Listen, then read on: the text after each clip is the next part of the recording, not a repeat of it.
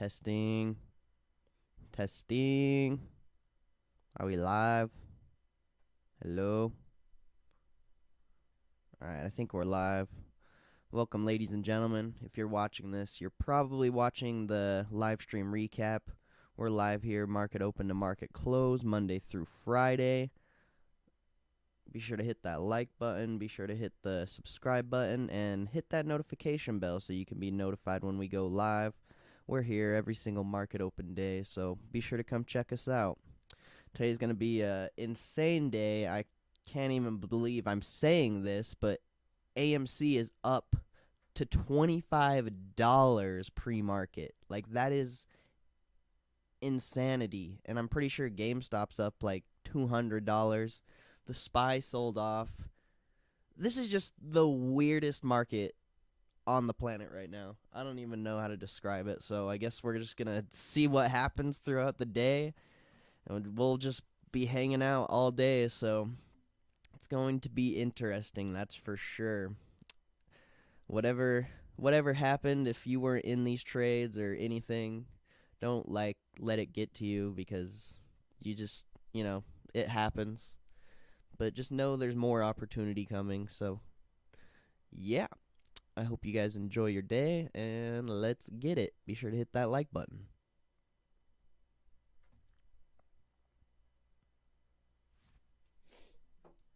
Going to be crazy, that's for sure. I don't think I'm going to be playing AMC or GameStop, even though I'm good. Like, I want to play AMC, obviously, after watching GameStop, but bro, I'm good. That's all. That's all I'm going to say is I'm good. That is all I'm going to say.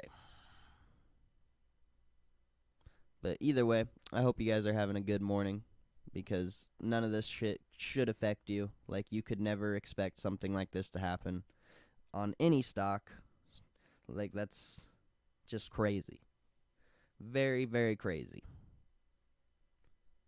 But there should be opportunity in other sectors, so I hope you're excited.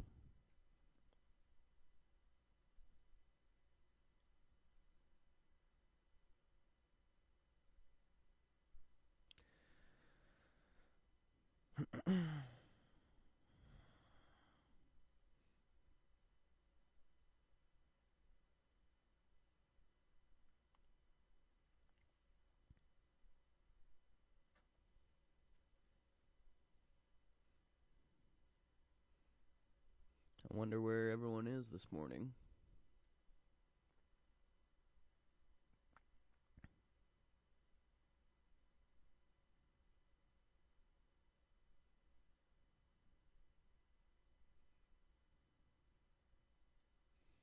Even came early. A lot earlier than normal. I actually went to sleep early, so it was quite easy to wake up. GME's at 275, dude. Are you serious right now?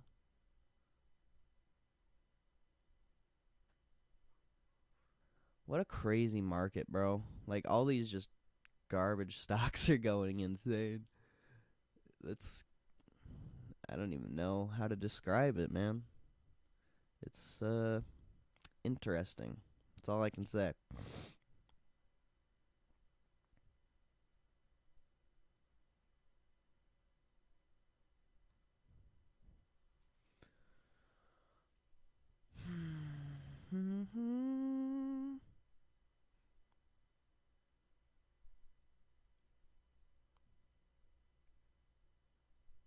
Very weird.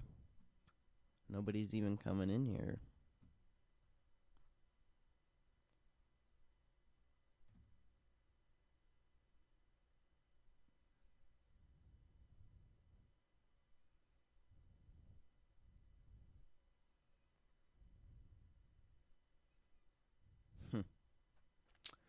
I guess it's going to be a quiet day in the stream today.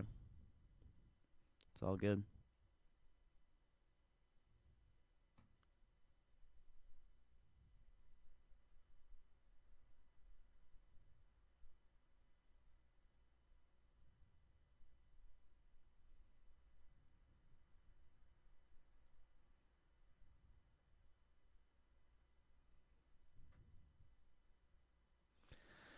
Should get a lot of playbacks today just because of the title, but probably like yesterday, nobody's gonna stay.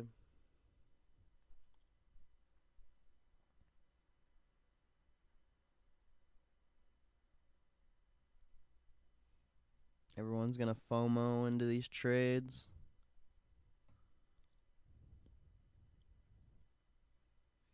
I mean, I think AMC is like still kind of decent, but that's just like I don't even think it's ever been up that high. That's the messed up part. I think the highest it's ever been. Well, I don't know actually.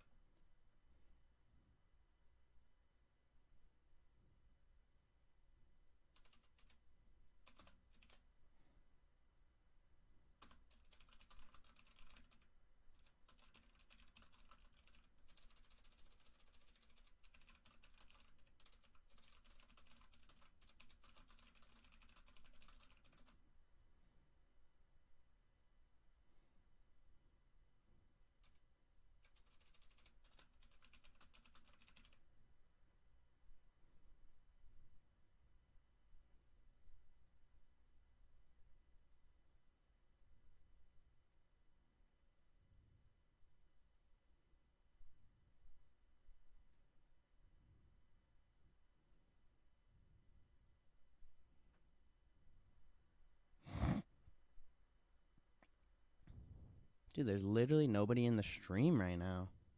What is going on?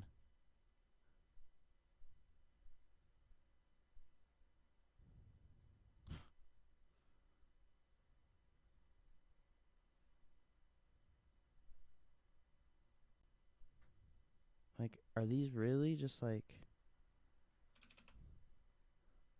What the fuck, dude? How is this going up like this? I don't even understand that. That is just like next level crazy.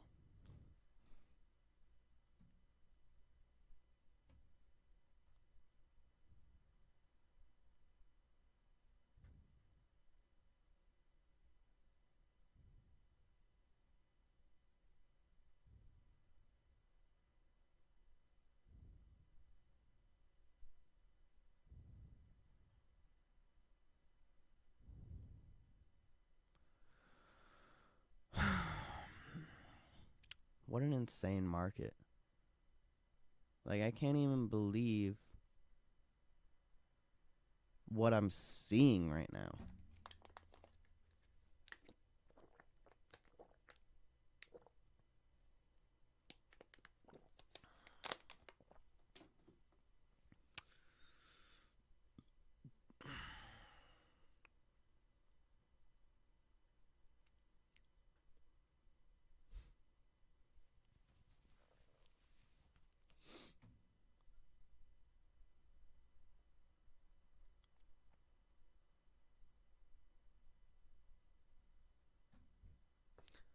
There's nobody in the stream.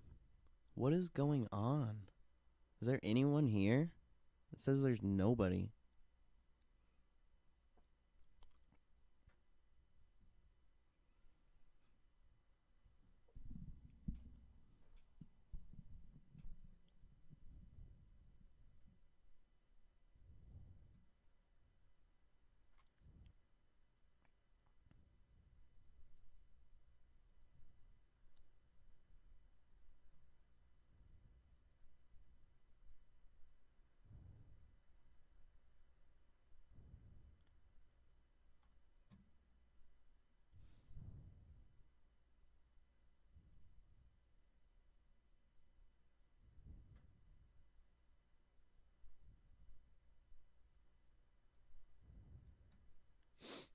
I mean, I guess I should be able to Get out of my puts or something. I don't know.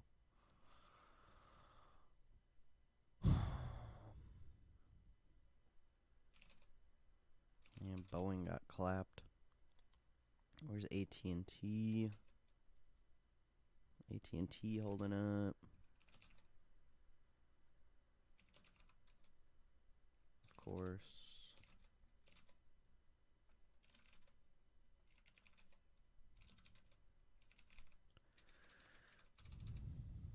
Didn't Anthem report?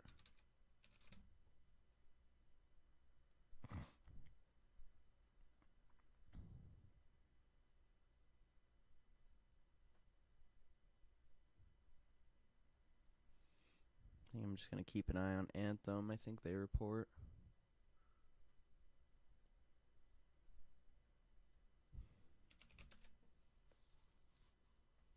No, they're after hours. What reported? Oh, yeah, VFC. Starbucks. Damn, those puts on Starbucks probably would have been decent.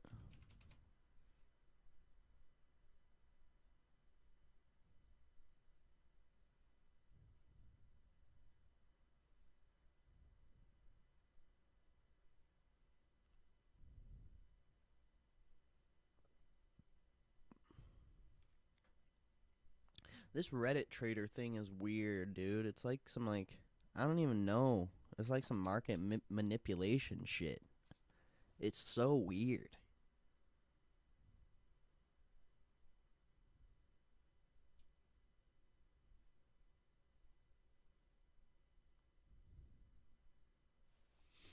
Let me check currencies right now. What is my long term getting clapped? Not really.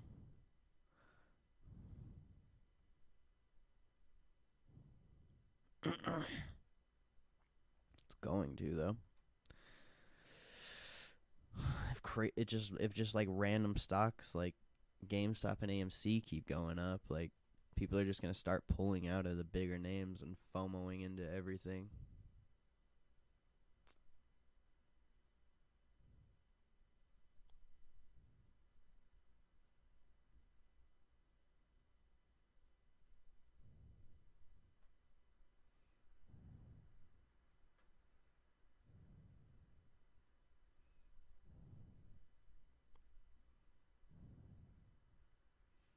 Dude, the dollar's up a lot right now.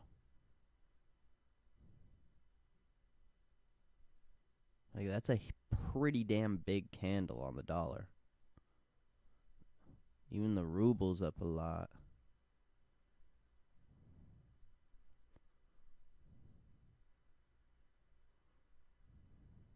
That's weird, bro. This is gonna get crazy.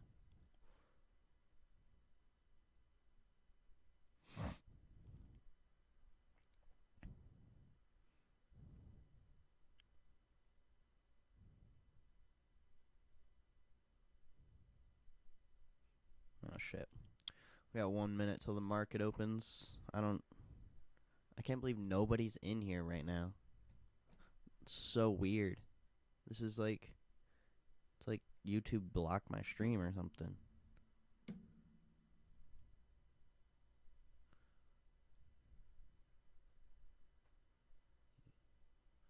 It notified me on the notification bell. I guess nobody just wants to be in here. It's whatever. Either way, we're going to be here every single day, whether there's people in here or not, so it doesn't really matter. Ding, ding, ding, ding, ding, ding, ding. Let's go, baby. It's going to be an exciting day. I hope you guys are ready. Get hyped.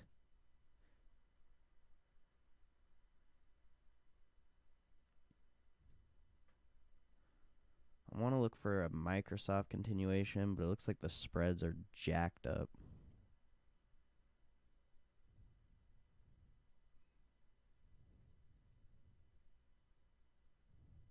Dude, is Intel really down that much?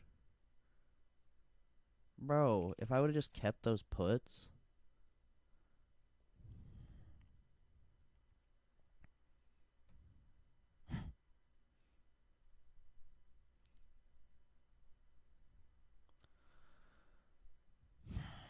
Yeah, Robinhood's not even gonna work, is it?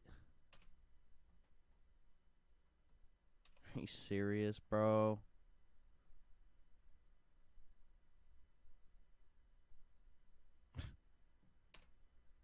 What an awesome day. I can't even log into Robinhood. Dope. Excitement. Can you feel it? What's AMC at right now? I don't know. I don't necessarily care. I think it's at like $20 or something.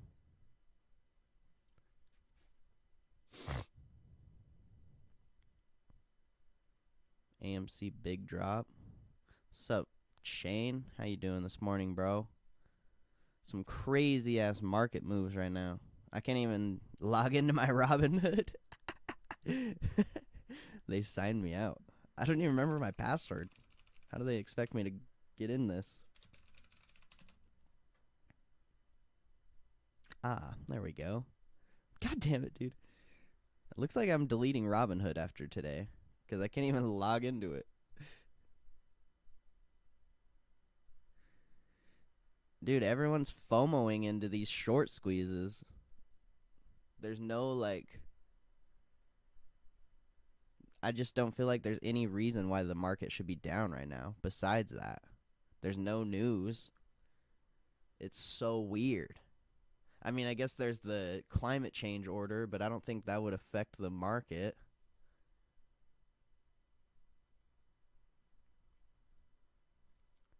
This is the weirdest, dude. I just, like, it's blowing me away.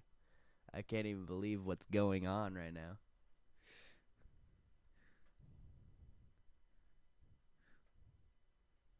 For real, though. Dude, Microsoft's getting clapped.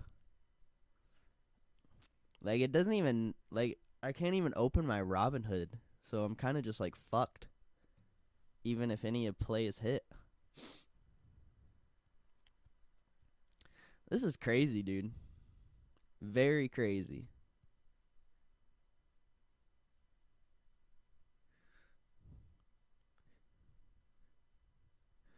I wonder what my AMC put sells at. Dude, they don't even have a price for that. Are you kidding me? They legitimately don't even have a price for these options. They just, like, killed the options on AMC. That's crazy, bro. I'm gonna check GameStop once today, just because I want to see what's going on. Beyond could be decent. I just bet the options are messed up. Yeah, those spreads, though. Banks dropping. Check Walgreens could be decent. Damn, dude. What? This is crazy, bro. Dude, AMD's at $87. Are you kidding me right now? This is I don't even know how to describe what's going on right now.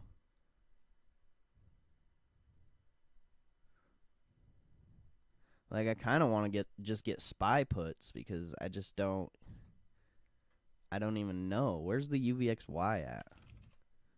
The UVXY is over $11, dude. That's so fucked.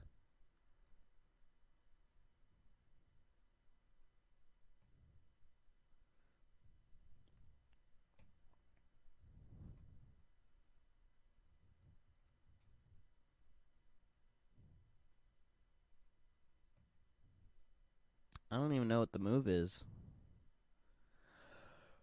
I guess SPY puts. Fuck. Probably can't get good SPY puts, though. They're probably so expensive. Yeah, that's messed up.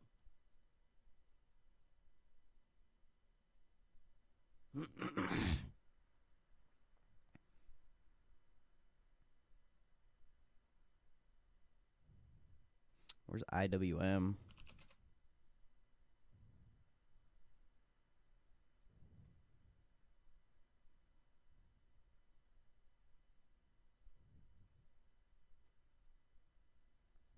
Dude, everything's up so much. I don't know if IWM would be good. Dude, TQQ is down a lot. This is a huge day, bro. Where's TLT?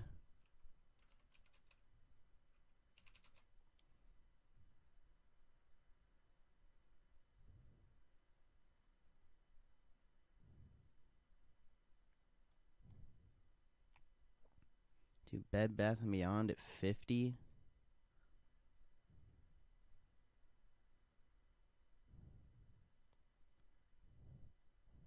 I don't know why American Airlines is going up, but I mean, I guess I got a call on there. Not like I can sell it, though.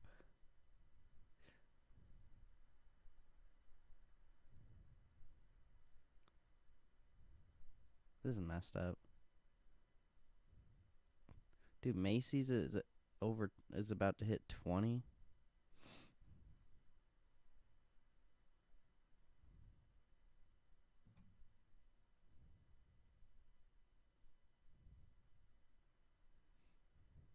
This is like the most odd rotation. Like Triple M's up.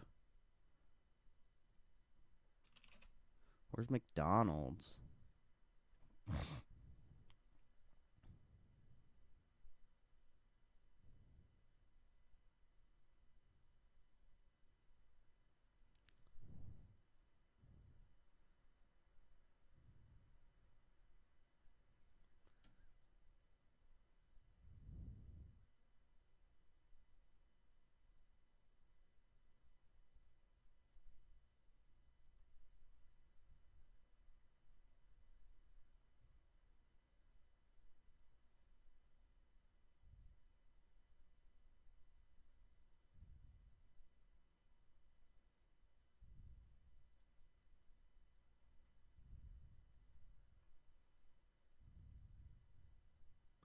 We have Jerome Powell today. That'll be interesting to see, especially after what's going on right now. Kind of crazy. Target could be decent. We need to find something that's has some room.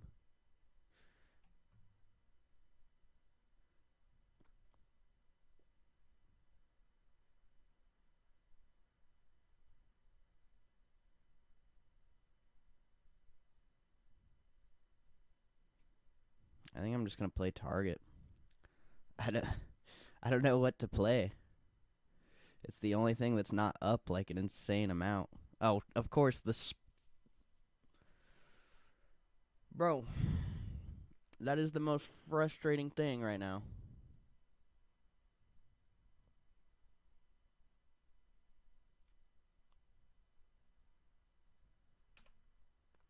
Fubo. Dude, Fubo's crazy.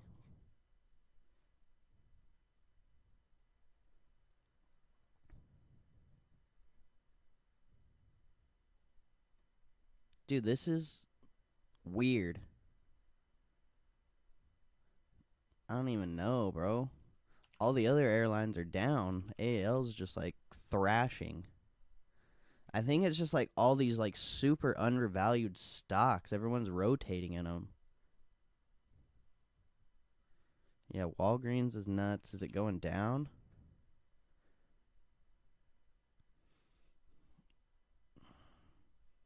Boeing's coming down a lot. I think I might play Boeing.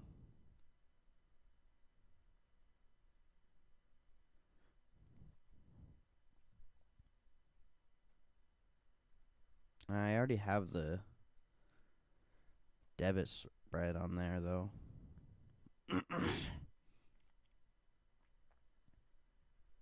Where's eBay? Yeah, of course. The one thing I have a put on isn't even moving. Oh well, I wouldn't even be able to sell it anyway.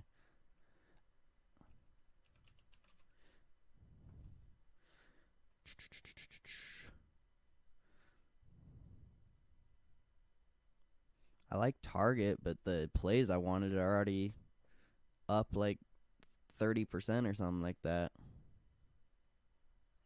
There's got to be something you can play.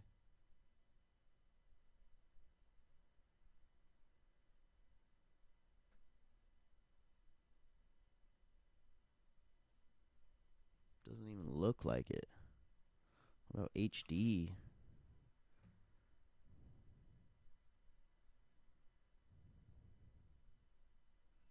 I guess Home Depot could be decent.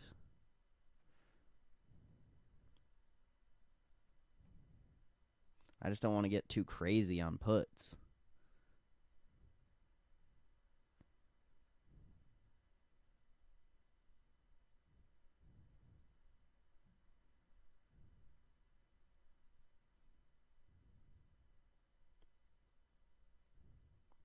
Like, that's expensive for puts. These were literally a penny. And now they're worth a lot. I learned how to trade options. Let's go, Devin Raybon. God bless you, baby. It's definitely an interesting time to be in the market. So, glad you're here. I don't think there's a more interesting time. I mean, March was pretty interesting, but this I don't know. I think this is crazier than March, to be fair. You're up 8K on GameStop options after the day after learning. Well, that's I mean, I'm not trying to. Well, that's dope, bro. I'm happy for you, but just know that's not how the market usually works. This is just some of the craziest events ever.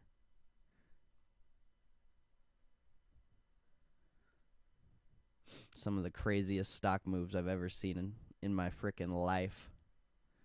I've never seen anything like this, where stocks move 300% in less than a week. Like, that's insane. And the fact that they haven't even dropped yet. Why is Robinhood broken? I don't know, bro. This is what they do when people freaking are making too much money. They clap the website. That's what they did during March.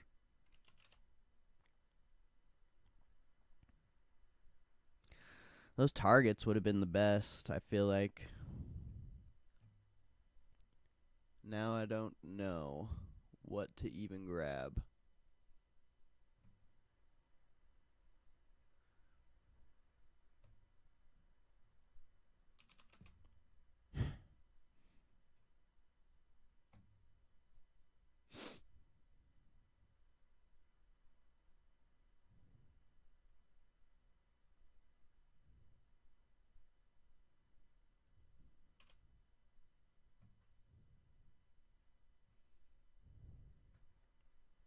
I mean, E-Trade's working, it looks like. I haven't tried to place an order yet, but it looks like it's working.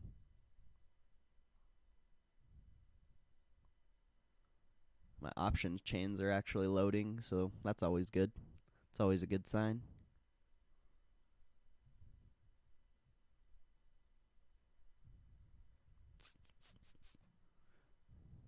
Dude, I wish I would have just scooped up those targets. Those would have been pretty damn good.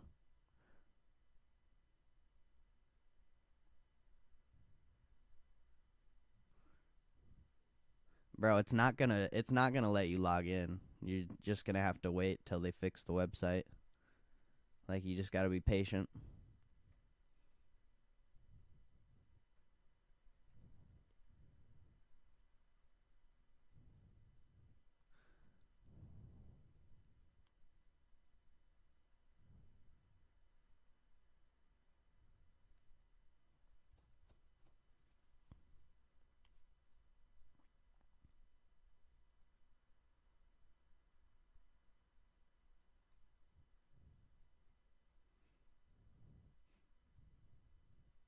You just gotta be patient. That's all you gotta do. Just let it. Whenever the website's fixed, you'll be able to log in. They're not gonna tell you when the website's fixed. There's a reason why they clap it.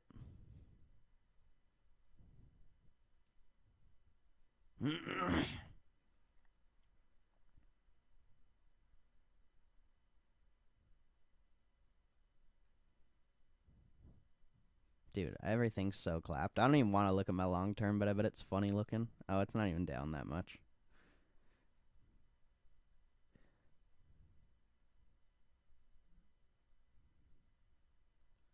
You can't get any orders. Dude, that sucks. Dude, that target would have been fire. That is so lame. That thing's gonna go in the money for sure. It's literally already up 200%.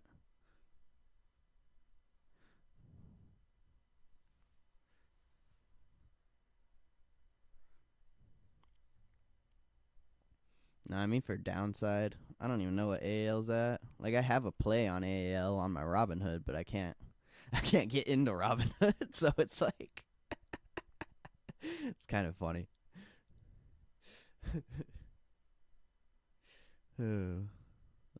What a crazy day, bro. Little nice little candle on the SPY there, but I don't know. This is a big day. I don't want to do this, but I'm gonna change the title to the stream to what I had it at in March, and literally like so many people are gonna come in here, so I'm gonna make you a mod just in case people go fucking insane. But yeah.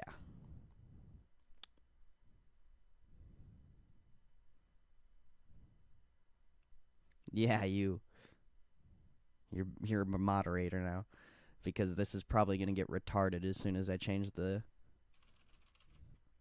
title.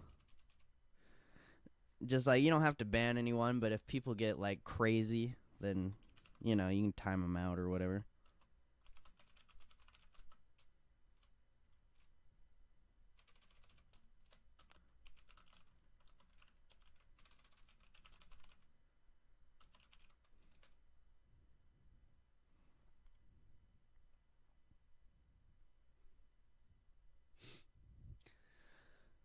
I already missed out on I already missed out on the play I wanted, so I'm not even gonna look at the market right now. I'm just gonna change the title to this, and we're gonna watch so many people come in here. It's gonna be ridiculous.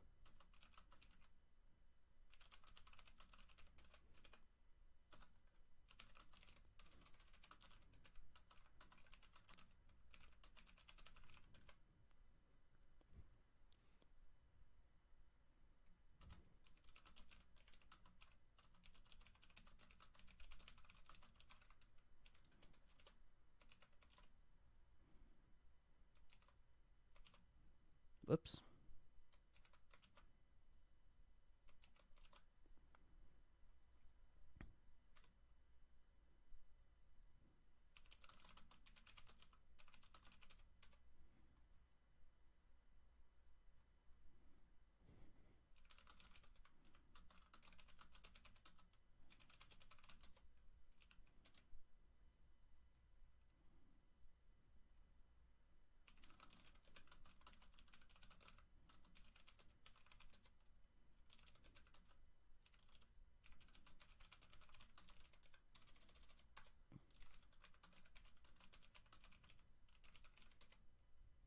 That sucks. I wish I could have got that target play though. That would have been nice.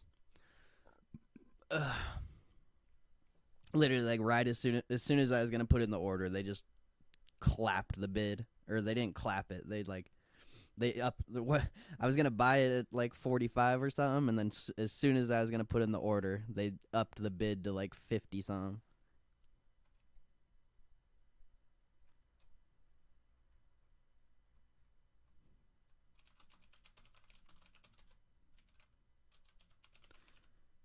Yeah, this is a big day, dude. Like really big. This is a this is giving me like March flashbacks, but I know it's not. There's no news. There's literally no news. It's so weird. It's the weirdest down day.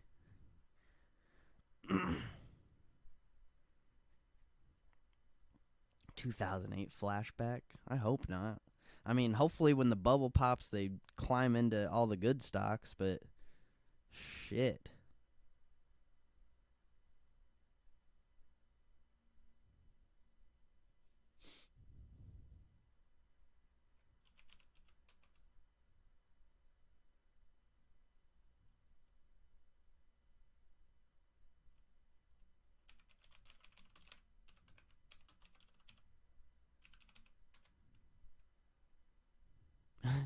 For real though.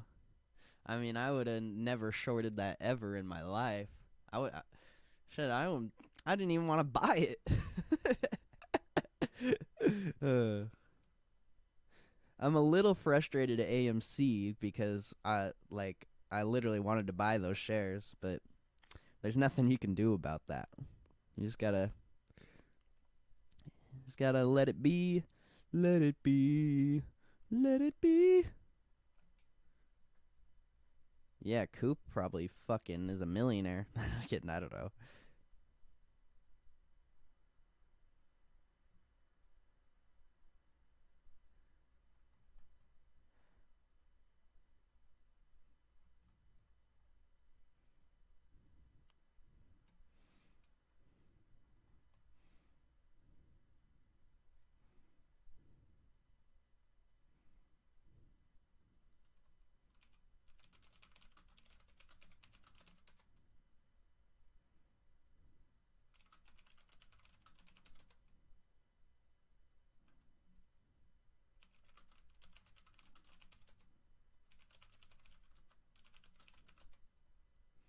The funny thing is though is um nobody can even trade the options on AMC. They're literally clapped.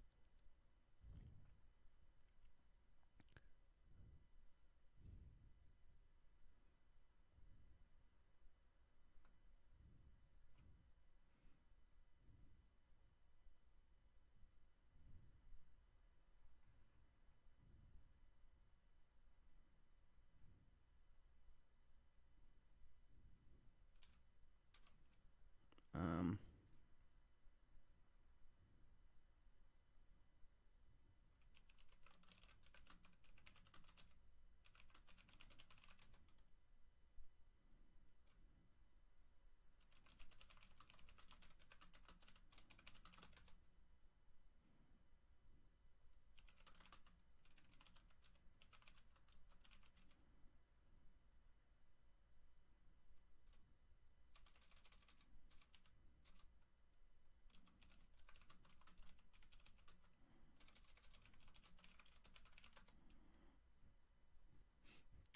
it's kind of hard to come up with the tags for this.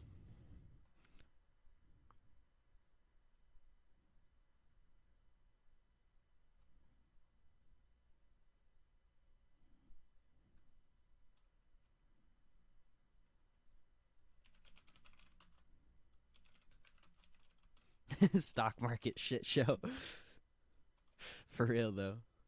I don't even want to look back. All I can see is the SPY right now on my other screen. That's all I want to look at. I don't even want to look at the high low ticker. I'm sure those targets I wanted are already in the money. How not to get bent over, GME.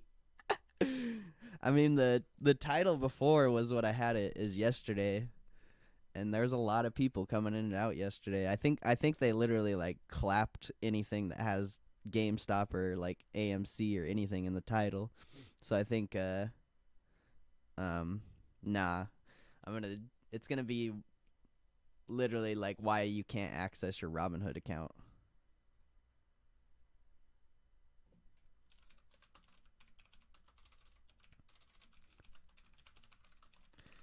Just watch. Pretty much as soon as I change this, more than likely there's gonna be a ridiculous amount of people coming.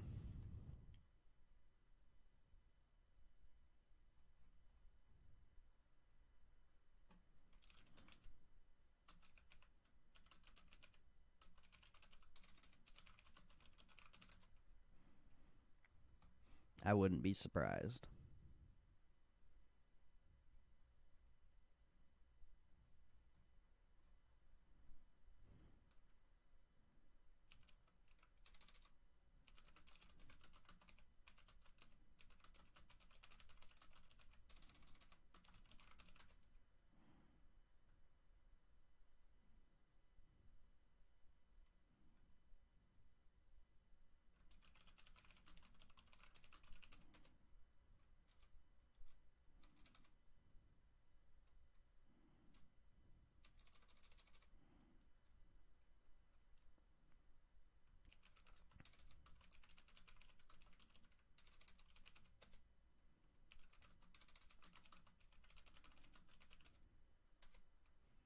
God damn it. I just need one more.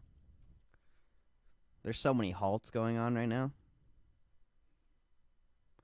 Dude, what if we hit the circuit breaker? Fuck. That wouldn't be good. I didn't even think about that. I don't even know how down we are. I know we got a little bounce on the SPY here, so I don't know if we'll hit the circuit breaker. That's good, at least.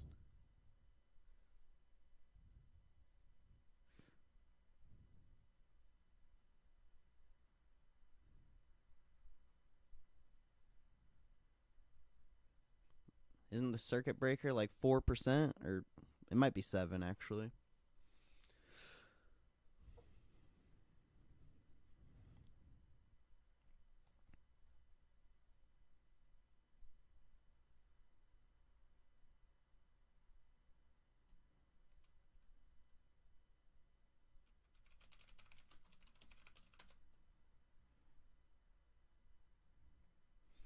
All right, there we go. Change the title, so we'll see what happens.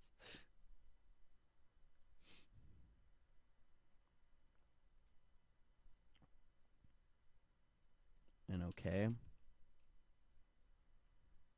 That shit's not up as much. I don't think I want to trade that. My charts won't even work.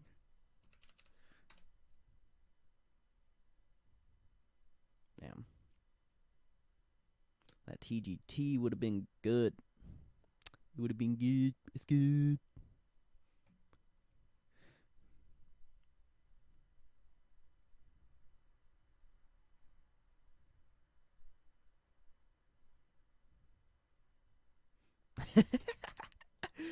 I'm gonna be completely honest. Like, I was super upset this morning and yesterday. Like, I was really pissed off because of Microsoft, and then I woke up to this shit. I'm like, are you fucking kidding me? But like, I don't know. It is kind of funny. I'm just mad I didn't buy shares because I did those fucking put sells, but I didn't buy any shares. I just feel like an idiot for doing that. Like, I would have never expected it to be up this much, obviously. But it's like, why didn't I at least buy 100 shares for selling a put, you know? Yeah, Robinhood's clapped, bro. This is a very weird day. That's all I can say.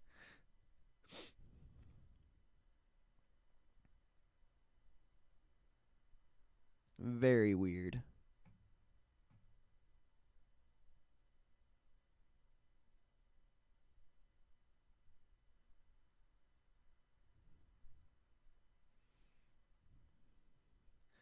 They just might not be even filling option orders because there's literally like no volume on.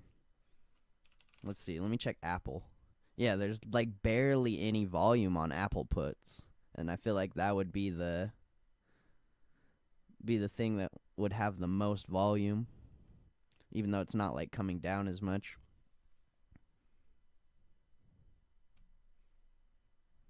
Oh, Baba. Check Baba.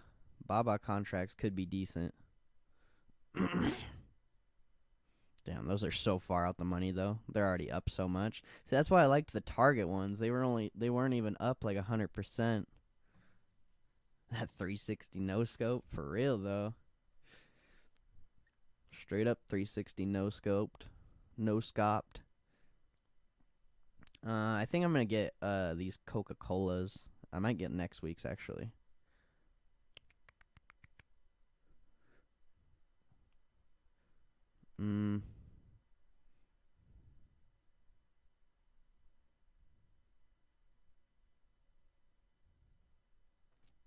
No, I don't know.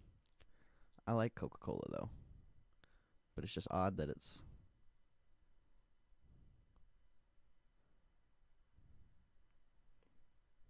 not moving as much as I'd like. I kind of like Coca-Cola puts, but I don't know if I want to get those.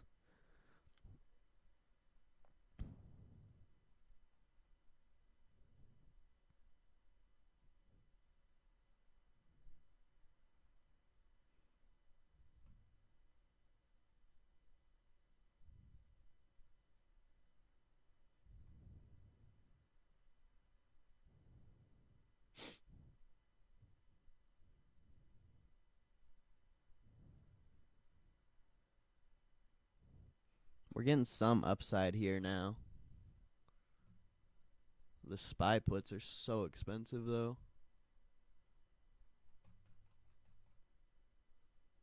Or the SPY calls, I mean.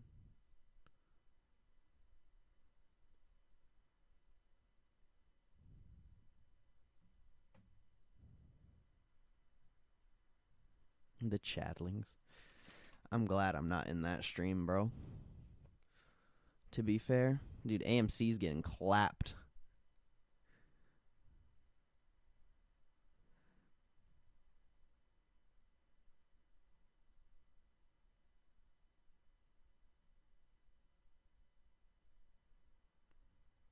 Coke, Big Red.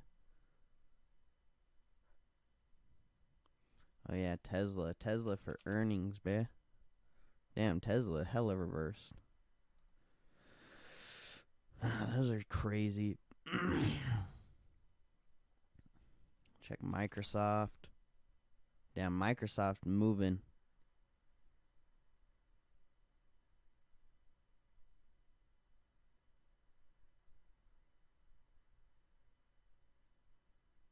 Dude, those... Dude.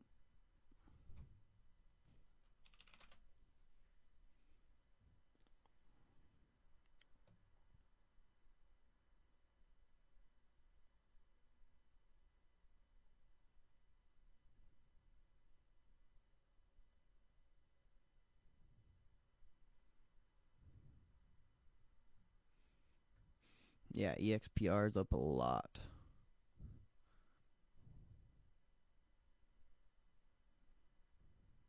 Where's Facebook, actually? Or Spotify. Facebook or Spotify could be good.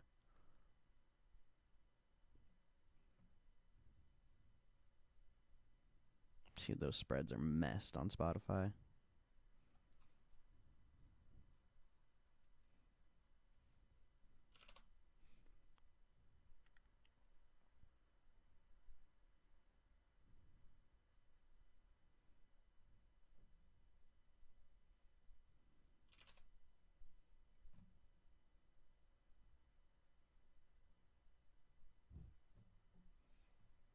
Apple's on the high ticker.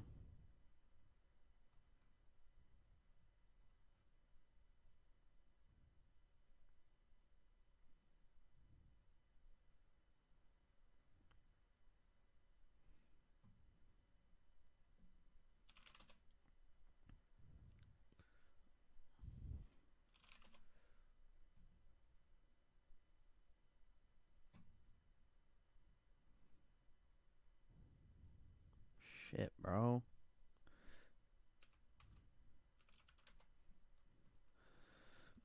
Starbucks is getting clapped. Those puts would have been so good yesterday. Not like it matters. You wouldn't even have been able to sell them. Ugh.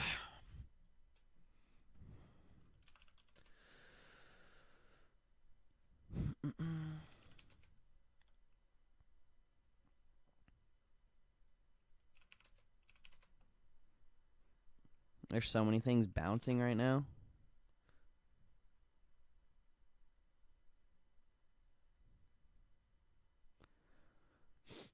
Dude, these AMDs are still so expensive even after earnings.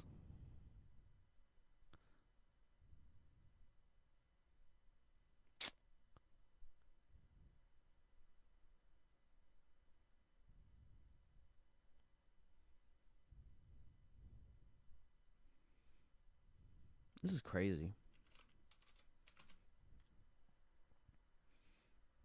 Those targets, bro, they would have been amazing.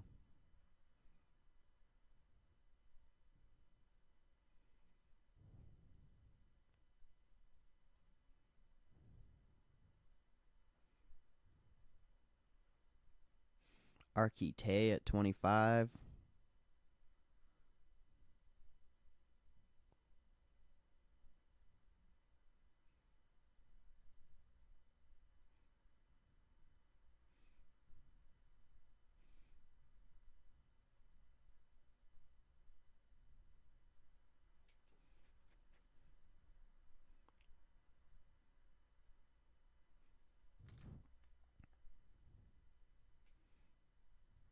Yeah, pretty much as soon as I change the title. It's might get a lot of playbacks today. Not gonna lie. I want to check. I don't even care about the market right now, bro. Like, I already missed out on everything I wanted. I'm just gonna check my tags and see what they're ranked at. Cause I might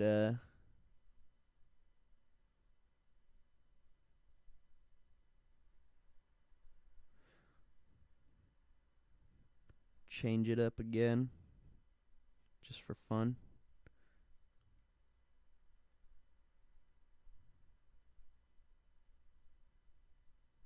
Oh damn! All of those are ranked number 1. That's crazy.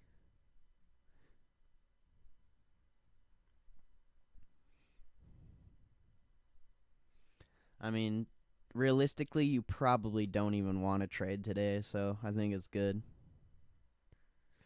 The option premiums are so fucked up.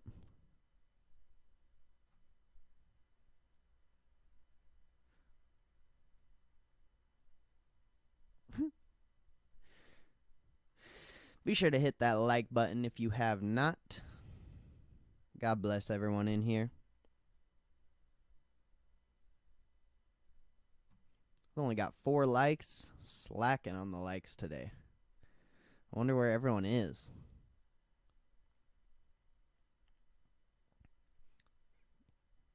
Not the only one. Not the only one for what?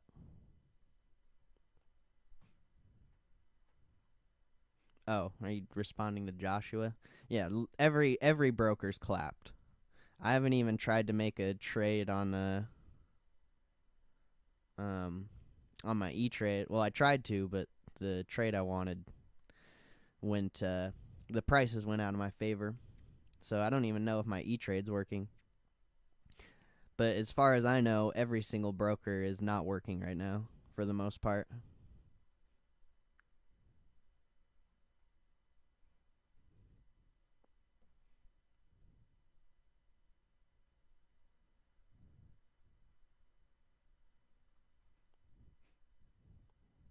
Yeah, we know. You don't need to like get mad about it. This literally happened in March. It happens when the market goes crazy. Robinhood claps the thing. They clap their website. So just chill, Shane. Literally, this is why I changed the title. It's gonna be happening all day. So it's just like you just gotta let them be. It'll be good.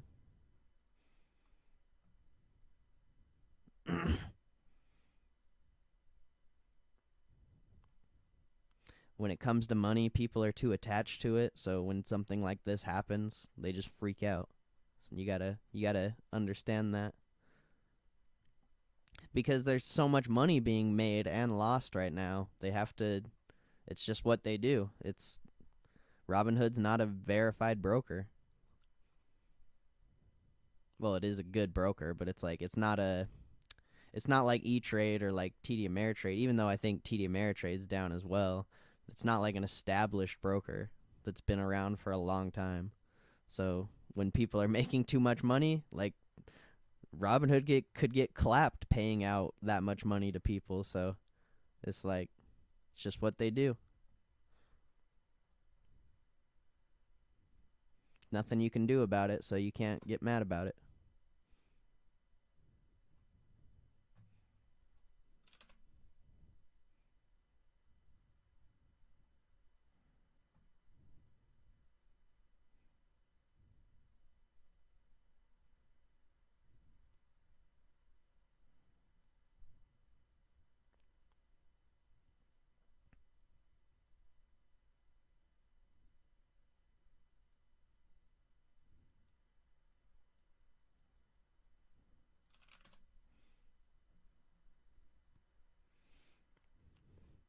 This is what they did in March when the market was crashing. They literally clapped Robinhood and nobody could do anything. It's just what they do. There's no way around it besides not using Robinhood. That's why you got to have other brokers. You can't just trade on Robinhood.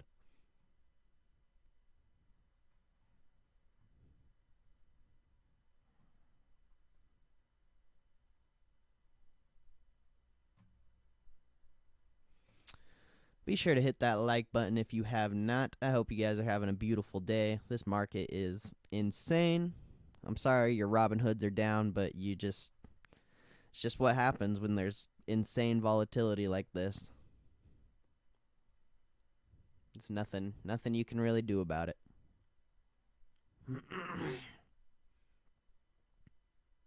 But either way, you guys are blessed.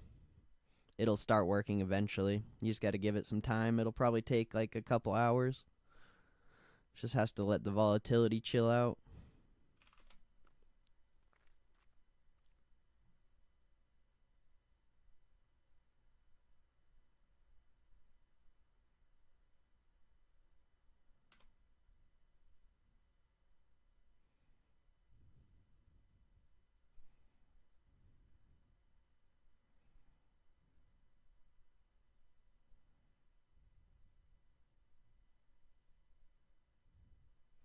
Damn. GameStop's getting clapped now. That's insane, dude. That shit was just up to like 400. Dude, honestly, you guys should be thanking. Like, that's insane, dude. That is just like, that thing is on a different level. On that different level.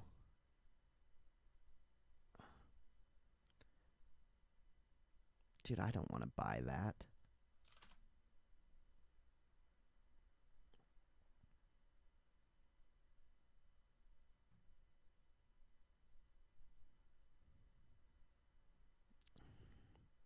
I guess this is what I'm going to buy. That's such an awful put, dude. This thing barely moves. Very awful.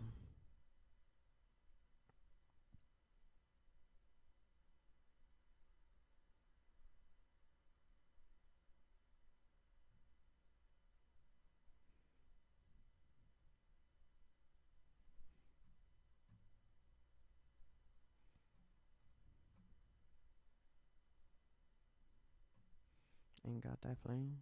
Tell me it's cold, not a game. Walk through the mud and rain.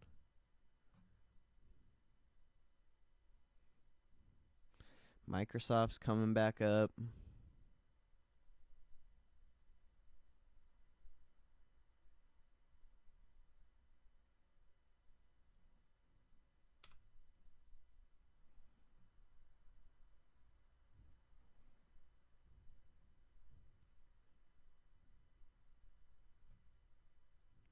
Tim.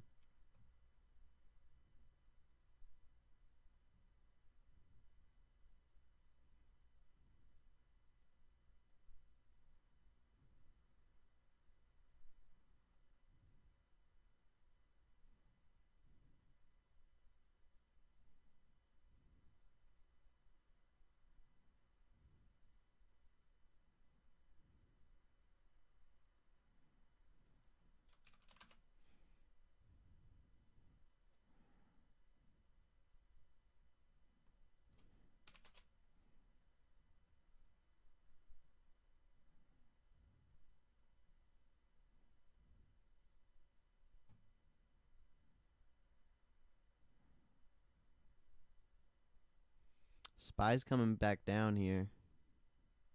Pretty big candle there. The volatility is insane today.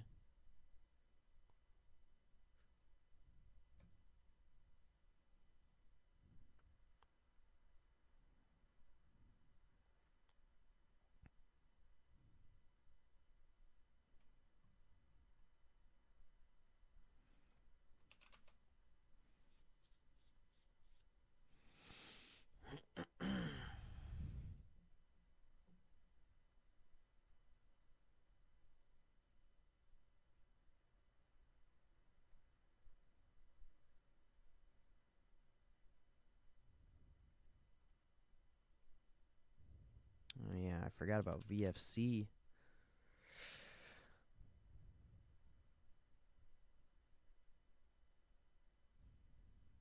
Yeah, those spreads are crazy on there.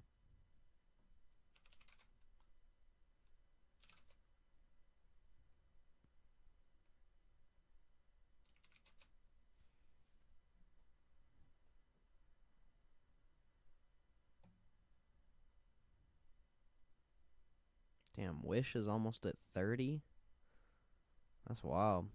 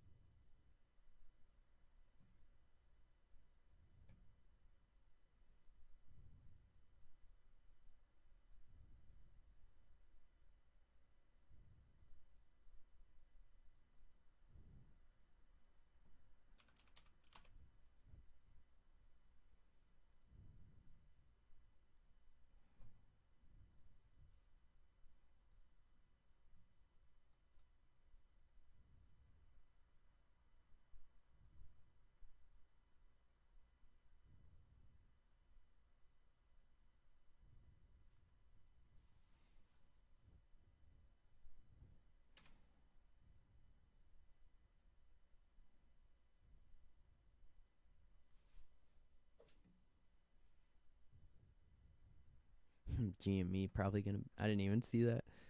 For real though, 100,000 for a 350 call. I wouldn't be surprised. I wouldn't be surprised if the options aren't even like tradable. To be fair.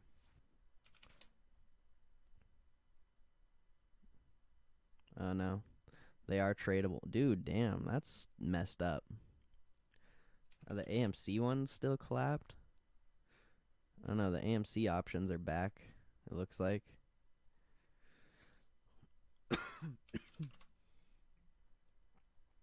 I wonder what my put sells are at. Yeah, those didn't even move. That's funny.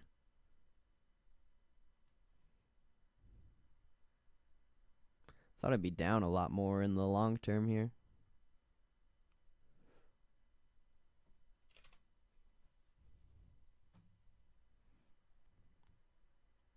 I can't even do a credit spread.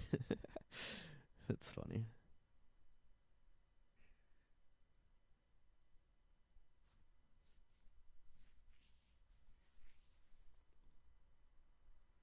Looks like Robinhood's back online. Oh, never mind. I mean, I'm in my account. It's just collapsed.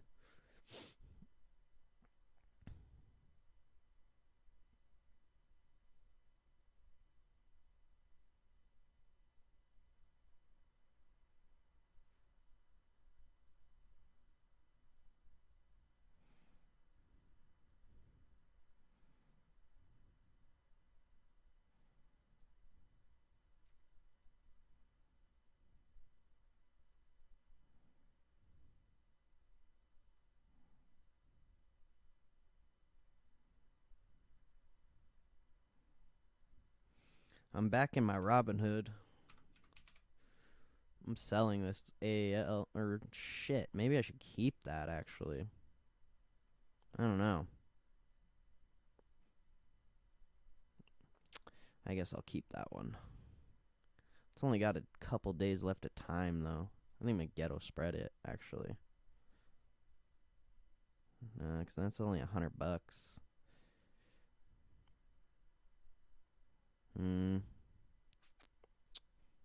How much did I pay for that?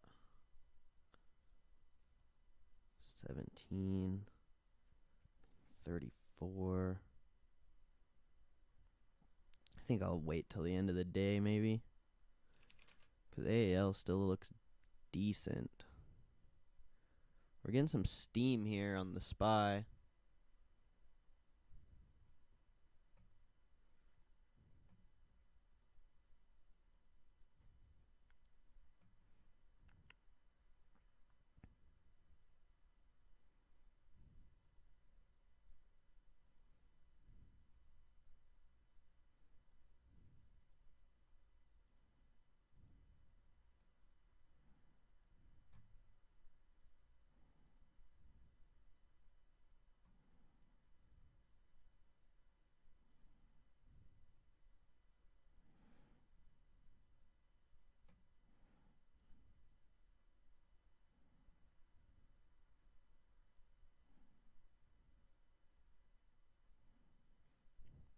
Robinhood's finally working if you guys are, or at least mine is. I don't know about anyone else in here.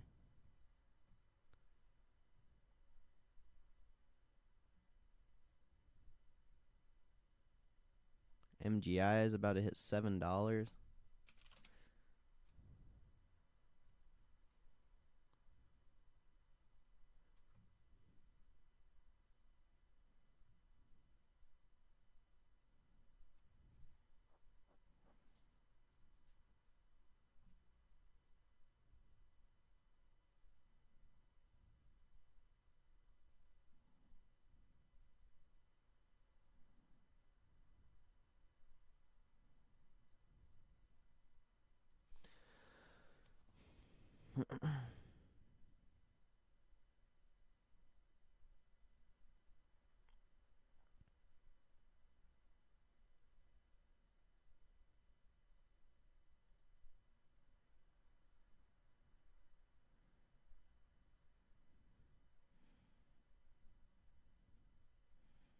I'm not buying that play on my Robinhood. Screw that. That's a lot for an earnings play, though.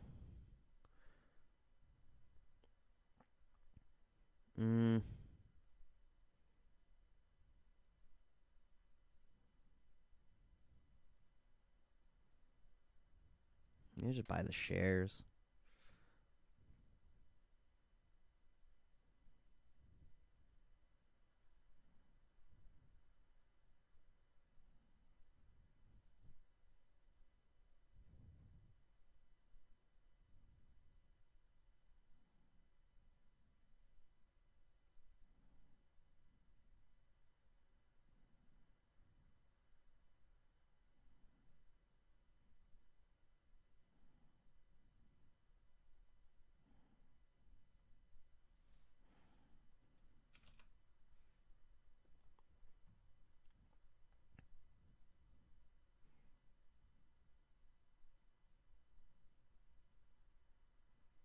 Those credits are butt.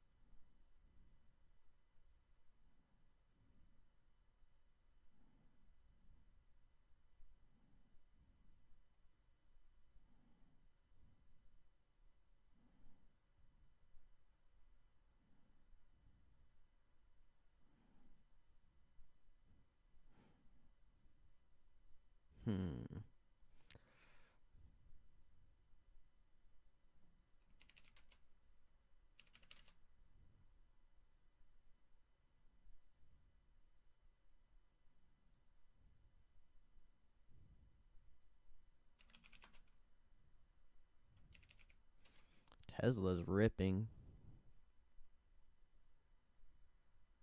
Someone hit a bill on Robinhood. My Robinhood's working now. I don't know. You should try it again. See what happens.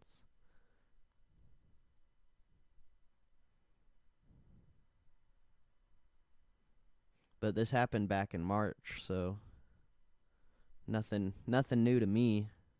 Might be new to you guys.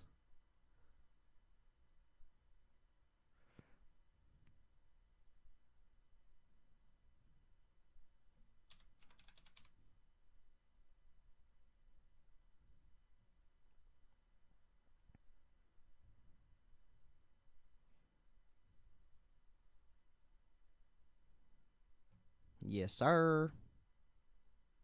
That's what I'm talking about.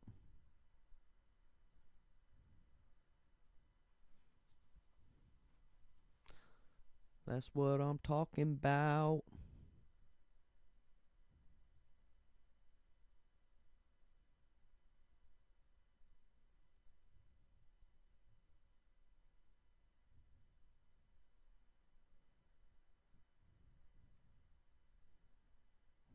Thank you for your patience. You may now enjoy your Robinhood. Over.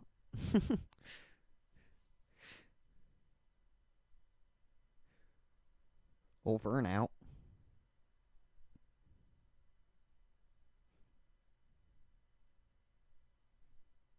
You may now enjoy the fine features that Robinhood has to offer. Thank you.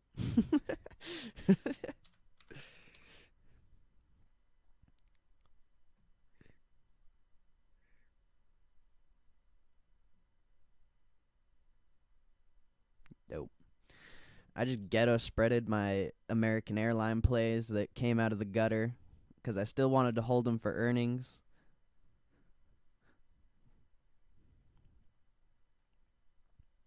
So now I got a $200 play for free just in case American Airlines goes crazy.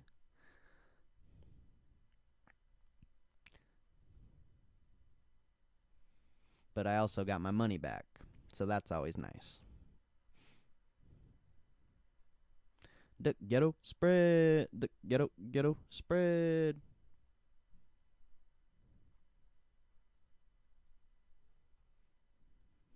Should I even look at the Microsofts? I'm gonna do it. Oh, they're not even up that much. I thought they were gonna be up way more. To be fair, that doesn't even make me mad. I thought they were gonna be worth like 2-3 grand, straight up.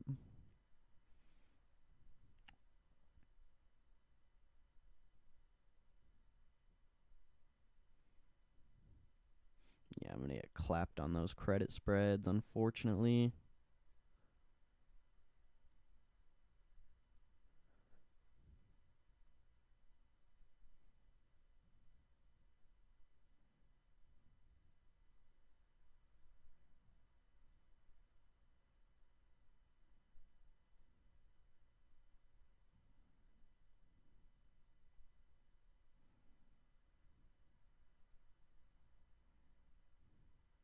Damn, this thing's down a lot.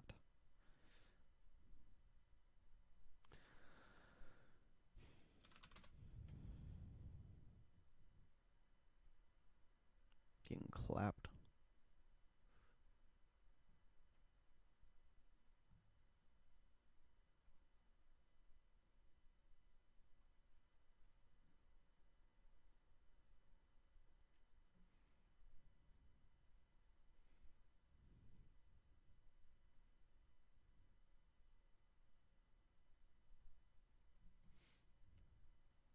Be sure to hit that like button if you have not, so the stream will be suggested to other people. God bless you. Thank you for being here. Your Robinhood should be working now. Check and see. It's still a little bit glitchy, but I can at least log into mine now.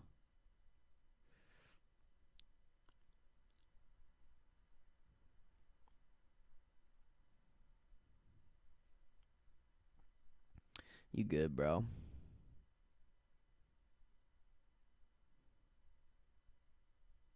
CYBL? The hell is that?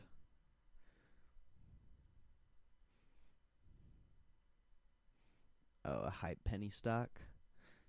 Yee. Did you get out of your AMC shares this morning? Were you able to if you tried? I'm just wondering if like, because I knew the options were clapped, but I'm wondering if they wouldn't like accept whatever it's called, like the shares as well.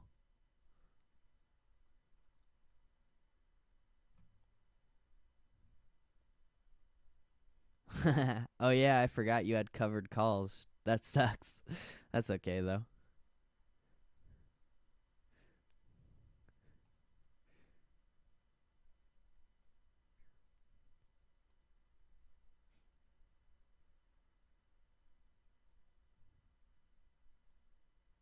I think that's me done with Robinhood. I might use it for like credit spreads and stuff, but that's about it.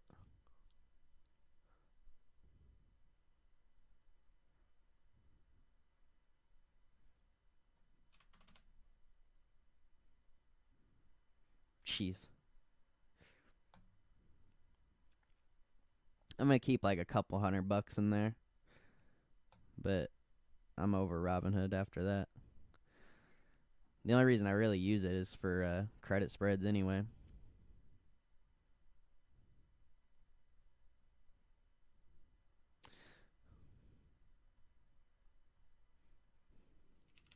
I was able to ghetto spread my AALs. They were literally worthless, and now they're worth like they were like worth like $40. So I just decided to ghetto spread it just because they have earnings whenever they have it. I forget when. It's either tomorrow or on the 29th.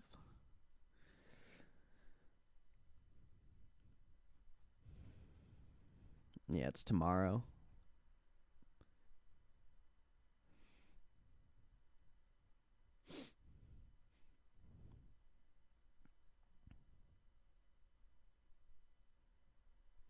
My poor credit spreads, though. Got Omega clapped. My freaking put cells didn't even move in value. Literally. It's kind of funny.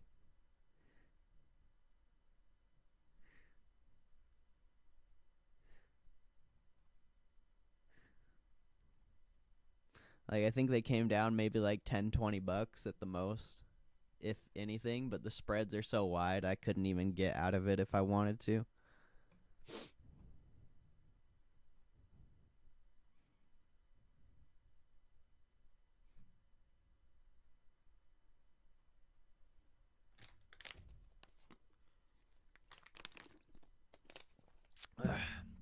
What a crazy morning.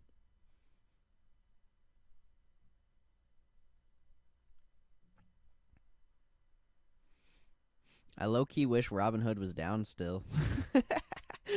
I think we had so many people come in and out just because of the title. Yeah, we're already almost at 100 playbacks. Holy shit. It's been it's been an hour and we're already at 100, almost 100. Robinhood, you could feel free to go down again. I wouldn't complain. I don't have anything on here worthwhile.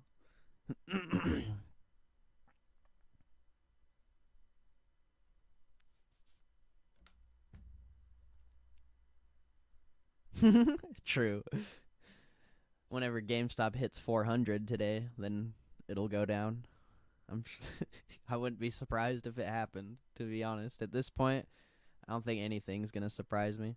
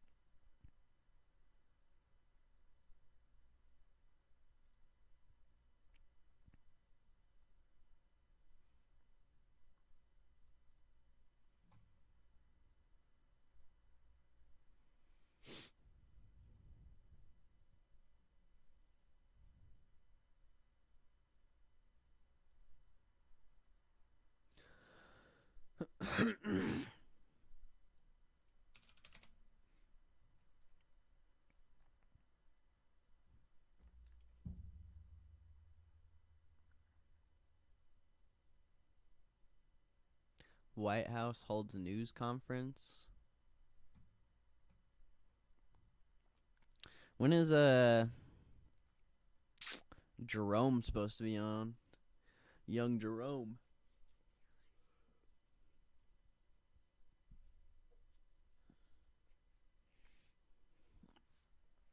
Shack up 15%, 230. Okay, it's not for like 4 more hours.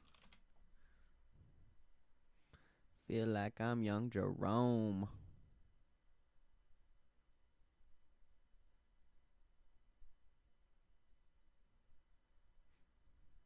I don't want to buy McDonald's shares. It would clap my cash though. That's the only lame part.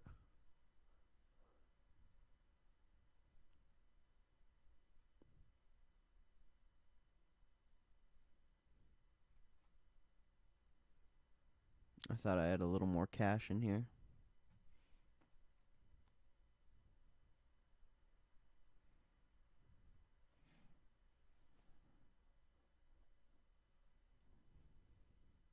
Biotech's way up. Exxon's coming up.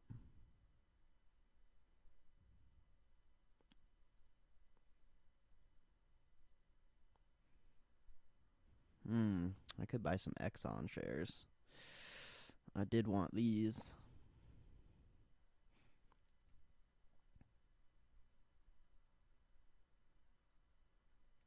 What's GME?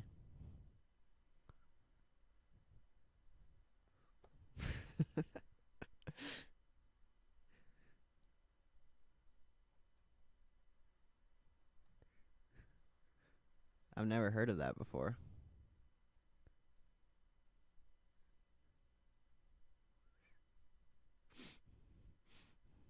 Now that Robinhood's not down anymore, I need to change the title to back to GameStop, or else I'm not going to get any views.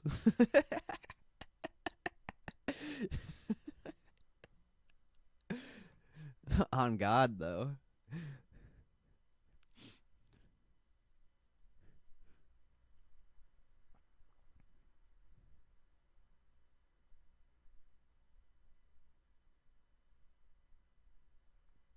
Yeah, the playbacks are clapped now. I might have to change the title again. Back to GameStop, straight up. I don't know if Robinhood's going to go down again today because the volatility kind of cooled down here.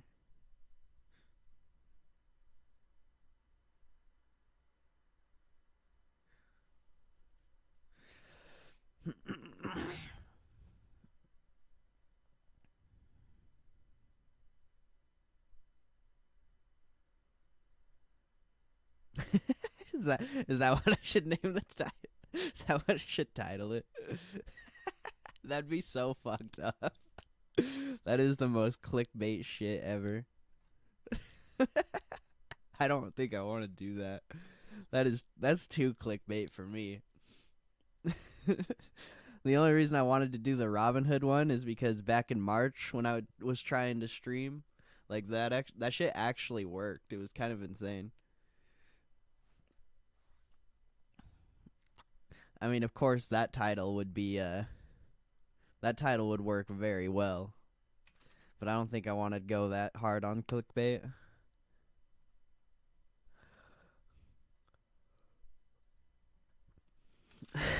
That would be the most epic clickbait title ever, though. For real.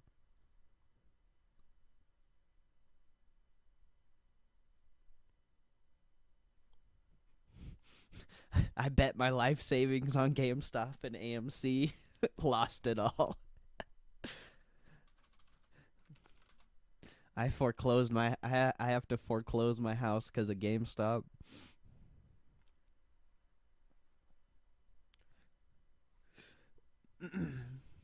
I can't believe Wish is about to hit $30 though. That's kind of crazy.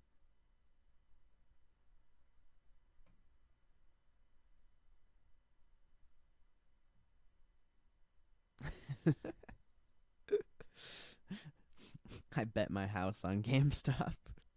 It's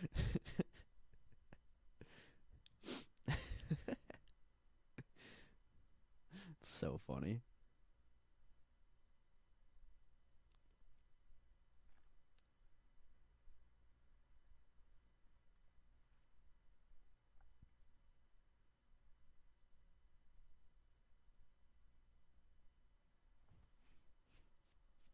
I sold my wife for GameStop.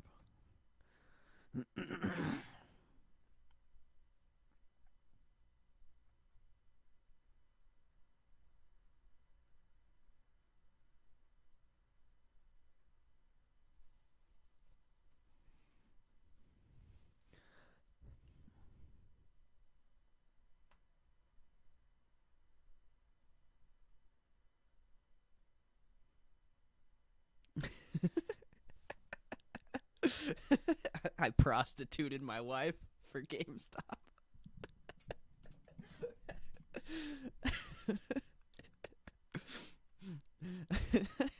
I prostituted out my wife so I could YOLO GameStop. Gosh. That's so fucked.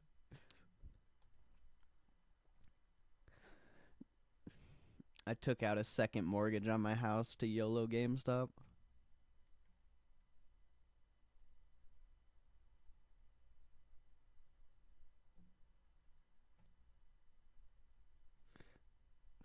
Gosh. So funny.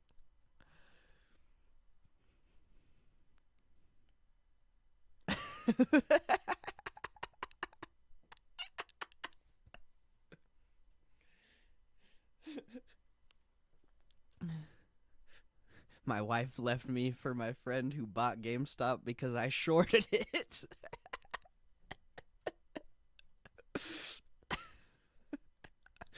Oh my god, dude.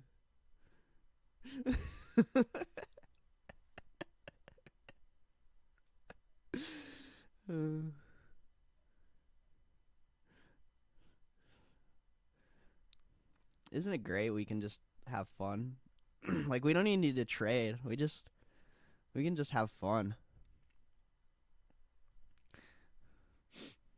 I think I'm gonna change the title though. I think Robinhood's good now. Unfortunately. Unfortunate events that Robinhood came back up. Put credit spreads? Dude, a put credit spread on GameStop would probably be so good. Low key. Except it's at $300. The option change. Okay, there we go. Should we just sell it at the money one? The spreads are probably so fucked. Yeah, the spreads though.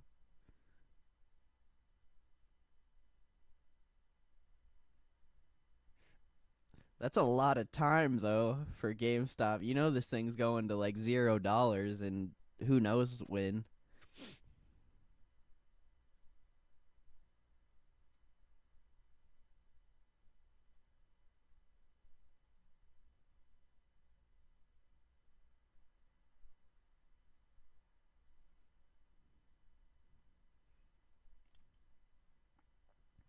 I don't even think, dude, the spreads are so messed up. I don't even think I could get it.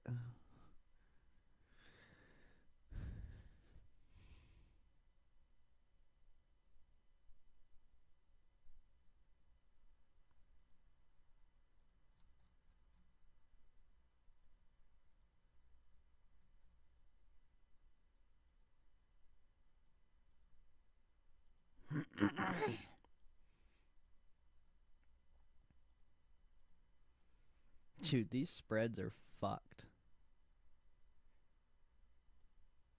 I don't know, but how are you even like seeing the bid on the reel? I can't even get a bid. Oh, the further out the monies are crazy, dude. You don't get that much credit though.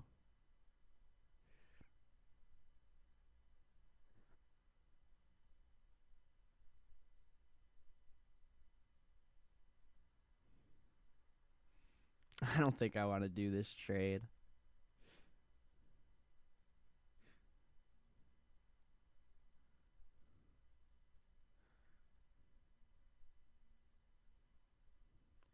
The only one I've seen that even has a spread is the 150 145, but you only get $1 for like $400 of risk.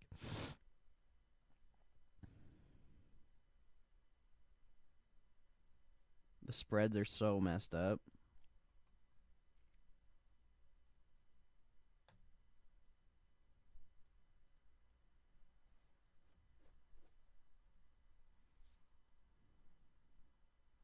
Like, if you could find one, though, it probably wouldn't be that bad. But I don't think I'm going to fuck with it, dude. I think I'd rather do a AMC put credit spread, to be honest.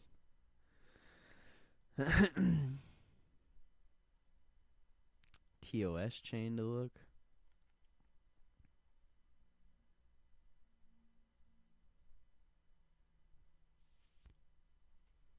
Nah, AMC's aren't that good either.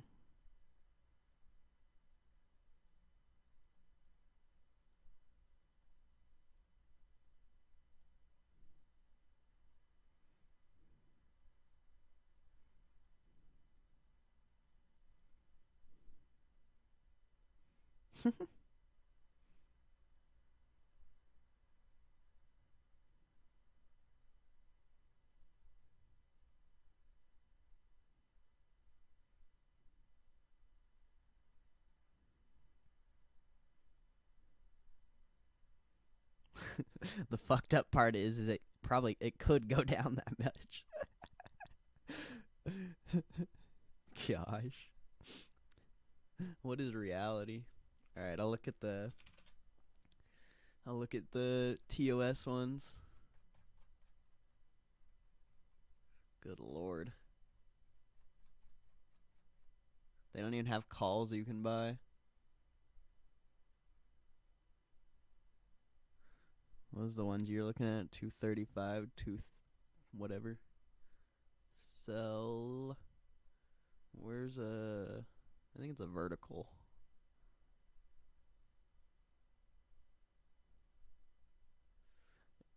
Yeah, but it has a negative bid on it though. That's so messed up. What is going on, dude? That's so funny. It literally has a negative bid on it.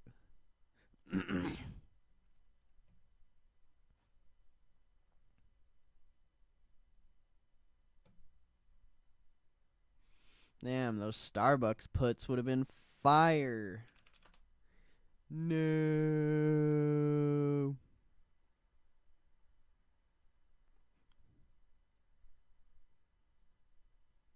You know, it's $20 into 80. Instead, I bought eBay puts and they didn't even have earnings. What a fucking noob. What a noob.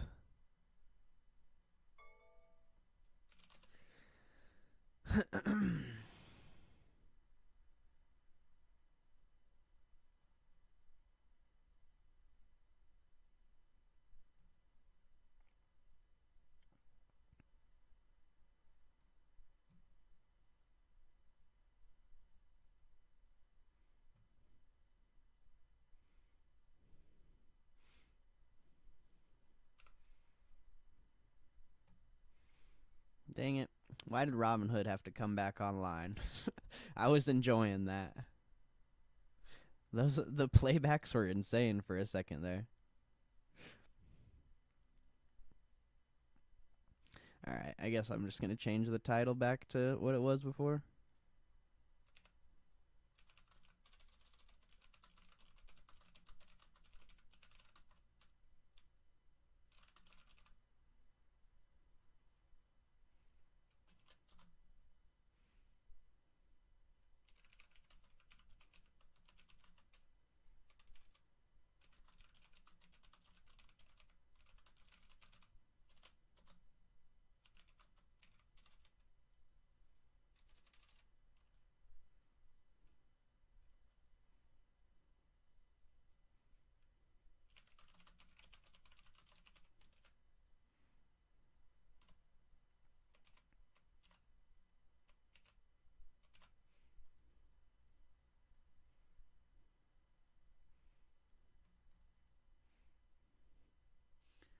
That's like the only good thing about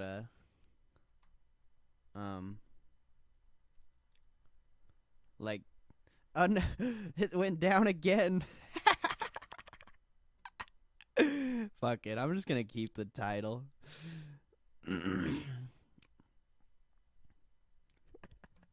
Oh my gosh. Yeah, the spreads are fucked. You can't do shit on there.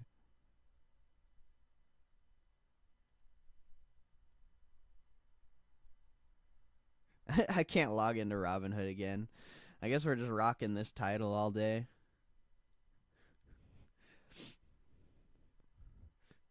GameStop must be moving. That's my indicator. Whenever Robinhood's down, I'm like, yep, GameStop's moving.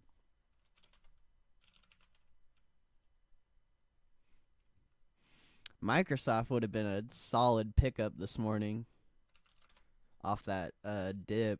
I still liked those targets. I wonder if they're still up. Yeah, those targets still would have been good. They're still up like 100%.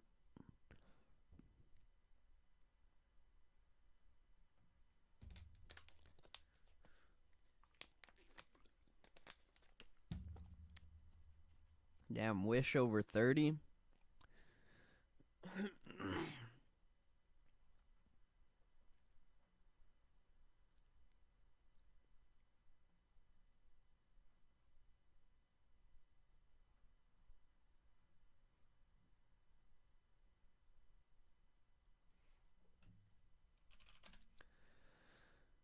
Poshmark's coming back up. Too bad there's no options on there.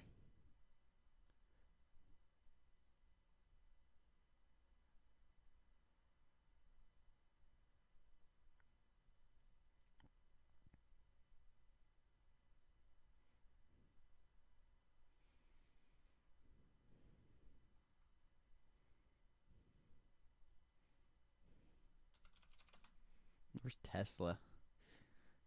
Tesla low-key killer. What about Facebook?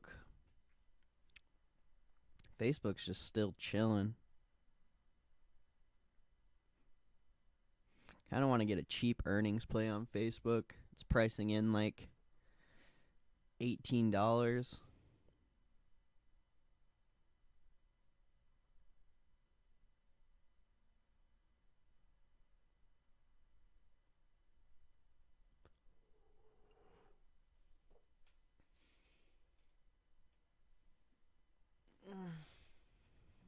Owie.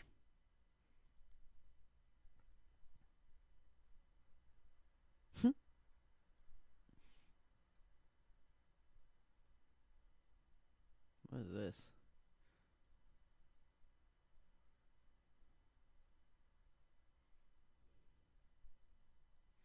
The hell?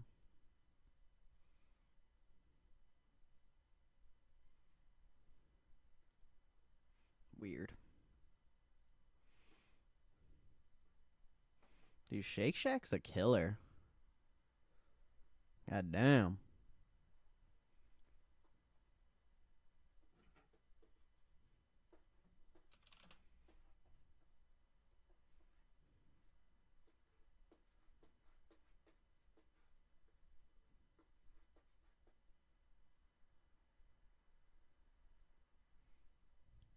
What is McDonald's pricing in? $5. I think I already looked at that. Maybe 20.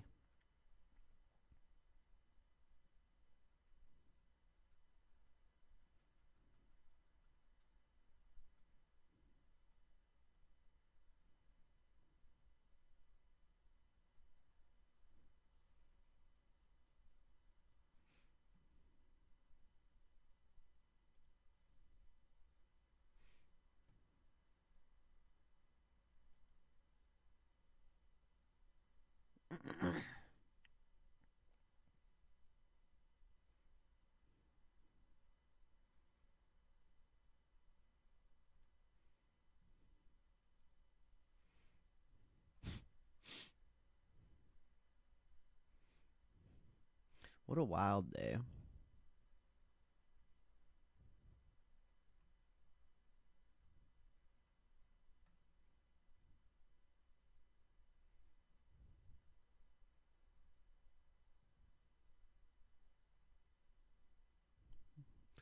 There it is. There it goes. Dude. What? Bro, if you bought that thing 100 days ago, you're literally up 100,000% just on shares. That's so crazy. What is that? That's like, what? Say you bought like 100 shares at $4. assuming 100 times 355. Oh, I guess you wouldn't be up that much, but you would still be up a lot. You'd be up 35K off $400, which is fucked up. That's a lot of money. Do I think it'll go up? It's going up right now. It just literally moved like over $100 in the past like 5-10 minutes. I ain't fucking with that stock though. That thing shouldn't even exist. Boeing.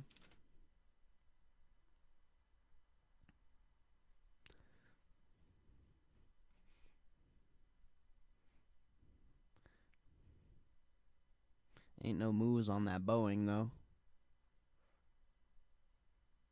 Oh, AMC. My bad, Kevin. I didn't read that part, but I don't know what AMC's gonna do. I don't know what any of these stocks are gonna do. I don't want to know what they're gonna do, to be fair. Dude, Easy Go is getting clapped.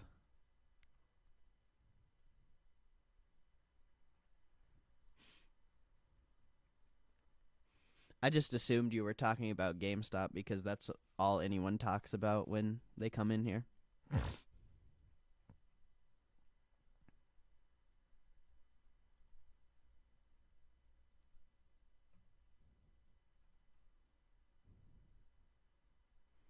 Do we buy shares at Easy Go? I don't know if I want to. But it's literally like 50% cheaper.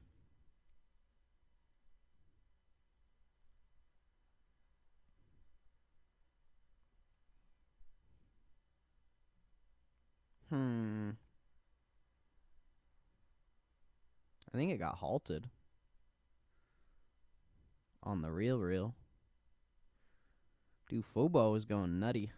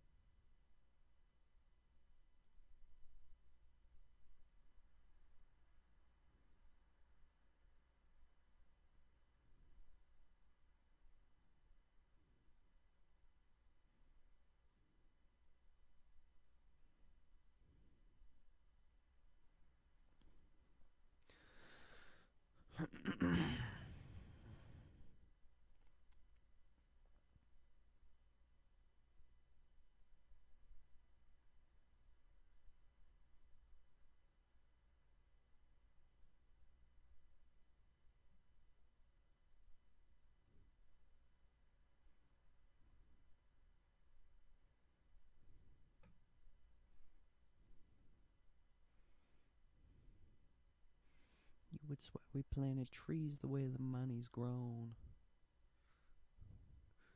We've been buzzing like some bees, no honeycombs. And you could probably feel the breeze when the money's blown. Drizzy. Gotta take it home, even if I gotta do it on my own. I'm a motherfucking killer.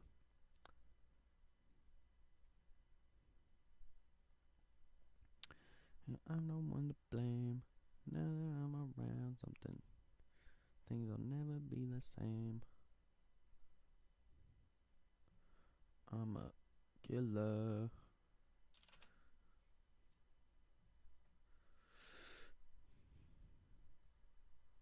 Before rap, my last name was my lifestyle. When I visualize success, it looked like right now.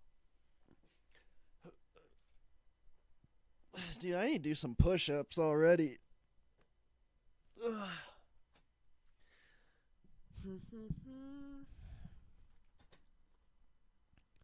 Boeing's actually coming up.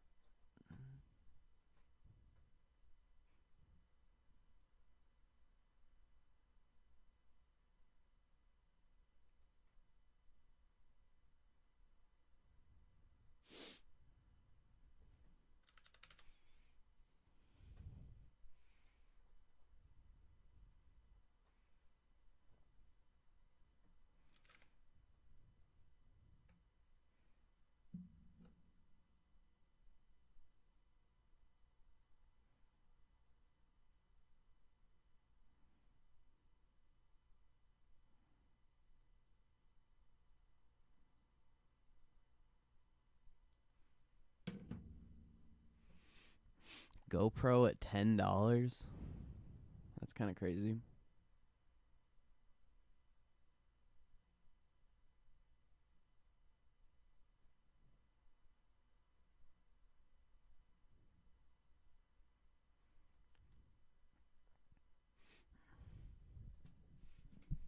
I would like to play Boeing off that, but what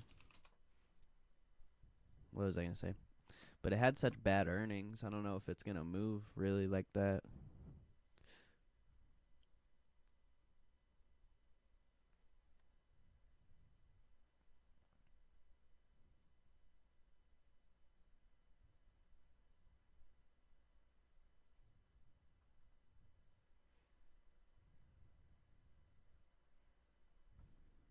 What, did this garbage get halted?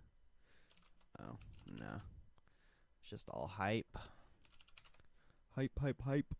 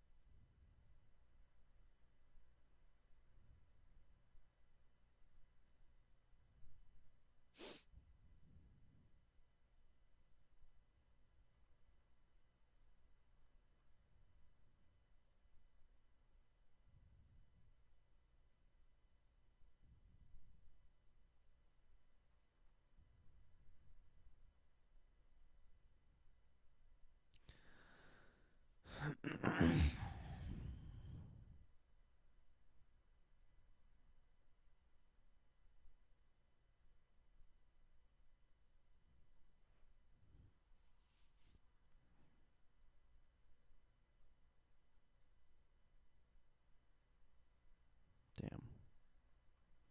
Dude, Big Commerce is about to hit 100, or 95, I guess, but I wouldn't be surprised if it goes to 100. That thing has been killing it.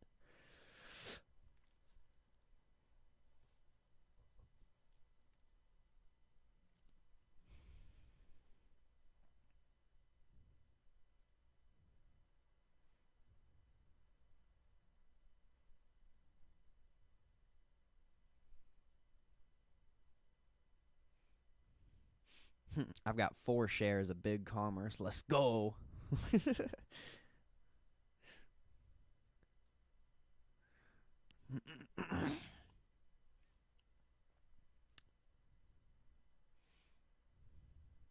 I got 50% on that AMC put sell already.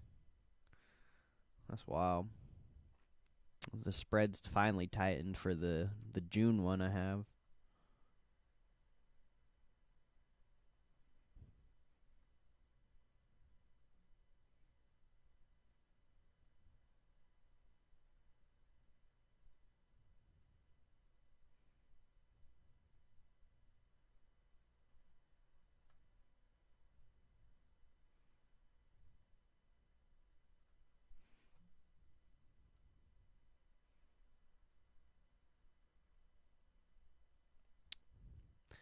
Yee. I thought you were gonna start streaming, my dude. What happened?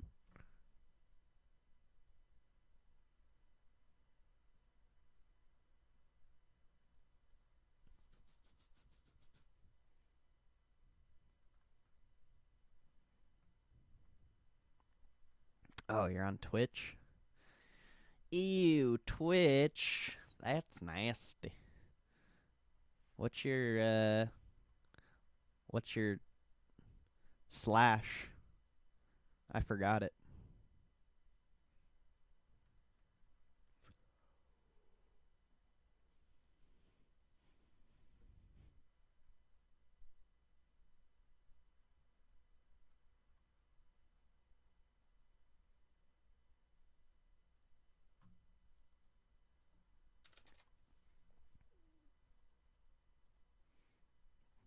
Damn, GM's fallen quite a bit here.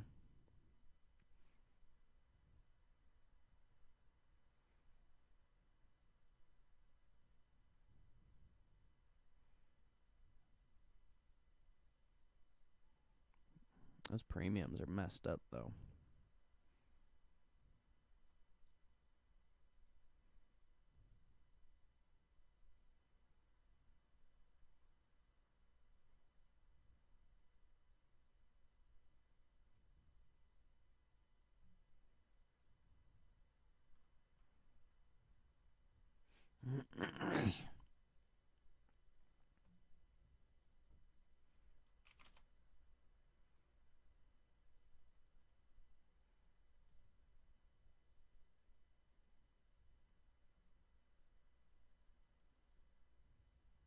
Dude, Easy Go's getting clapped on.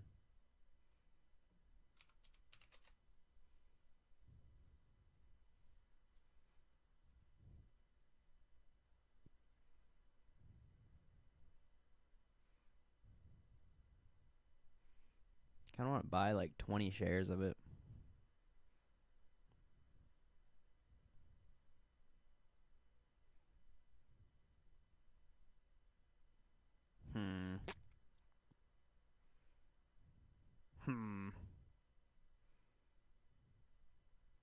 I'll give it a little bit. It's looking kind of sus.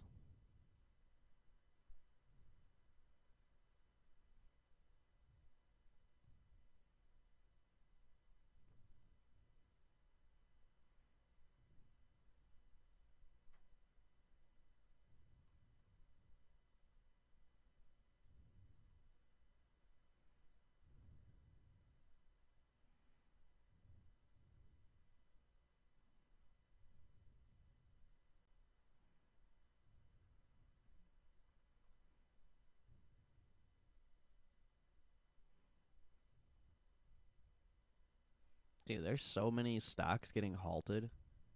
I've never seen the halt bot on Twitter like this active.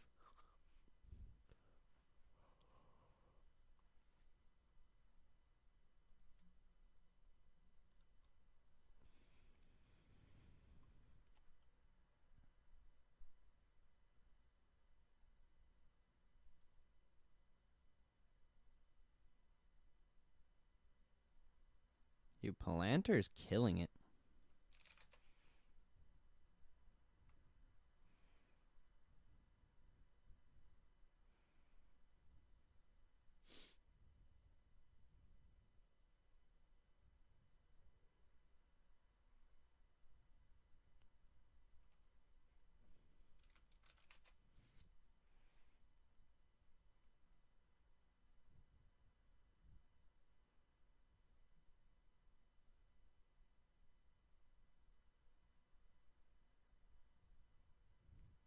This thing is getting dumped on.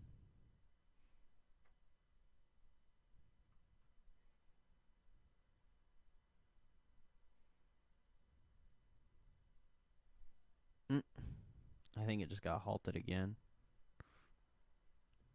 That's so crazy.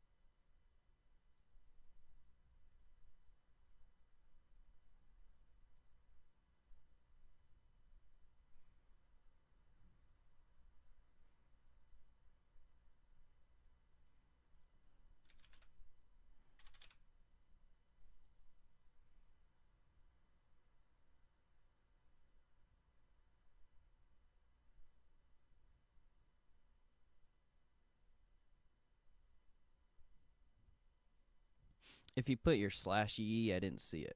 You gotta just put / whatever. If you put the whole like URL, it's probably not gonna show.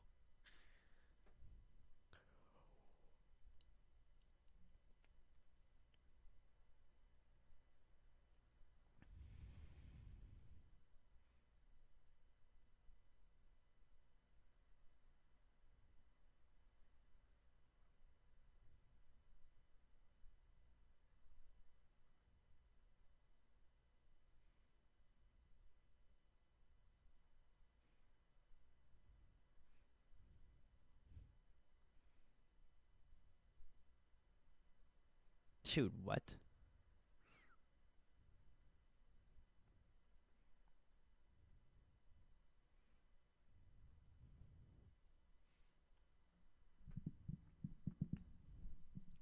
I've never seen so many like just random stocks go up this much in such a short amount of time. So crazy right now.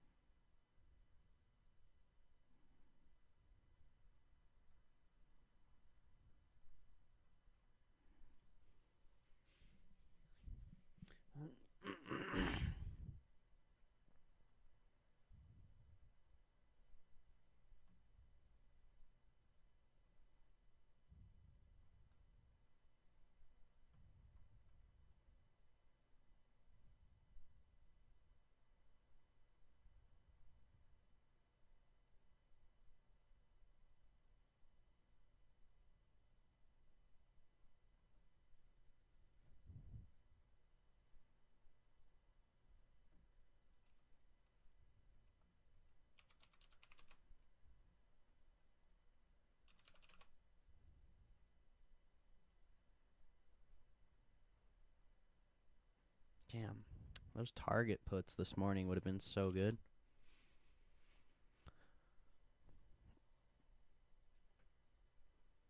I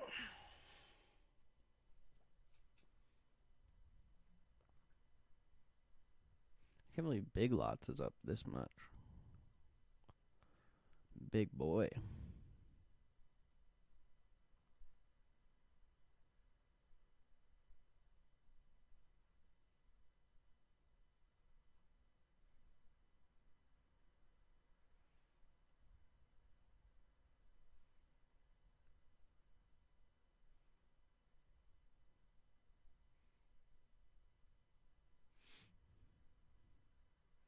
I wonder what Josh is even talking about. Curious. Like, Josh has to think this is as crazy as I do.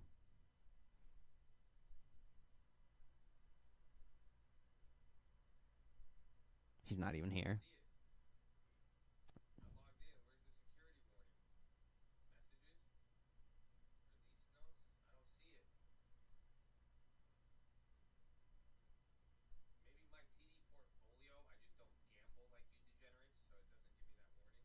Hmm?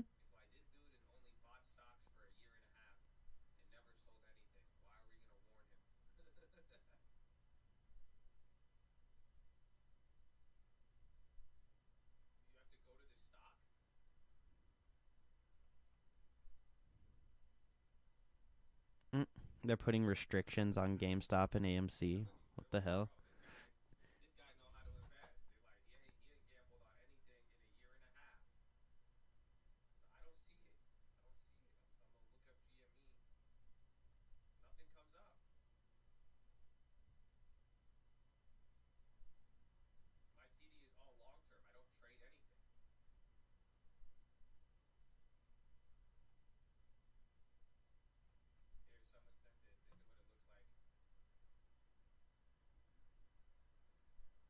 Interesting.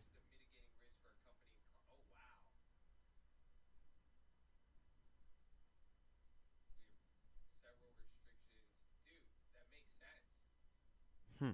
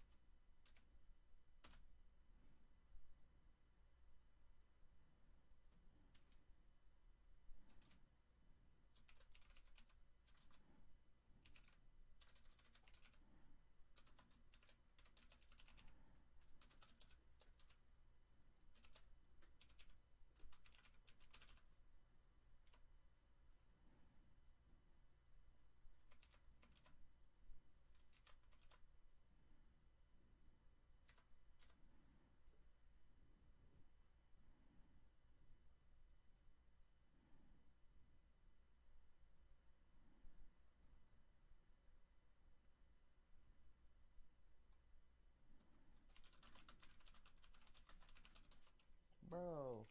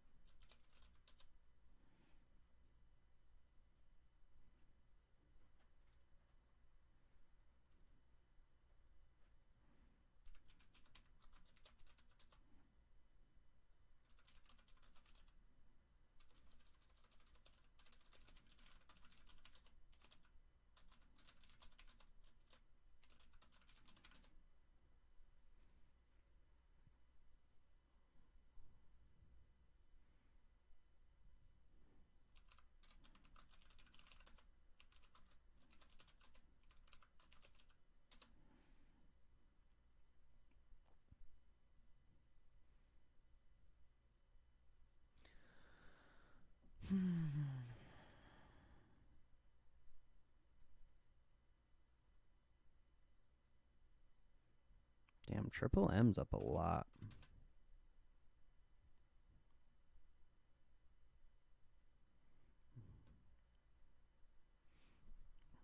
Low-key killer.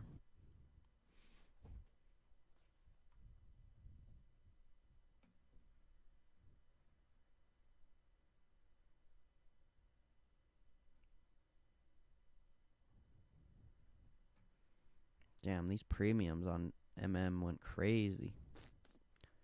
Those are so cheap.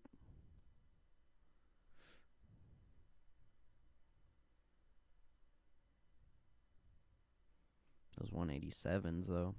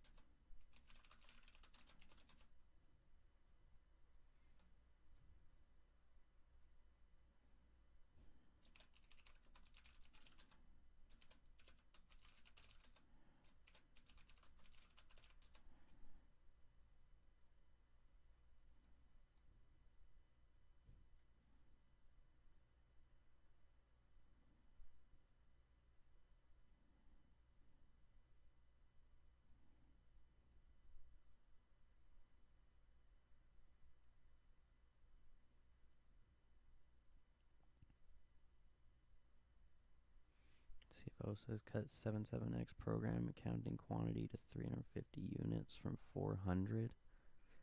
Uh-oh.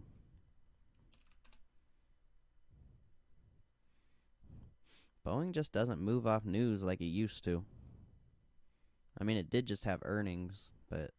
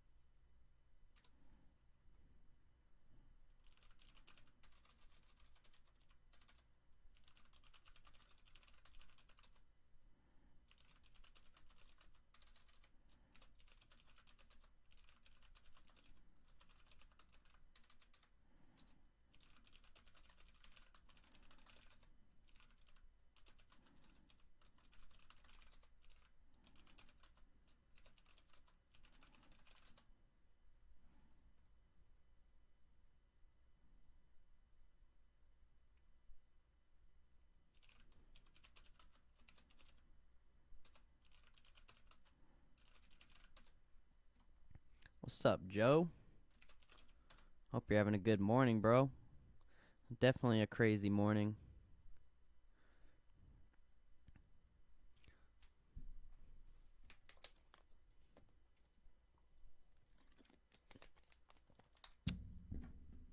I'm just chilling, bro.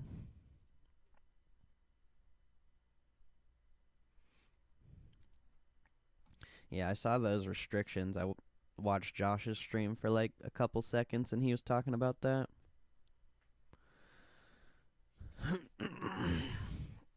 Yeah, I bet those AALs were nice for you, Joe. Probably made like a grand or two on them.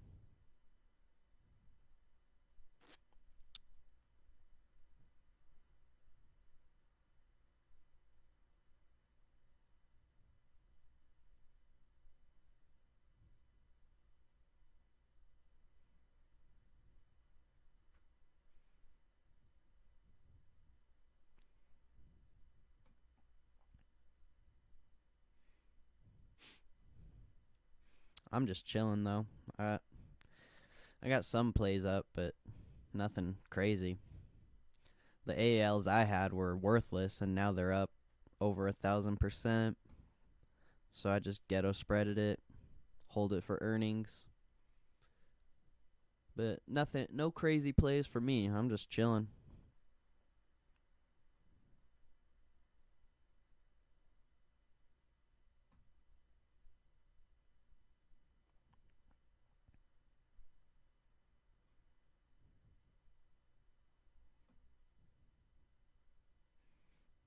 And okay, pop. And okay is nutty.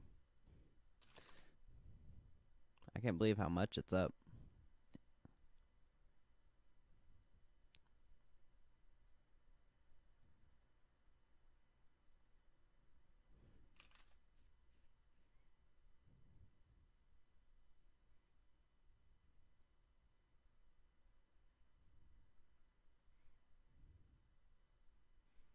Hell yeah, Joe. That's dope. That's the only crappy thing or shitty thing about. Yeah, I'll just say crappy. I don't know why I said shitty. Is when you do like debit spreads, um, you cap your gain. So it's like when a stock moves like that. Well, I mean, you can't really expect a stock to move like that because that's retardedly insane. But you just don't make that much.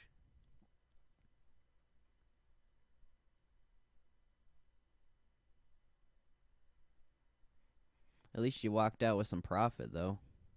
God is good, baby. Let's go. Let's go. I mean, if you would have been here this morning, it would, well, I don't know. I don't know where you were this morning if you were on the market, but that was up a lot and then came down quite a bit. But I mean, it's still up a lot for sure.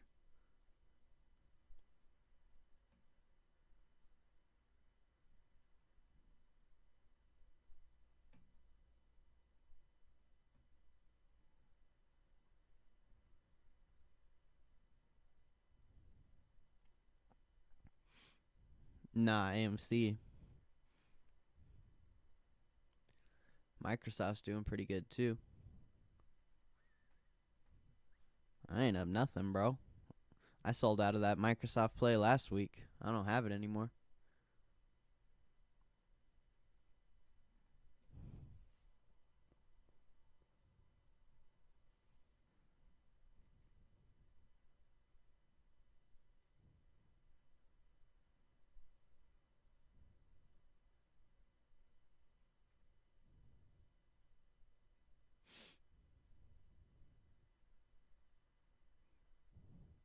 Oh no, I said the stock was up a lot. Not me. I wasn't in that.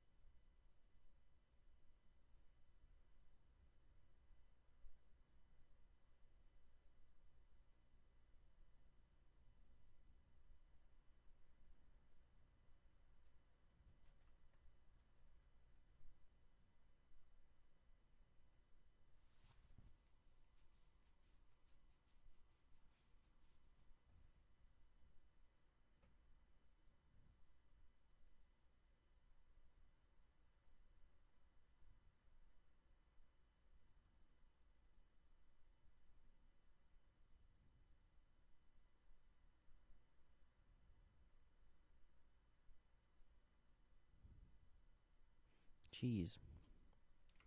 Nokia's crazy. It's crazy.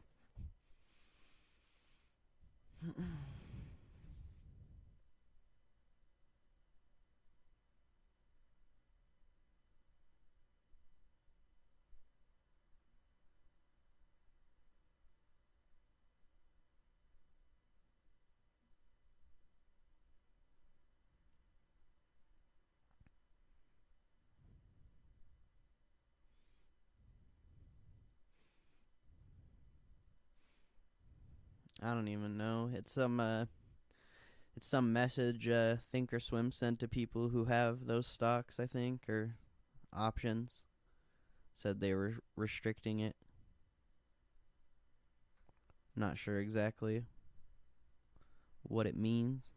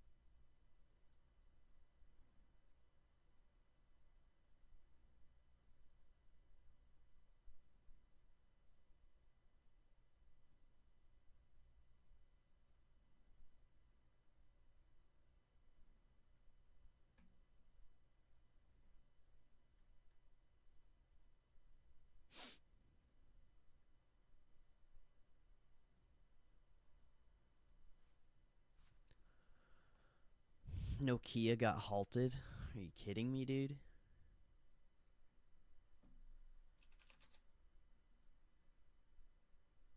That's so fucked.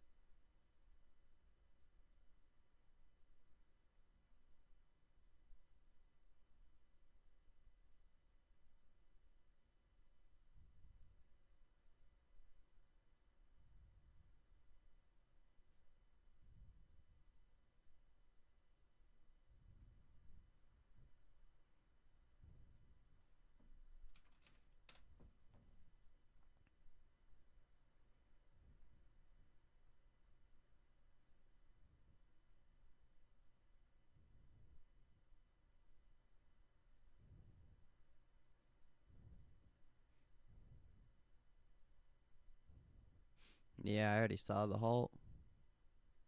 I can't believe it's up that much, straight up. It went from moving like not even 5 cents a day to over $2 in 3 days. It's so funny. Ugh. This is the craziest time to be in the market.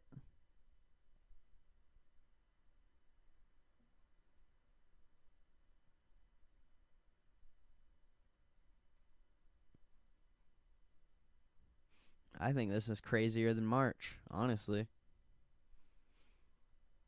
Like March was insane, obviously, but like this is just like I can't even believe this is happening, to be honest. Straight up, I literally can't believe it's happening.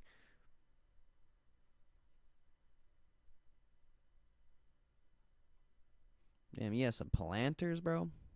Probably slapped it on that.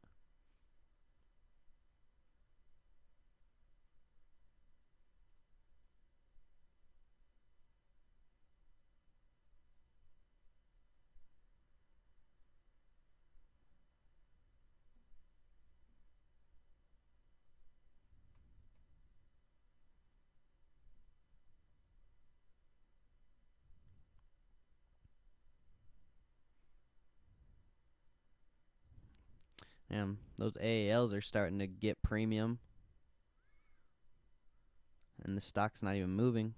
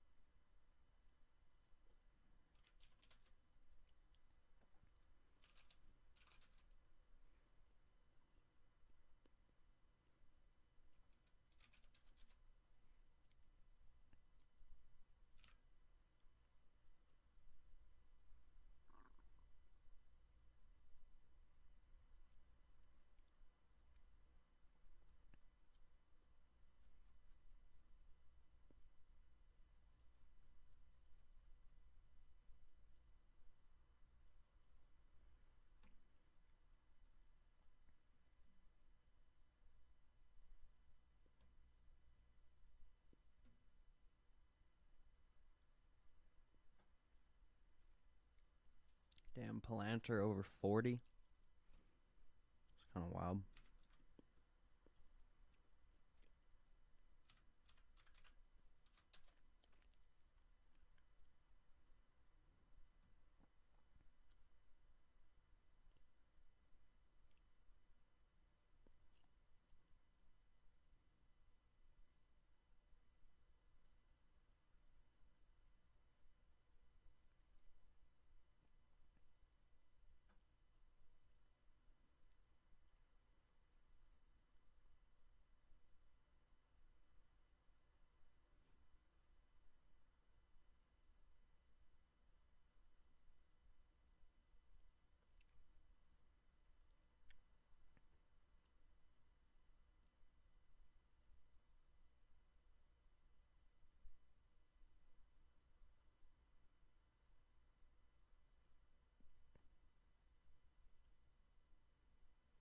Hmm.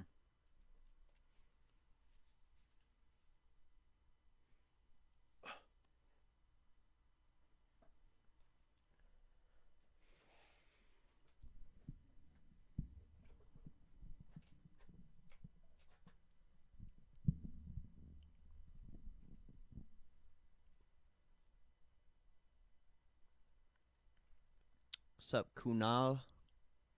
Hope you're having a good day, bro. Hope you're feeling blessed.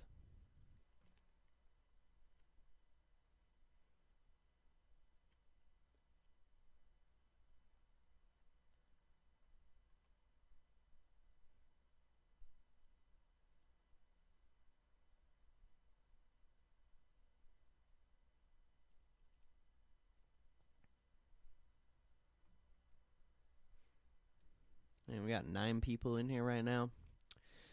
Killing it. But we only have 9 likes. So be sure to hit that like button if you have not. Why did AMC get halted? Hasn't even been moving. Oh, that makes sense.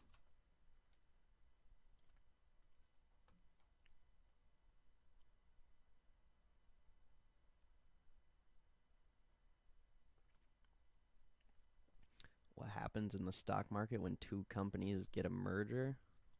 I mean, it depends what companies it is, but it's not going to like move the whole market. It's just going to move the stocks involved. Whether it's positive or negative is going to depend on what companies it is, because sometimes when certain companies move, like one will rip and then the other one will go down. And then kind of like what is it? I don't know the ticker for it. Oh yeah. Slack. I think they merged with a company not too long ago. I can't remember which one it is. This was a while ago. It was in like November. And they ended up ripping, but now they're just like stuck in this range until the merger is complete. And that's pretty much how the stock's going to trade until the merger is done. I'm pretty sure it was a merger. I'm not like super positive because it was so long ago, but I'm pretty sure that's what happened on here. So once the merger is complete, then you'll see the stock move, but usually the stocks make a move and then they'll just be stuck in a range. But like I said, it depends what stock it is. You can't say the outcome of one stock is going to be the outcome of another, you know? Everything moves pretty what's the word? I can't think of the word.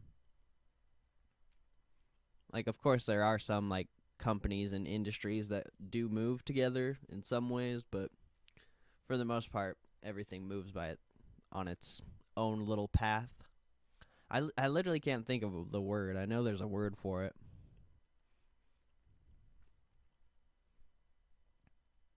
But that's usually what happens. God bless you, Kunel. Thank you for being in here.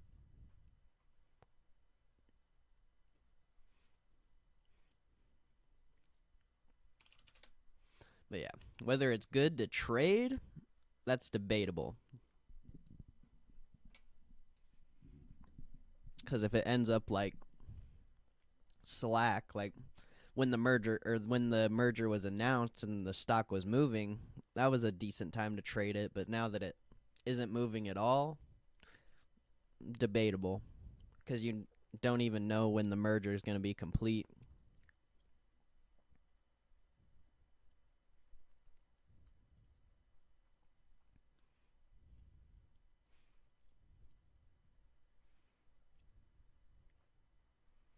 And sometimes the stocks don't even move at all because it's not like verified or whatever. What what stocks are you looking at that are merging though?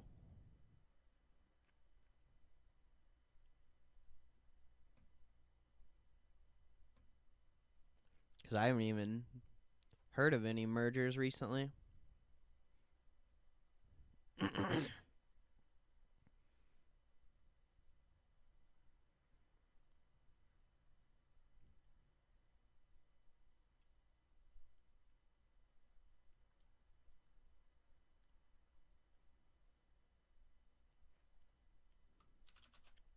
Oops.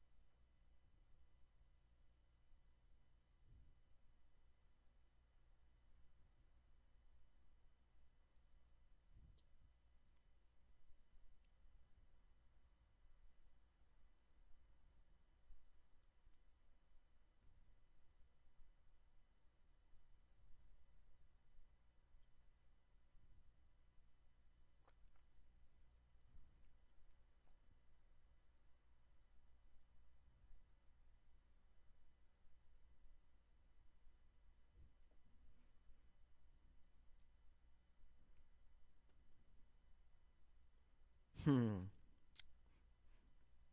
Yeah, that sucks. Frickin' halts, man.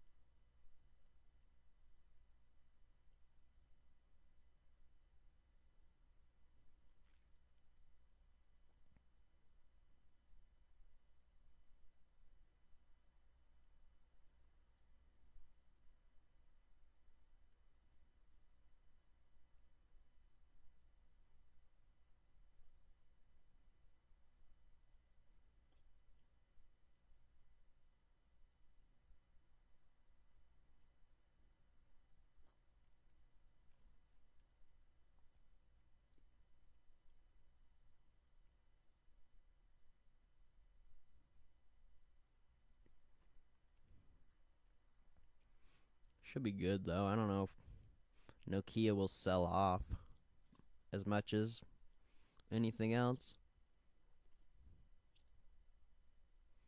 If it even does. Who knows how long this craziness is gonna last. Could last a couple weeks.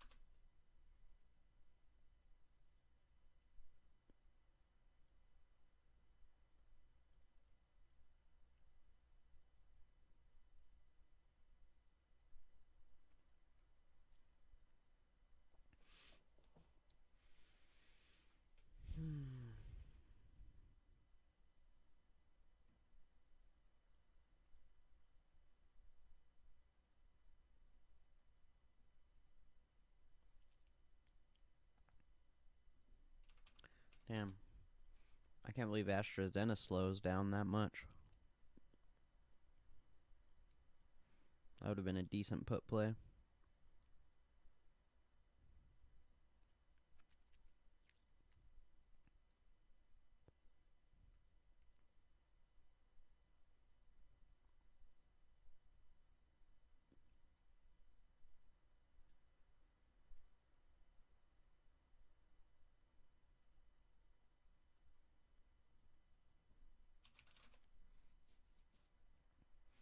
Dollar Tree is getting clapped.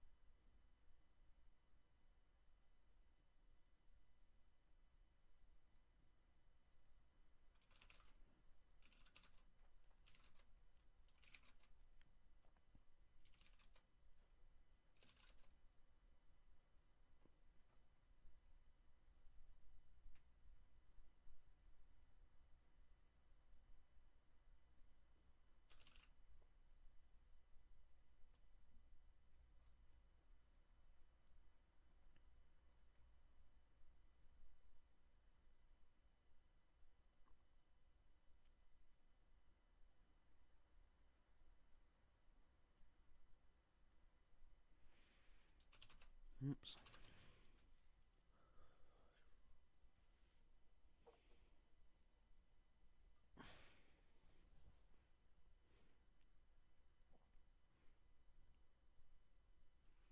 Alright. Need to do some push-ups, baby. Get some of that physical exercise. Physical activity. Activita.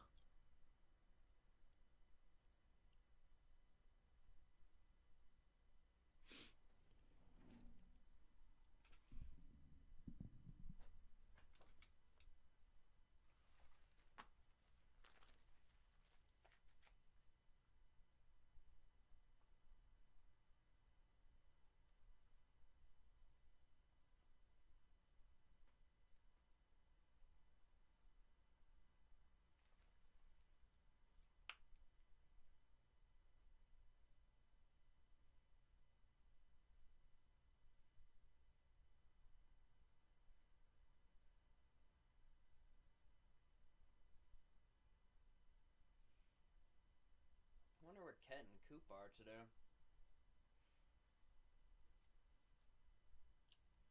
Kent's usually always the first one in the stream. I haven't seen him once today.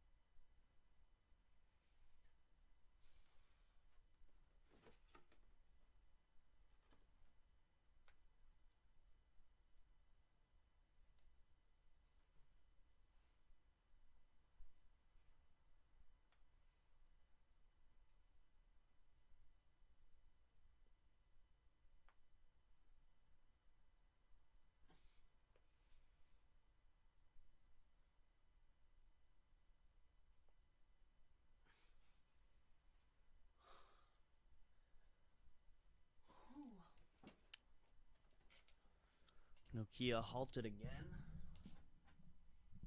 Is it still going up? Oh, no. Wait, what? It went up to $9 and then got clapped? What the fuck, dude? This is the weirdest market on the planet right now.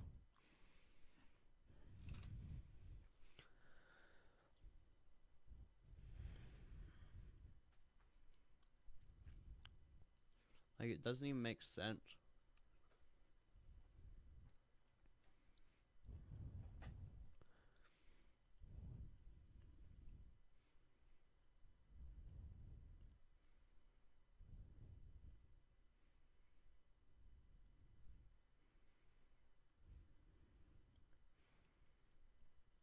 Ad manager.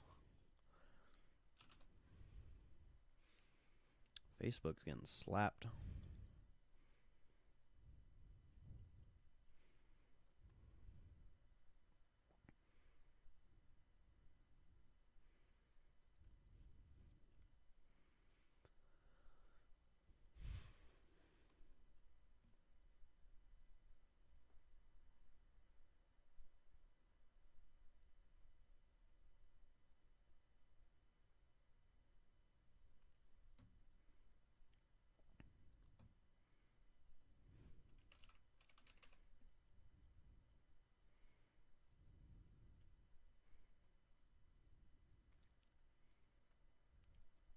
Yeah, SPY's getting clapped.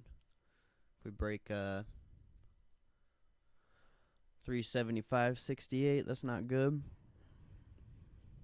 I wish I would have got those targets this morning, bro. Those are up 500%.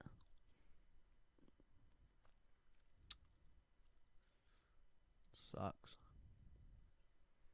No moves being made right now by me.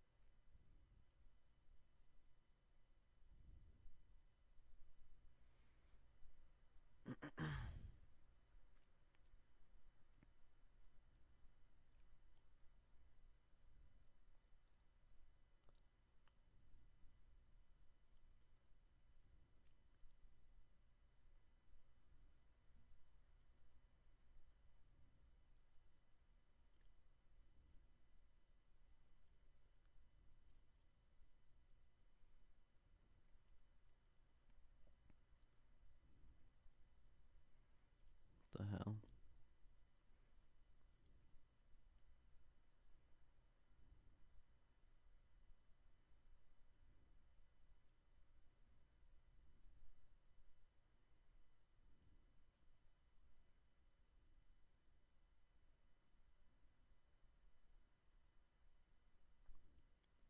That's gotta be tinfoil news, right?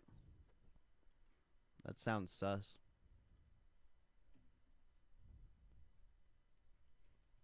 Election was a long time ago.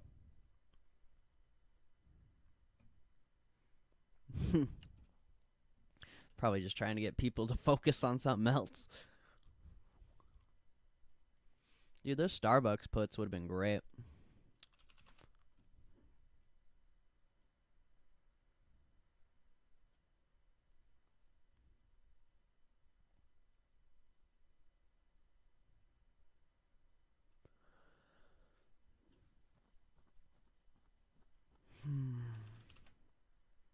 Lame sauce.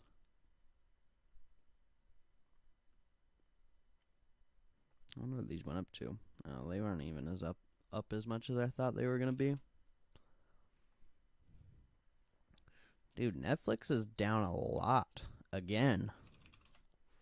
What the heck? Pretty much giving back all its gains almost.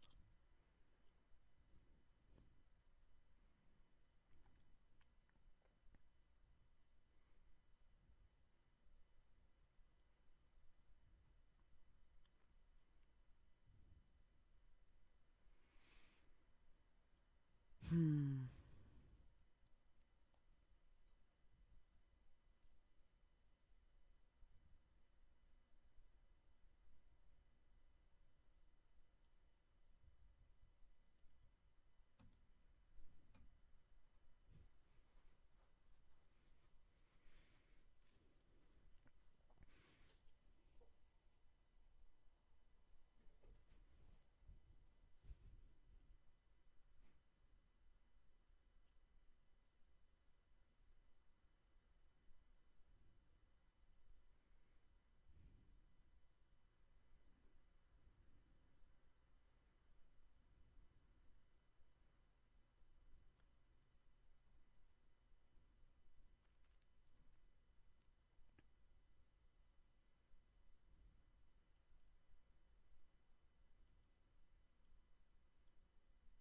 Hmm.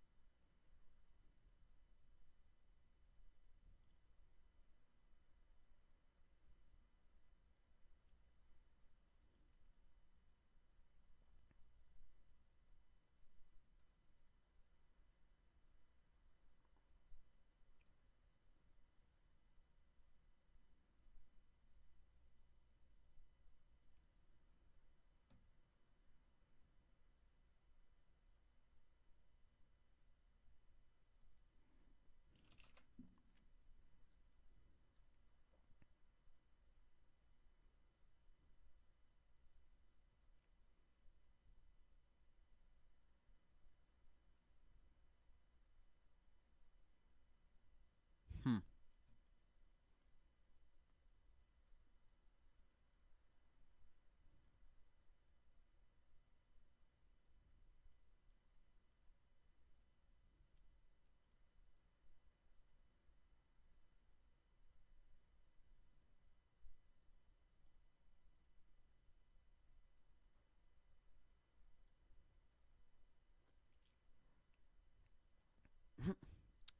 I can't believe how clapped Easy Go is getting.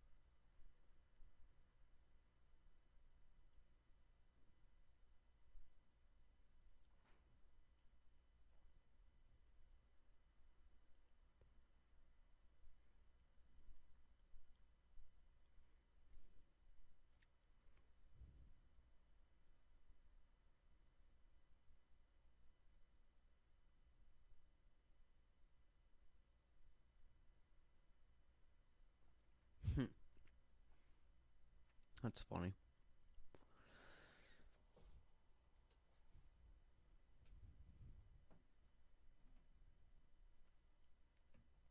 There's another piece of news about AMC saying they sold 63.3 million shares.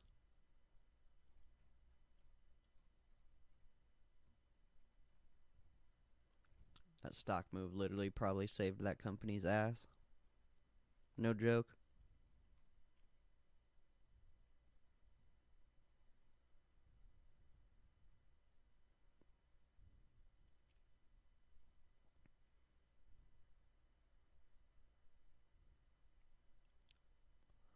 I don't know how legit that news is, though. It's from frickin' Walter Bloomberg. He posts a bunch of nonsense all the time.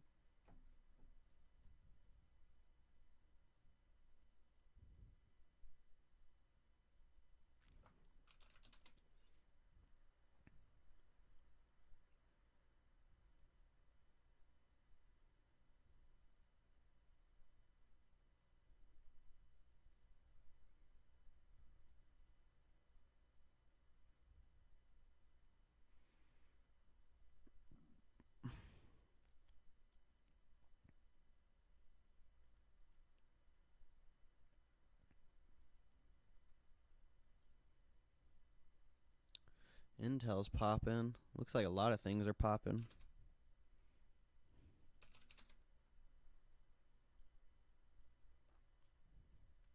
These moves are just so weird, though. They don't look normal.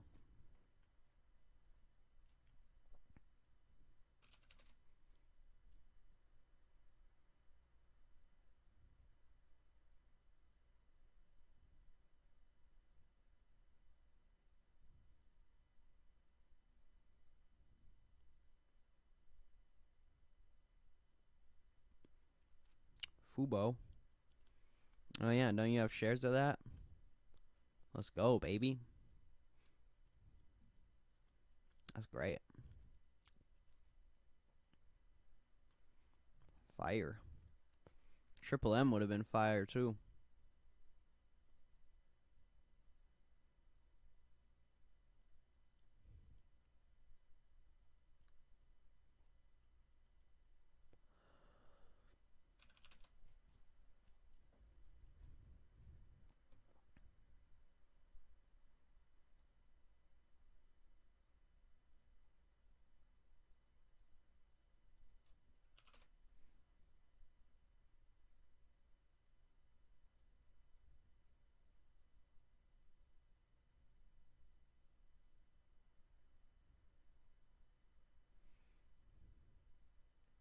Dang, these Home Depots were so cheap this morning. And I was tripping on Target. These were way better. Well, cheaper at least. I wouldn't say better.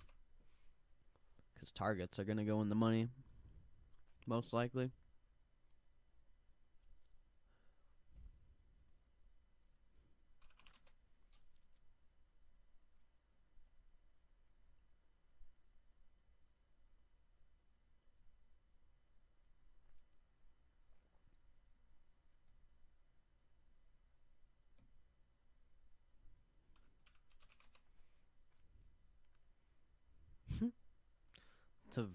The red candles on this is so crazy.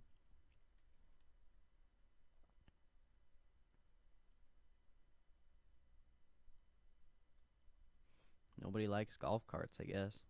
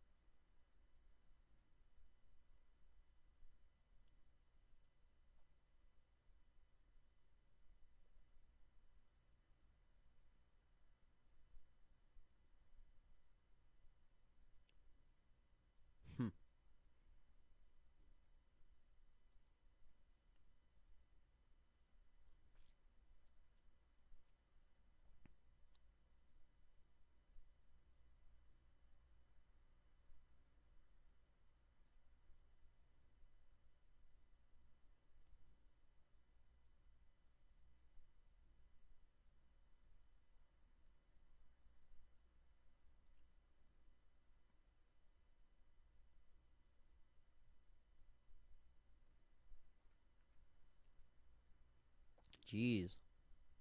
These AAL premiums are going retarded.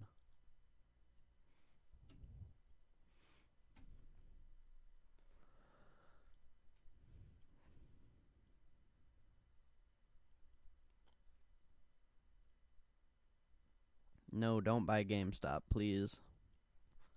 I beg of you. Don't do it.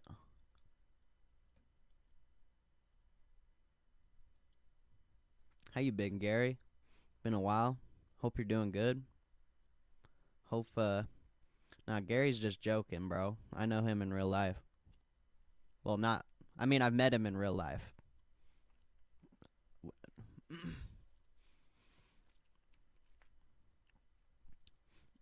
I'm doing good, bro. I'm just chilling, watching this insane market. I mean, if you did buy GameStop, hopefully you bought it at $3 and you're a millionaire now. That'd be amazing. I'd be like, fuck yeah, Gary. Because it's like,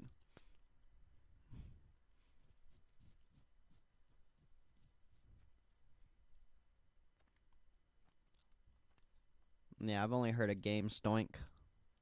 Game Stoink.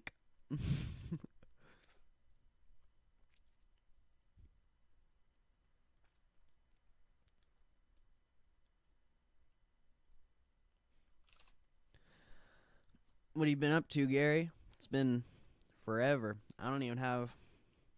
I got my new PC, so we could probably game on like a cross-platform, but I don't got no PlayStation.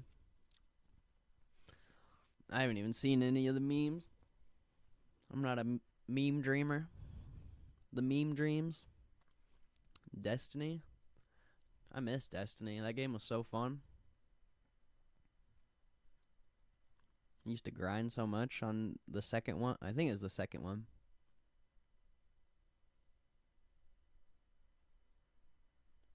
Fun game. VOG. Hell yeah. That's dope. You got a good squad to do some like raids and stuff.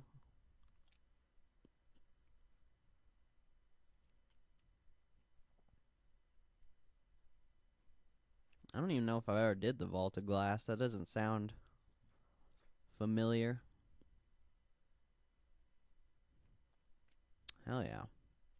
That's so dope.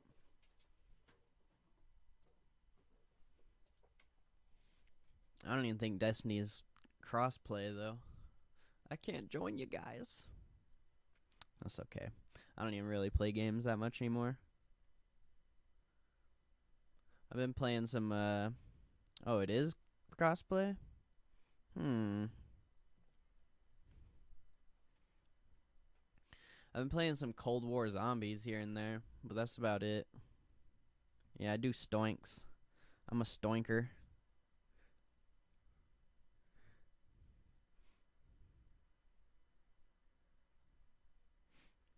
I mean, I just sit here and make a fool of myself. That's all I do, really. Should have been a millionaire a long time ago. The way this year or the way this and last year's gone. Shit's crazy. So much craziness. Yeah, I mean, making a fool of yourself's amazing. I love it. It's great. I don't even need to trade stocks, bro. I just have fun watching. Just buy them equities.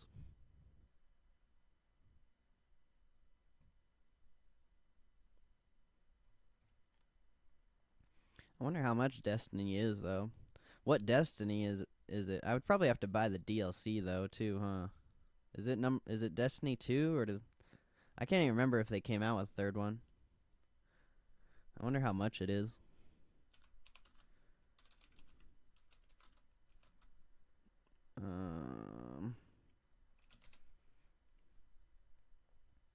Might be free. Oh shit, I think it's free.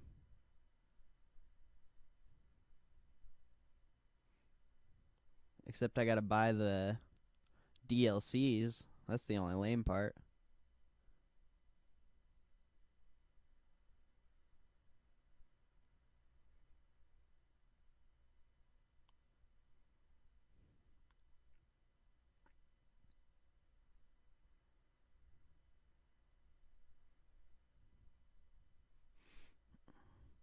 I don't know if I'd want to do that. I'd rather just go buy a frickin' used PS4. It'd cost the same, and then I'd have all my shit on Destiny. I've got like a bunch of maxed out characters on there, I think.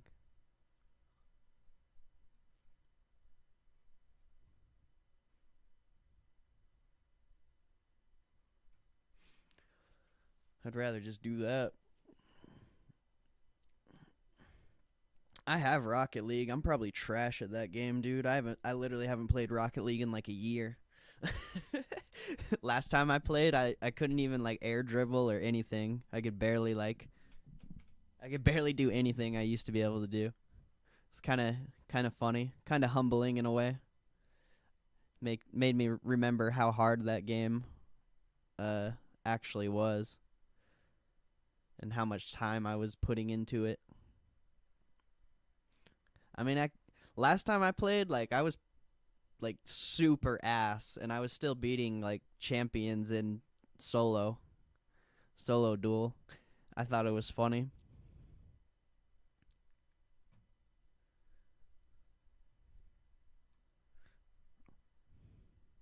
I'd probably be down to play that sometime though. I'd have to re-download Discord unless they fix the chat on there. Excuse me.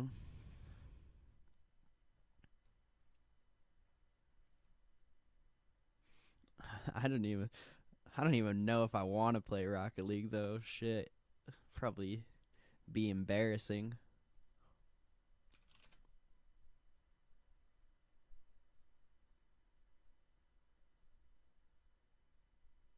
Any skating? Yeah, bro. I still skate quite a bit. I was skating like every single day there for a little bit, but the weather started to get really bad. And I got hurt kind of.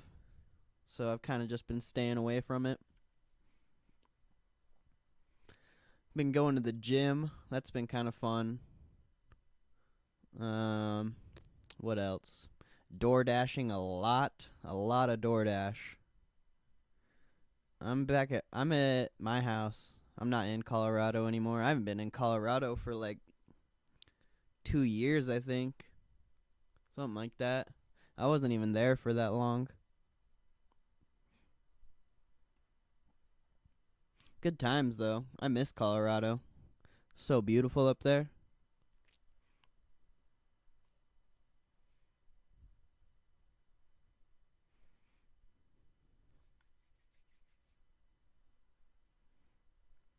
Yeah, it's all good, bro. It's been a while since we talked. I mean, last time you came in here, you only came in for like 5 minutes, I think, or something like that. You weren't even in here that long. You just said, "What's up?" I don't even remember when that was either.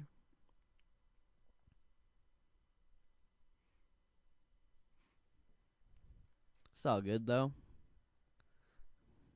Everyone does their own thing, you know?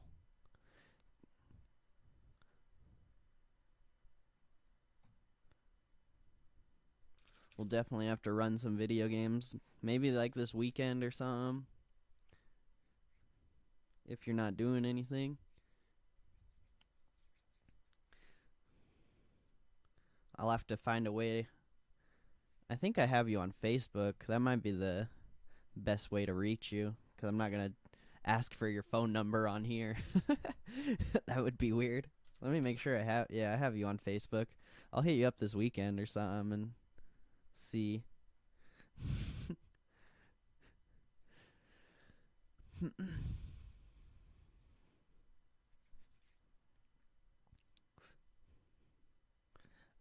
I know you probably don't like Call of Duty still, but we could play some zombies or something.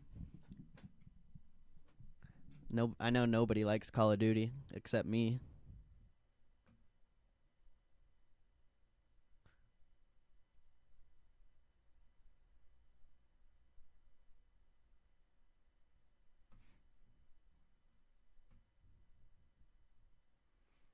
What up, Pete?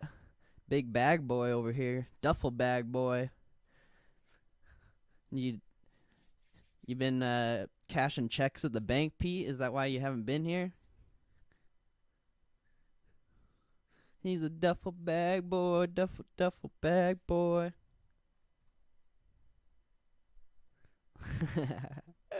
That's funny, bro. Dude, this week's been messed up. I can't even believe, like, today is probably the craziest day of the week, and frickin' all week's been crazy. Oh yeah, I've seen everything. I've seen EXPR, Nokia. I haven't looked at PEI or Genus. Oh, those aren't doing shit, but EXPR and Nokia are insane.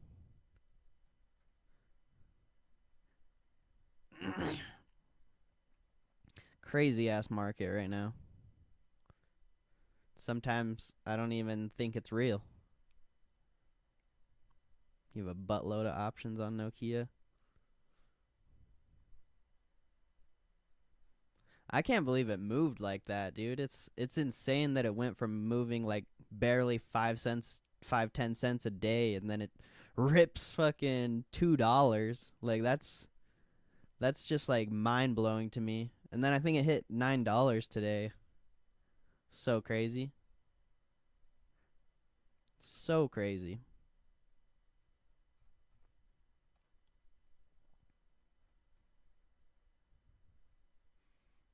It's wild. Wildest market I've seen, bro.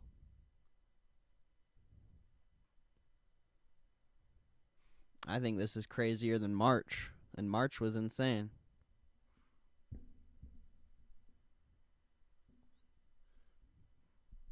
1999 and 2003. God damn, bro.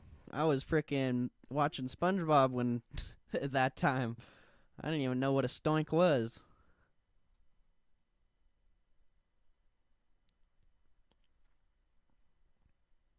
It's weird to watch it's weird to see like all the S&P and Nasdaq and Dow stocks falling. It's like it's almost like everyone's fucking FOMOing into all these like crazy moves.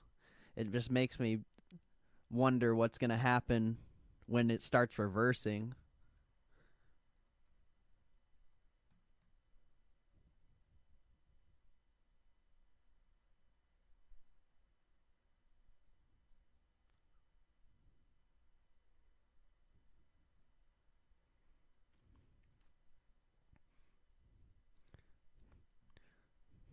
You know, I don't know if you're still here, Gary, but I appreciate you stopping by, bro. I'll hit you up this weekend.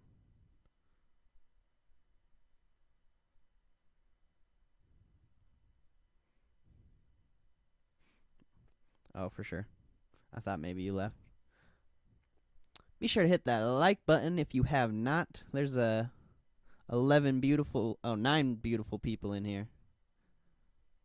We got 11 likes. Oh. I'll send it to you on Facebook. Here, I'll just do it now so I don't forget.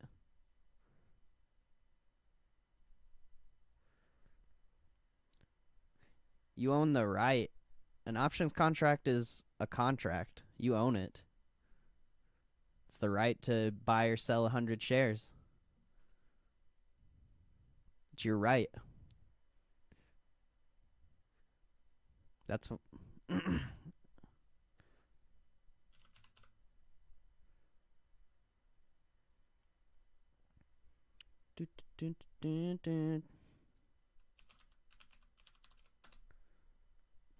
I just messaged you.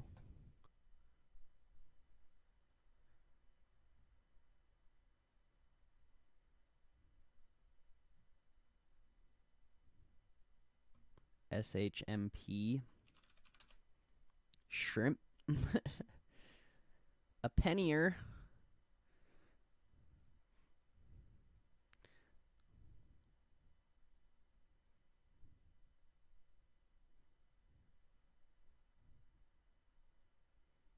Indoor shrimp farming operation. That's amazing, bro. I don't know. I don't think I want to trade this, honestly. No, I'm not doubting you, bro. It's just I don't like trading these things.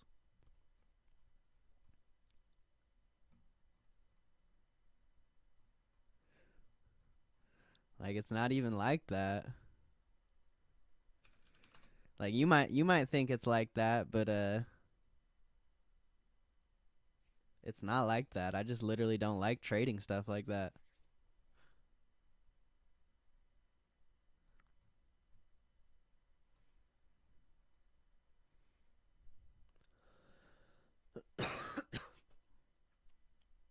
Yeah, but I don't even want to buy it.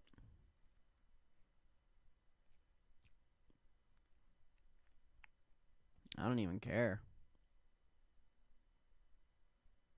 If I wanted to, never mind. I'm not even gonna say it.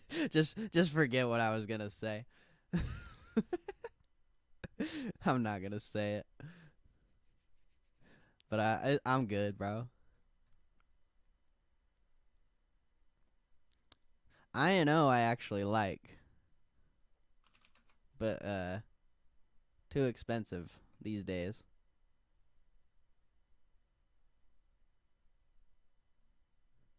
Oh, I guess it's not actually that bad compared to where it was in March. Or not March. After March.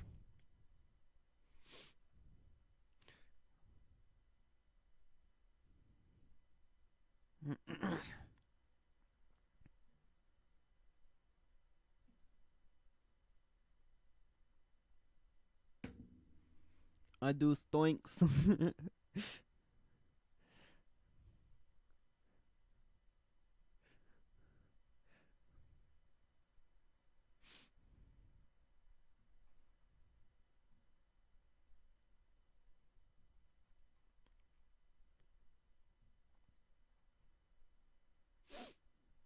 Hmm.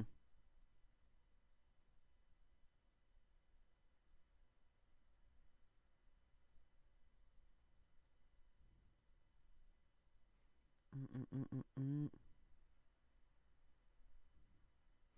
Duffel bag. Now I'm gonna have that song stuck in my head. It's a duffel bag, boy.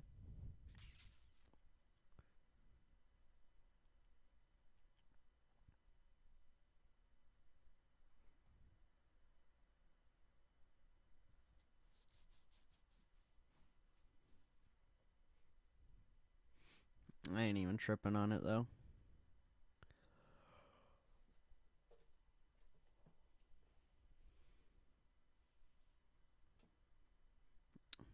I love Logic. Logic's heat. I work hard every motherfucking day. Yeah, yeah,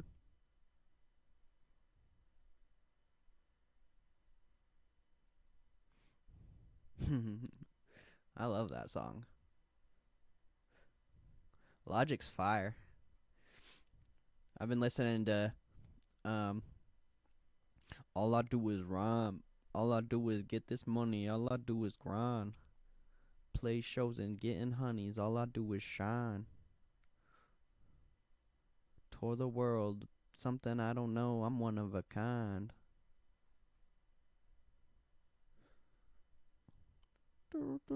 The beat on that's dope. Like the little, like the piano in the back. Doon, doon, doon, doon, doon, doon, doon, doon.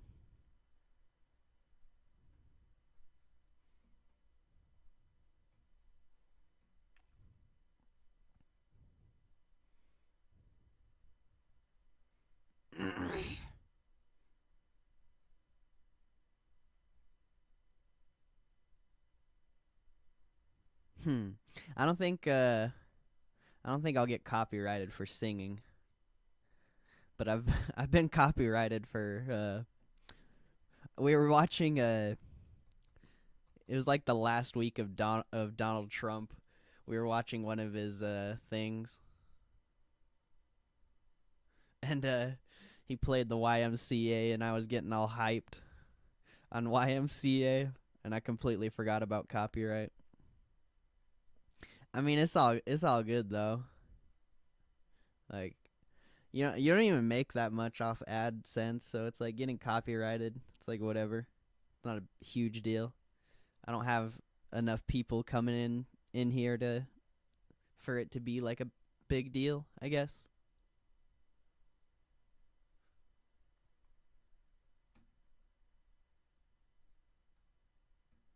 But I don't even care. I like streaming. It's fun. I just like being here at the market, bro.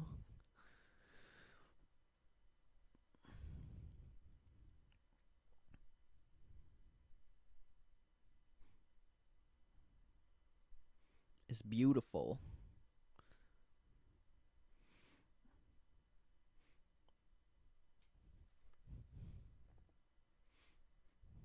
It's honestly just like it's just amazing to watch all the opportunity.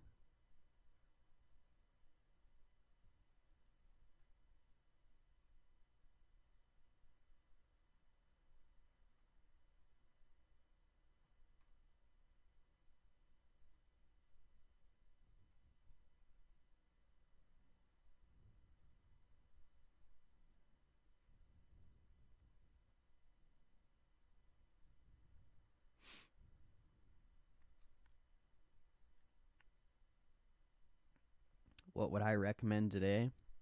I wouldn't recommend anything, to be honest. You got Apple, Tesla, and Facebook earnings after hours, but the market's kind of nuts right now. It's hard to say what's gonna happen with those.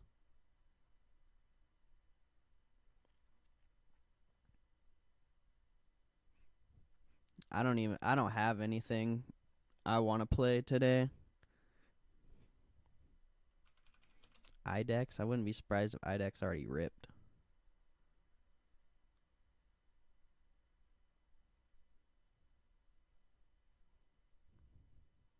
But I mean, yeah, everyone likes. I mean, everyone's gonna tell you to trade the stocks that are going insane right now, and they probably are good. But I'm not. I'm just not about that. I don't. I don't really care. I'm down to miss out on that. But Nokia is decent. I just nah.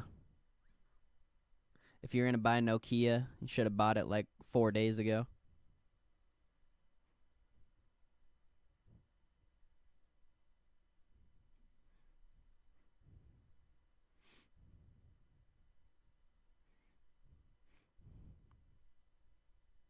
It's just like GameStop. Like 3 days ago, you could have bought it at $80 and you'd still be up like 500%. But if you didn't want it at fucking, you know, below 20, why would you buy it at 80? Why would you buy it at 300? I just don't. I just don't see the appeal, I guess.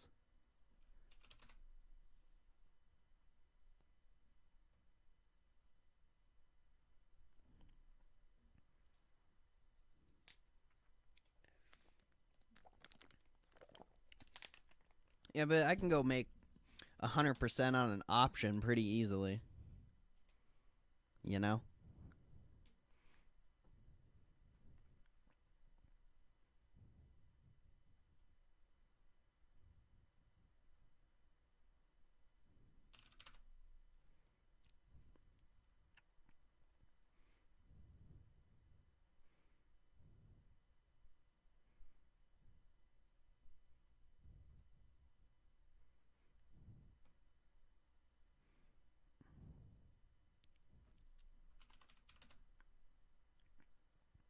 Audex.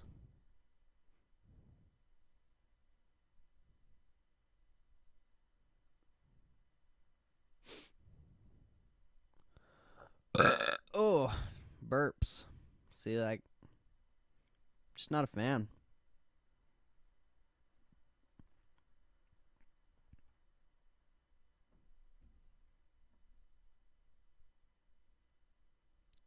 If the positions from the hedge fund are short orders, won't it take off then? It depends. Um, Depends how many people are actually shorting it compared to buyers, and how much the stock goes up.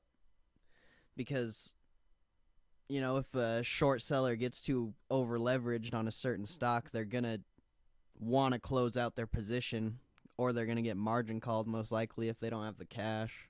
So they're going to be forced to buy it, and then that's pretty much what's happening to all these stocks that are ripping. Is there's this big percentage of people shorting it, and then the stock moves so much, all the people who are shorting it are forced to buy it at a higher price, and then it just drives the stock to an even higher price. It's kind of a weird thing. But the thing that doesn't make sense to me is when you're shorting a stock, you're like, I mean, I guess you're technically borrowing it, but you're still just shorting shares that you don't even own. So that's kind of the weird part to me.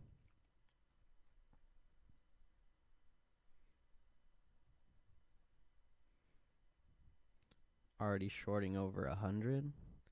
Well, what are you talking about? Are you talking like a specific stock or?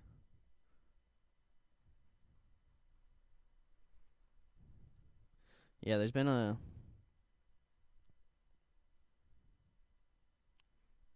like 100 different stocks. Is that what you mean?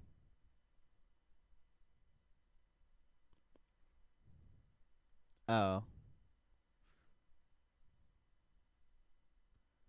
Yeah, dude, people have been shorting GameStop since it went up to fucking, what was it? The first day it popped. People have been shorting it since, 30 to 60. Over 100% shorts. I don't know. I don't know about that. I don't know. That's hard to say if there's over 100% shorts. I don't really believe that. There's a way to actually look at it. I just don't have the tool to look. Oh wait, maybe I do actually. Here, we'll watch IDEX for you, my dad. Oh, that's what you mean. Okay. Yeah, that's kind of the issue with GameStop, right?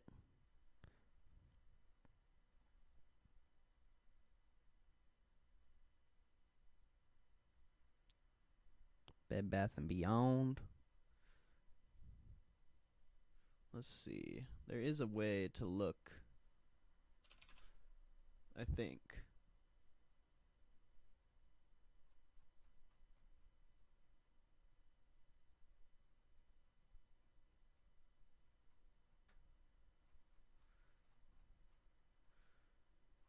See, I don't know if the active trader is just glitched out, but it doesn't even say there's anything on here.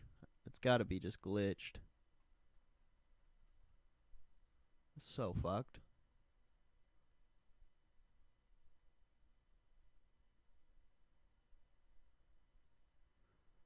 For sure, Pete. Do your thing. Fuck yeah, I forget what the name of the hedge fund was, but one of them got fucking clapped, or they went bankrupt and they had to get a loan when it was only at like 150, and then they probably shorted it again. So I don't know, dude. That shit's too wild. That's why I refuse to trade it. I don't care how much I legitimately don't care how much it goes up in price. Like I'm not gonna touch it.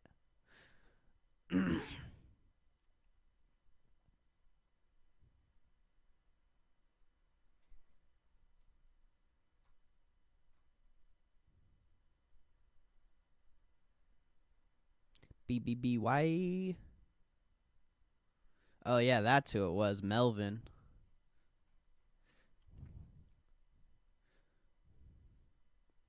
But I mean, if they shorted it again, that's their fucking problem. I don't know why they would do that. It's such a dumb idea.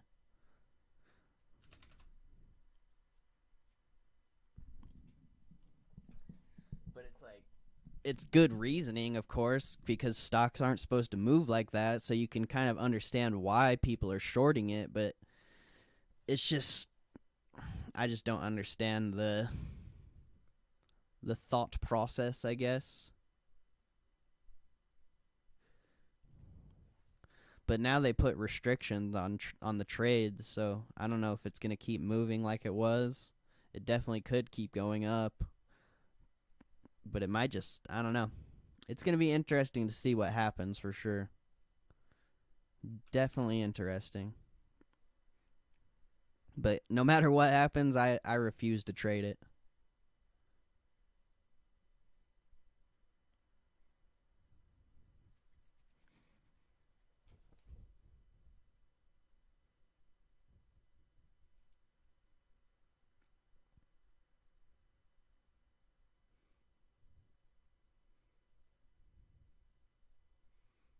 Yeah, maybe. I didn't read like the whole article, but I saw the article that there's the Reddit traders are the ones who like planned it. They saw the how much short interest was in GameStop, and they just started running it up.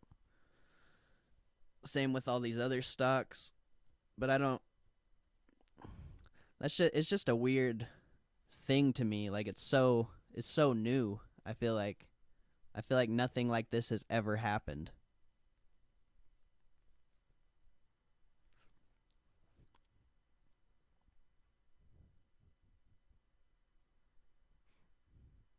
That's where it started. Yeah. And then as people keep buying it, people get squeezed, then all the shorters are forced to buy it, and then they short it more, and then they freaking get squeezed again. It's just a never-ending cycle of getting fucked. 99k comments on Reddit just today. Jeez. My stream should have like 10.3 million viewers. Not just kidding. Instead we got 7. just for the title. I mean, I'm sure we have a lot of playbacks, but it's not even going to be in the thousands. Yeah, we haven't even gotten any playbacks for fucking ever. I think my stream's getting shadow banned. Well, not shadow banned, but I don't think it's getting suggested to anyone. Because in the morning, we had like over 100 playbacks in the first hour, and now the playbacks literally haven't even moved.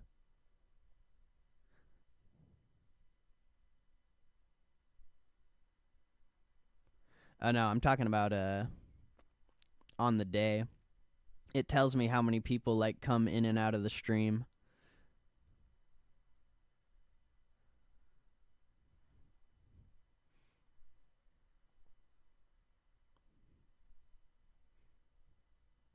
But I mean that analytic could be fucked up right now.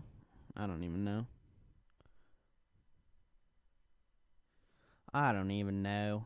It's just wild right now.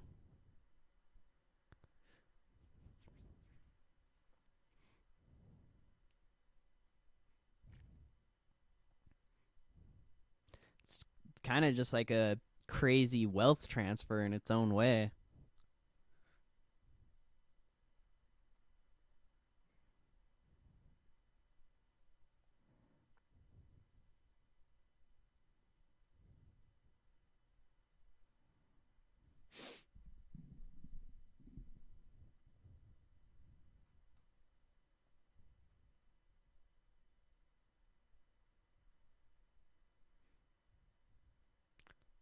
Chamath on CNBC ripping Scott. Scott's a dick. You're a dick, Scott. That reminds me of South Park.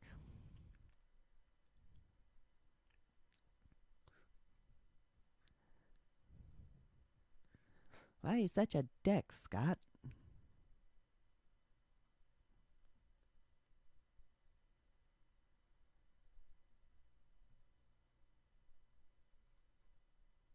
Mm-mm-mm-mm. Have you ever heard of some shit so real?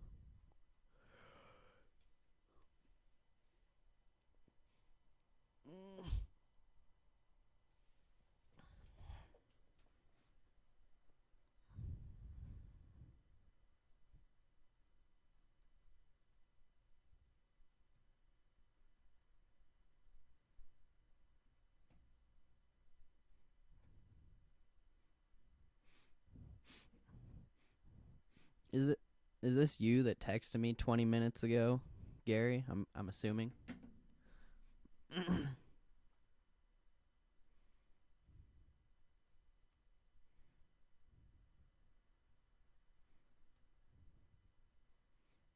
Because I didn't have your number either.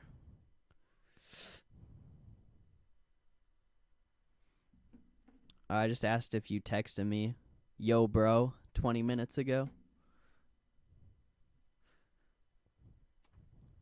Word. Word.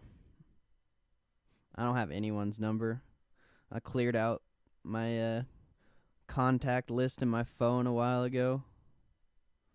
So I don't even know. I literally only have like, let's see how many contacts I have. It doesn't even tell me. That's how little I have. I got 1, 2, 3, 4, 5, 6, 7, 8, 9, 10, 11, 12, 13, 14, 15, 16, 17, 18, 19, 20. I got like 25 contacts. And I had like over 100, I think. Clapped them. Clapped them all. Just kidding. Not really. I just, it was just time to make a change.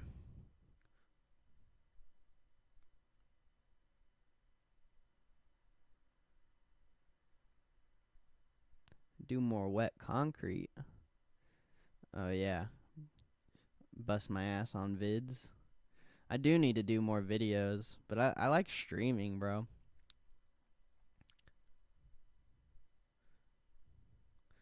Like, I have this account, this stock options live one, and eventually I want to switch the stream over to that so I can start making videos on this channel again. But I don't know.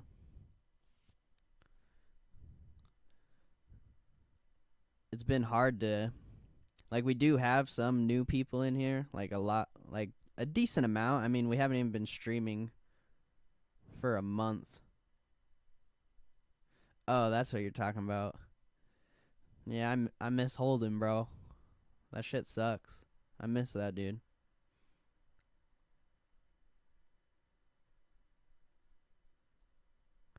But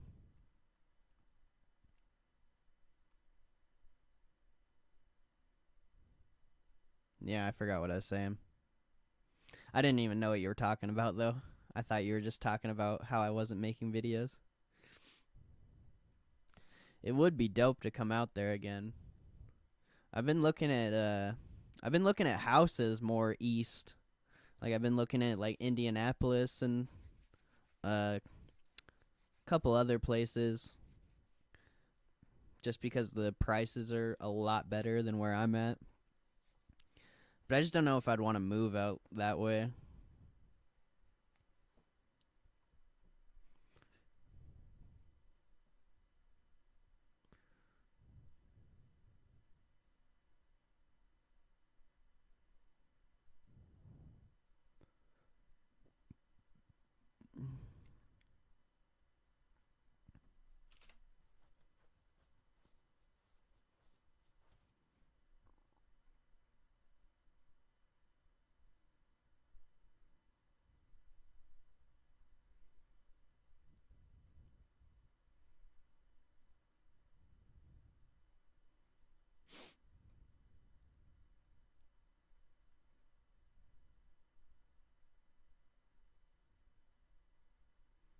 U.S. temporary pausing some foreign arms sales.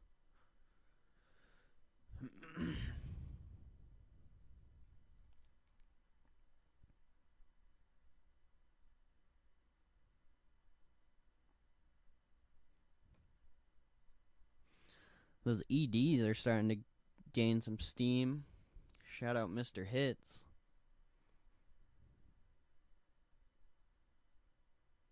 Even though he's not in here, I appreciate it. Whoever posted that in there. I can't remember who posted it, but that shit, it looks like it's going to be pretty damn good. I still got like 4 or 5 months of time on that. Codex.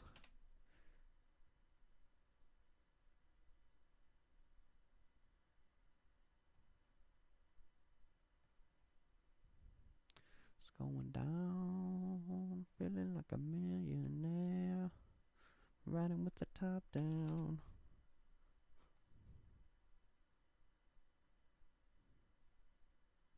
Yo, my name is Logic and I'm always on my grind.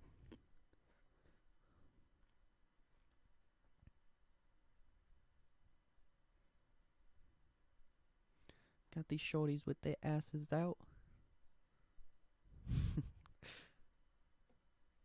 I'm out. Good God, oh Lord, we fly.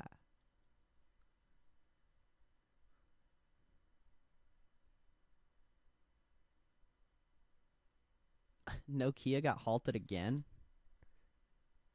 It says Nokia halted, news pending. That's gonna be interesting.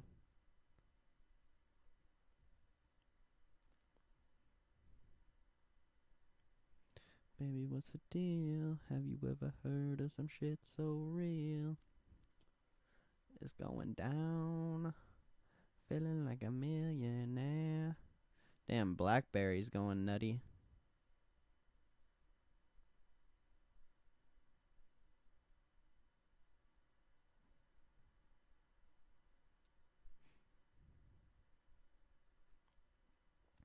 Riding with the top down.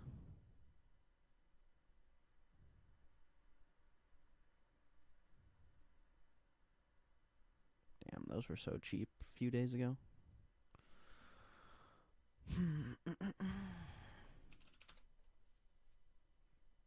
Where's Tesla at?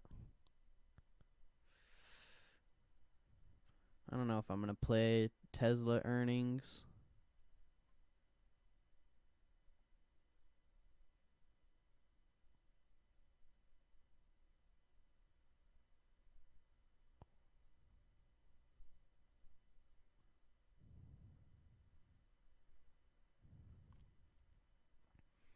Hell yeah, bro. I hope you hit that. I ain't trading it.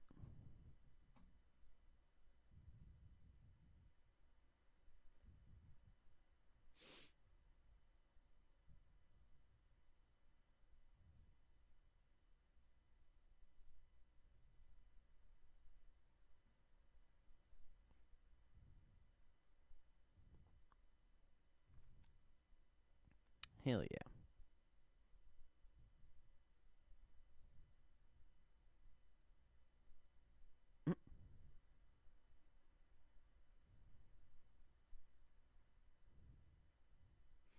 There's a stream called Dumb Money Live. Are you fucking kidding me? This didn't exist before, I swear.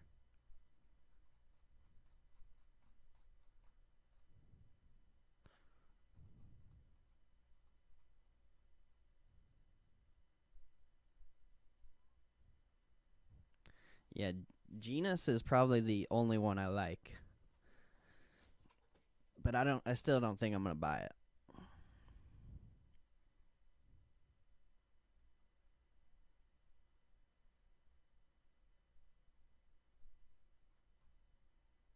Lol.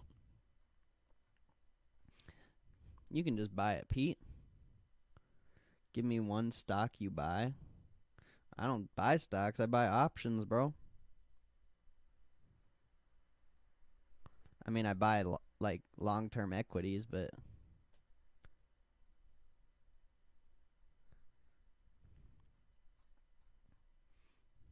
let's see. Got AAL. It's up 1,000% on the day. I ghetto spreaded it because it was worthless yesterday. It was literally worth 3 cents, and now it's worth 40 cents. So I just ghetto spreaded that. Have a AMD credit spread that may or may not be good. Bank of America call clapped. I got a eBay put that's kind of coming out of the grave, but I honestly didn't mean to buy this. I thought they had earnings after market yesterday because earnings ahead lied to me. So that was kind of a fuck up. If I didn't buy that, I would have bought a Starbucks put instead for sure. I got Aapl call that's barely up, but that's probably not going to be that good. It's super far out the money. I had the Microsoft call that I sold way too early, so that would have been decent, but sold it too early. And then I bought a Microsoft put debit spread just in case the earnings surprised, but that's clapped.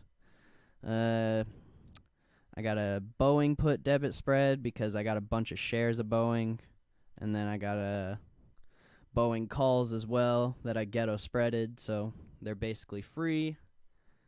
I bought a Anheuser-Busch call because I've never traded it before. I just wanted to try it, and it's at break even still, but I got fucking 2 months of time on that.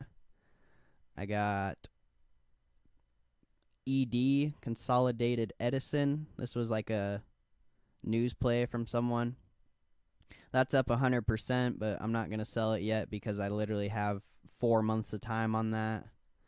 And then I got a Verizon call that's clapped, but that was up, I think, like 50-60% before earnings. I just decided to hold it. And yeah, now I'm just being patient, but I got a shit ton of shares, so I don't really trade options that much. Like, I do got a lot of positions, but most of them aren't even like that great. But I like shares, bro. Like, I like all my shares. Like, I got my Aapl shares that I bought at 117. I got my Abivi, which I definitely wish I would have bought more Abivi because Abivi's fire. I got these AMC freaking put sells, which are garbage. I should have just bought the shares. I got Amazon, kind of garbage because I bought it at all-time highs. Kind of a mistake on my part.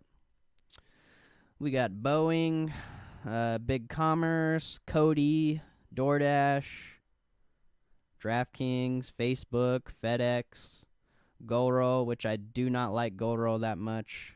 Not a big fan. Home Depot, which is down because I bought Home Depot at all-time highs, I think. Coca-Cola, down a little bit. Microsoft, probably my best position, possibly, maybe, debatable. And we got 1 Shopify, 100 of TrueCar, which TrueCar is kind of ass, but I like the company. We got Walgreens and Petco. So I got a lot more shares than options. But I only like companies that I use like in the real world. And options, like if I see opportunity on options, I'm down, but shares are my favorite.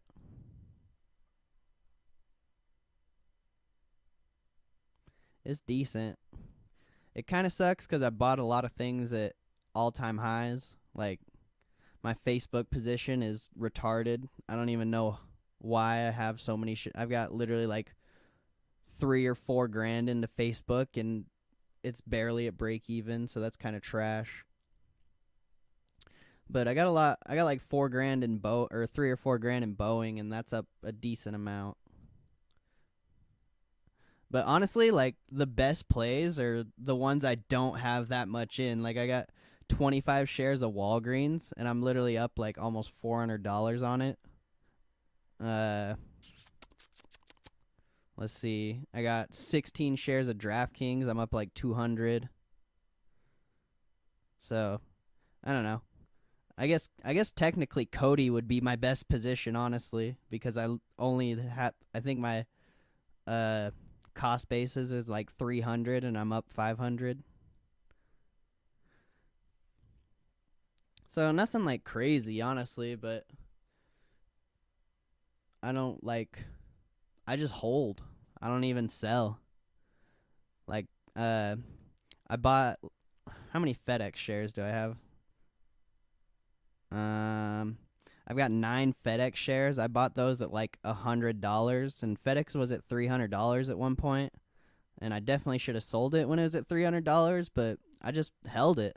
I'm not really scared to lose money. I'm not scared to not make money. I just fucking hold those equities, bro. How many GameStop shares you got? Unfortunate. I've got a negative 100 GameStop shares. I was shorting it, so now I'm bankrupt.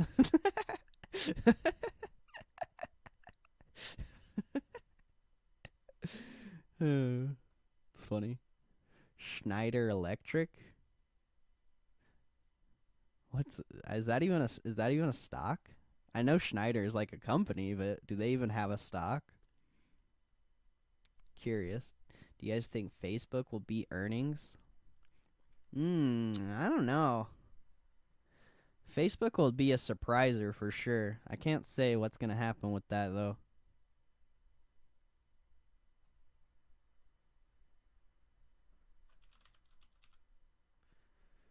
Oh, they do. Schneider National. If my shit will load. I need to go to the bathroom real quick. I'll be right back.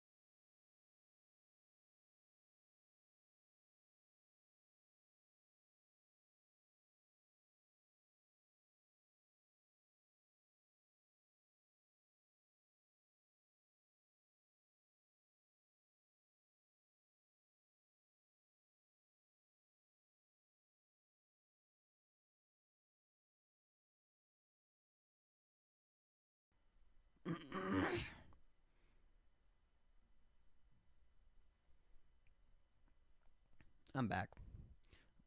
Took the fastest pee in the world. Schneider Electric owns Square. No, they don't. You lying. And this isn't even Schneider Electric. This is Schneider Transportation.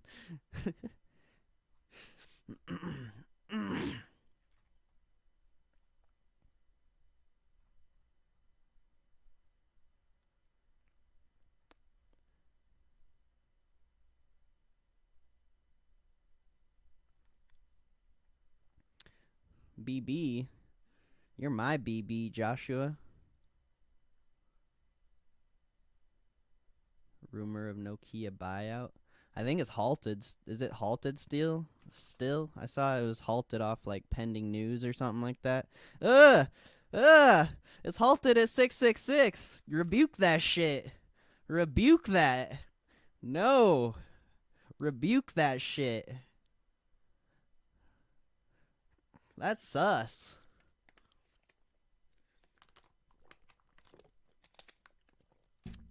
God damn. Why is Build-A-Bear going? Is Build-A-Bear the new GameStop? Build-A-Bear Workshop.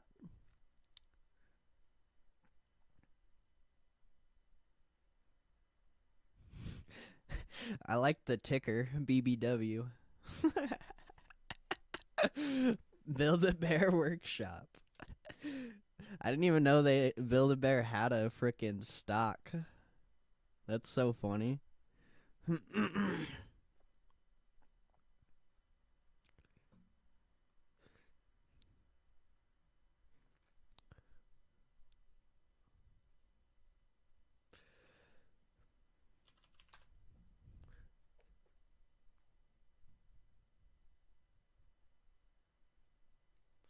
going down.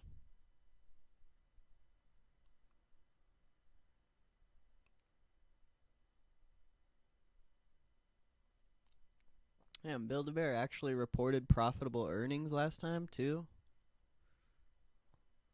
Huh.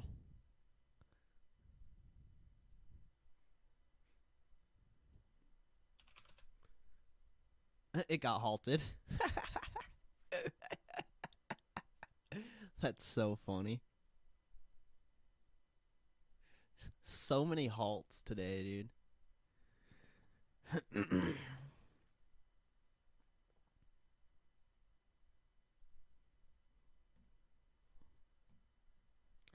Not aware of any material, undisclosed corporate developments or material change in business or affairs that have not been publicly disclosed.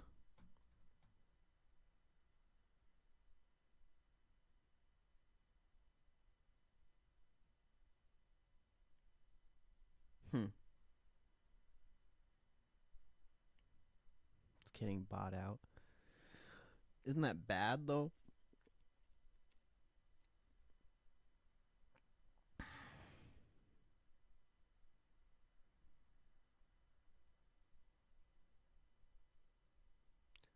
Yeah. I see that news popping up. Not aware of any reason for stock spike. I mean, um that's the exact same news GameStop had when it hit what, like 80. GameStop said there was no reason why the stock spike happened.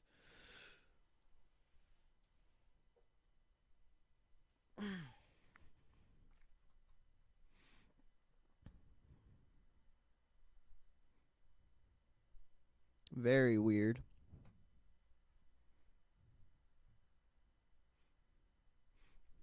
I kind of like Build-A-Bear though, low key.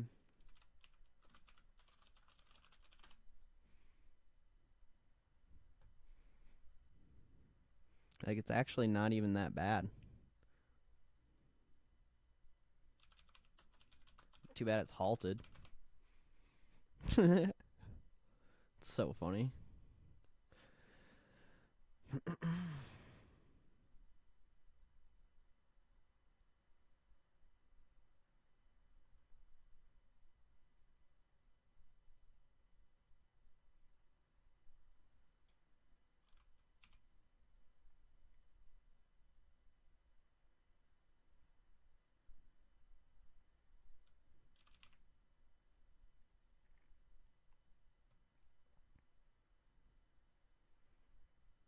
Yeah, my name is Logic and I'm always on my grind.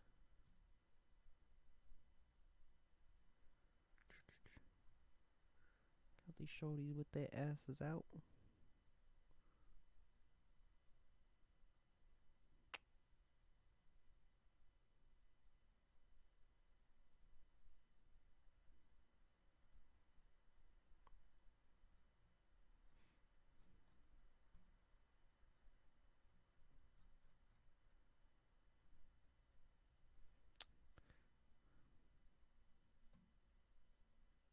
The S8.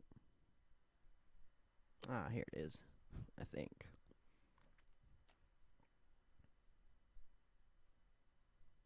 When was this?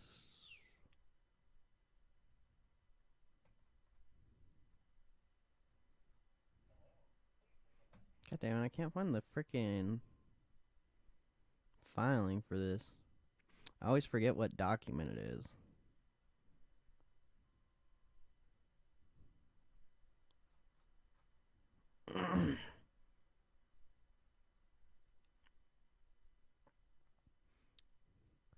Any realistic price target for Bed Bath and Beyond? I don't know. Have to look at the chart, kind of see. But at this point, like, if it's a short squeeze move, I don't know if there is a realistic price for anything that's moving off that.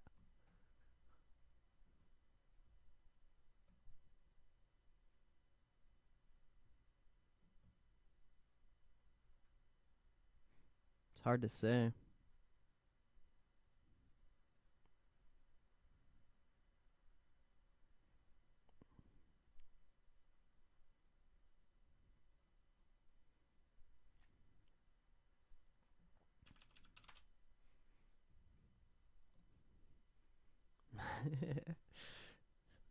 I don't.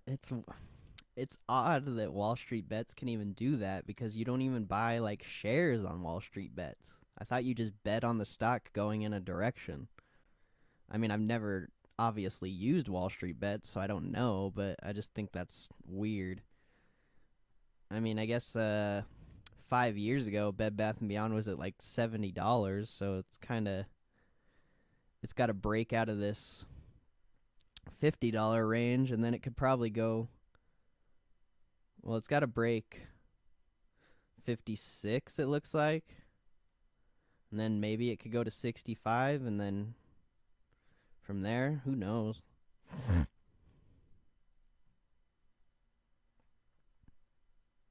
It's hard to say. Just be if you're gonna play any of these like crazy short squeezes though, just don't go too nuts on it. Don't bet your house on it, please. I mean, not financial advice. You can do whatever you want. I just don't want to see anyone get clapped.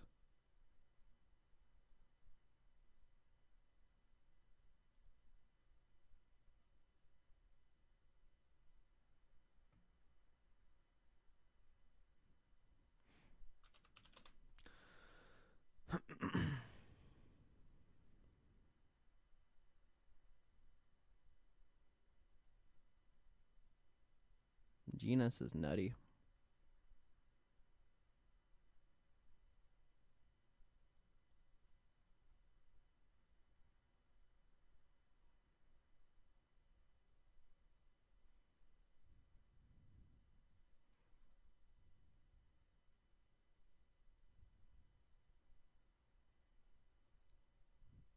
I think Pal comes on in like an hour, right?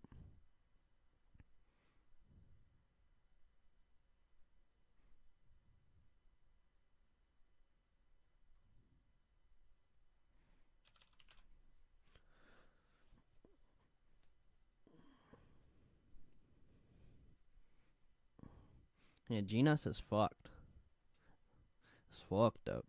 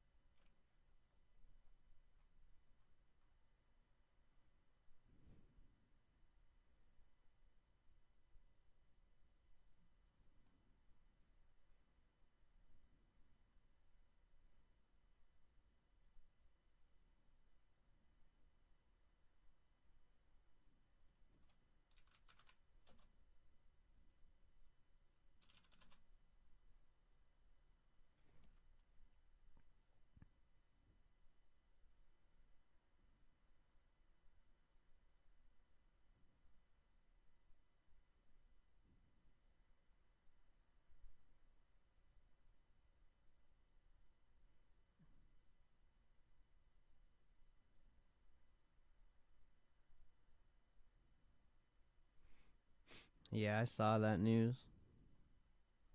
It's like, what is Biden gonna do though? He's mad he didn't trade it. It's like, ah, come on, man. I just sold my GameStop shares at $20, man. How's it gonna go 300? Ah, come on.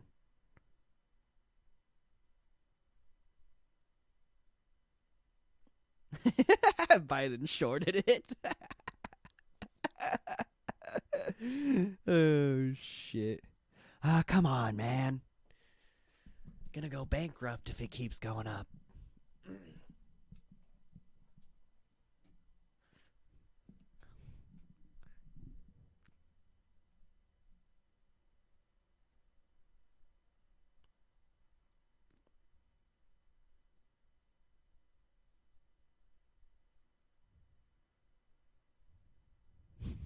That's so funny. Ah, come on.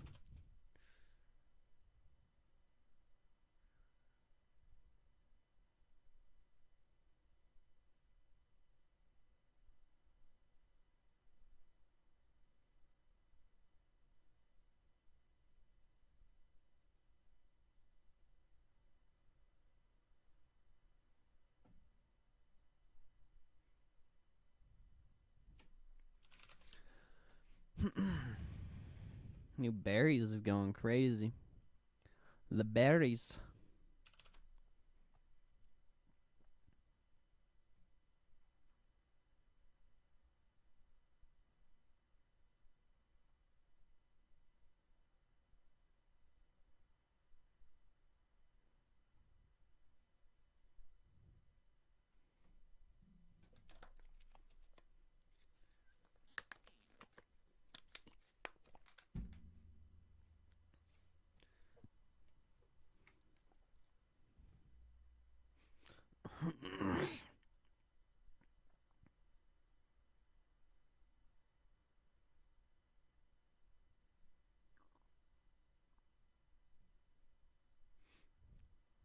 No, key is insane, bro. I can't believe how much Triple M's up though on the real. I think that's crazier. That's like a actual legitimate thing. Like it barely moves.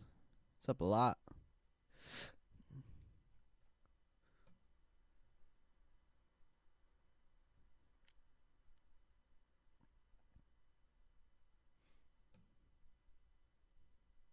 Could have got some fire options on Triple M.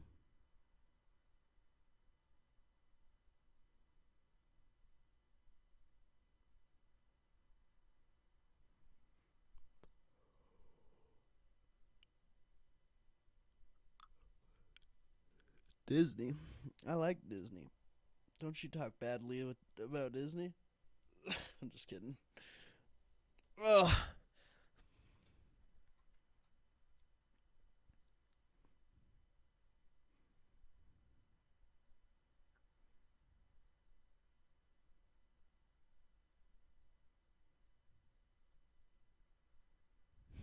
Dude, these Triple M's were so cheap this morning, bro. It's up over 1,000% on the day. That's so crazy.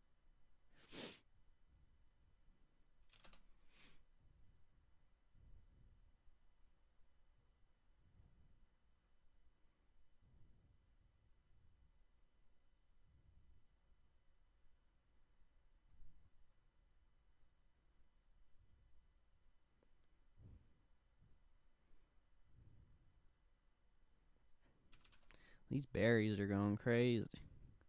These berries.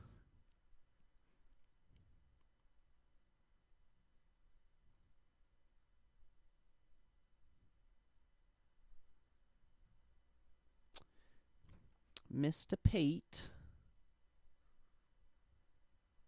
What is this nonsense? Trevago.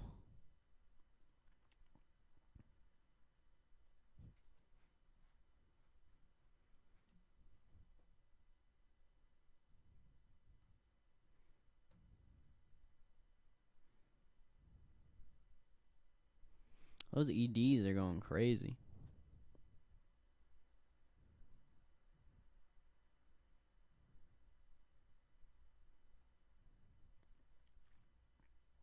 Might consider ghetto spreading this. If my Robinhood will load. I probably shouldn't because I got so much time on it.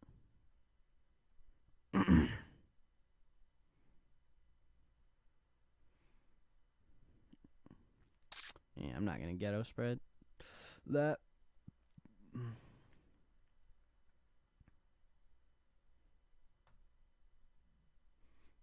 think I'm just going to hold it.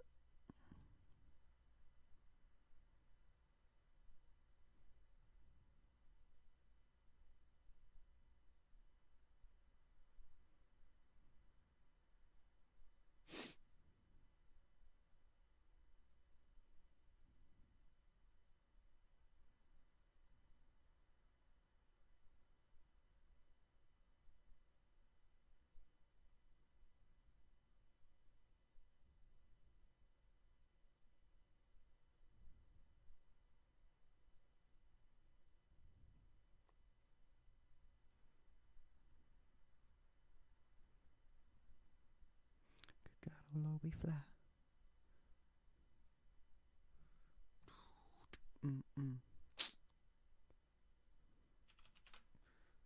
Whoops.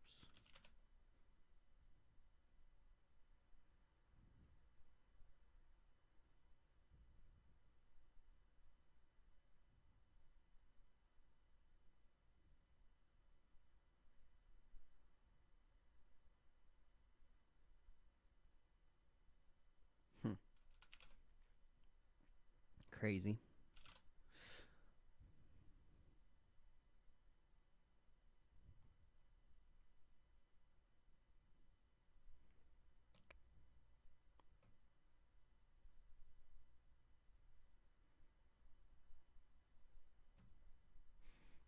Damn, it's already 11:30.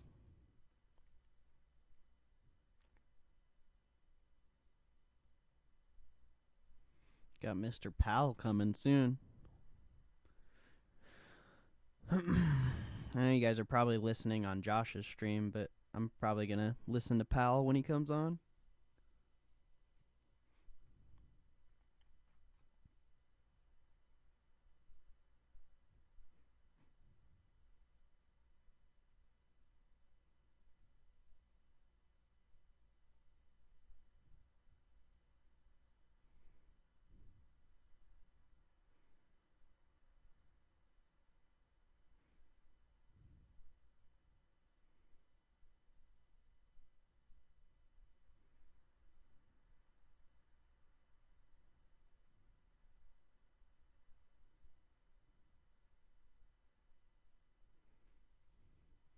All right, Gary, thanks for stopping by, bro. I'll hit you up. Play some Rocket League or something, even though I haven't played them forever. You have a good rest of your day, bro.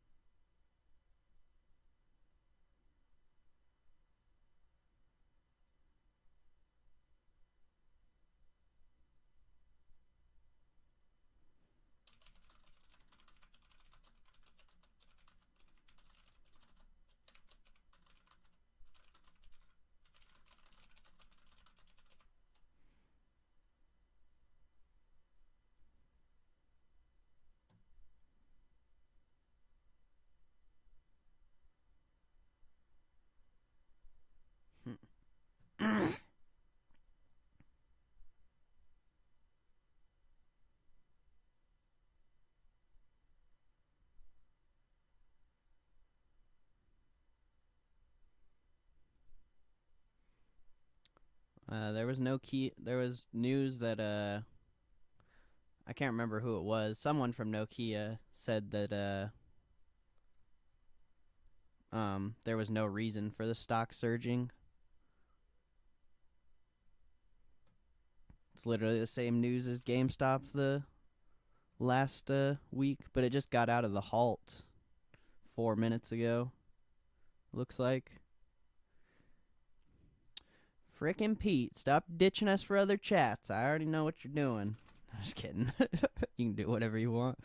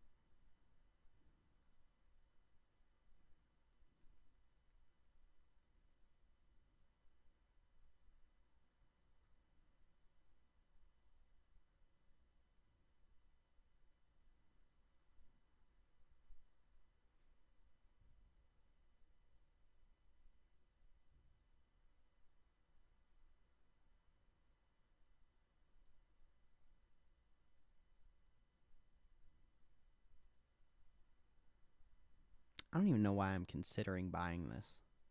I'm not going to do it. I don't know why I would ever consider it. I've never even built a bear at Build-A-Bear Workshop.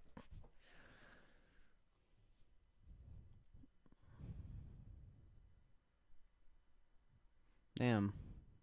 This SHLS is an IPO. Shoals Technology.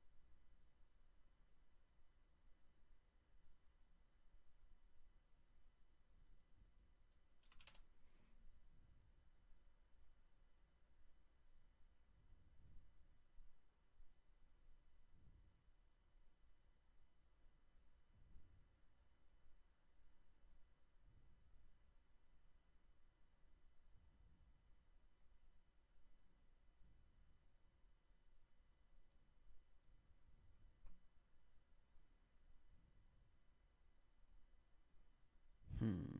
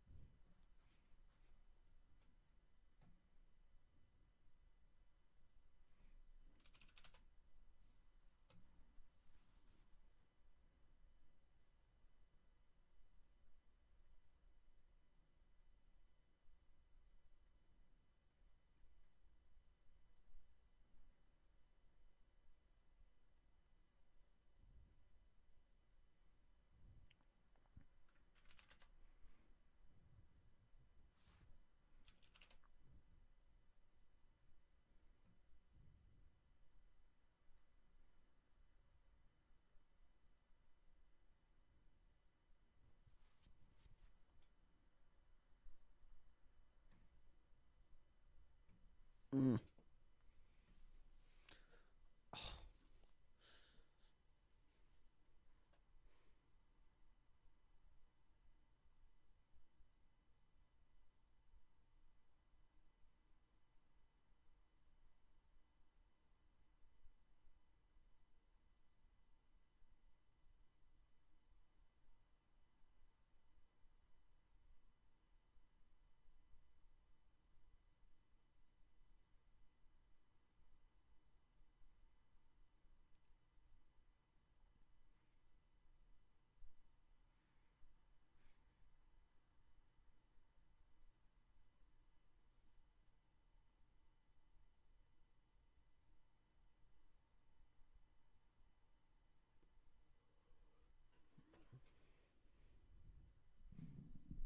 IDEX kind of popping. It's on the high ticker.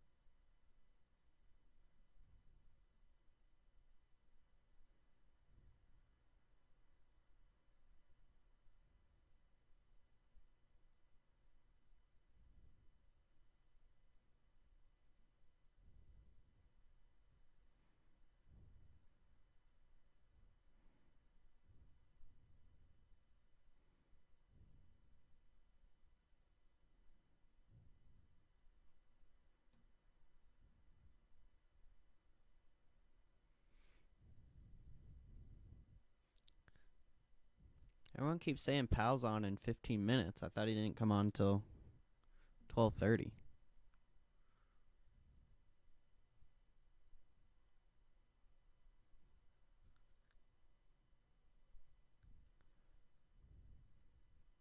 Oh, it's did the minutes come out or something? I don't even know.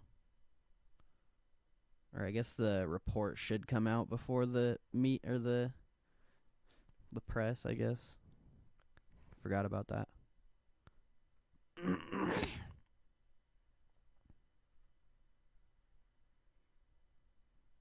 It'll be interesting to see what they say.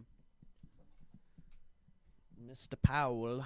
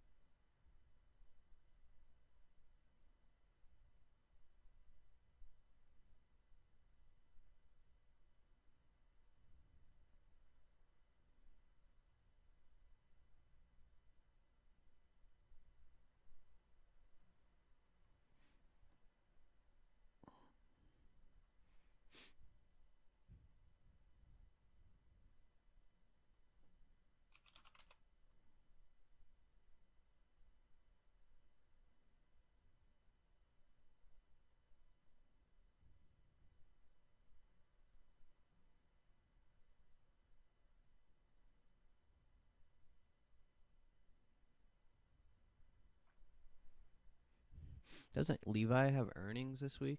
Or did they already have them? Something like that. I don't even know.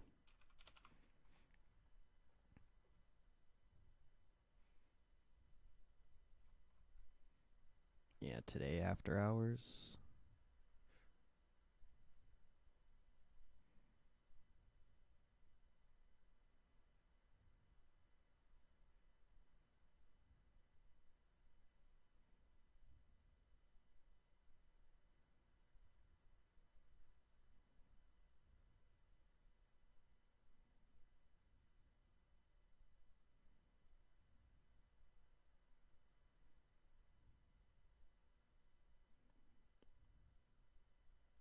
Whoa, that was a weird feeling.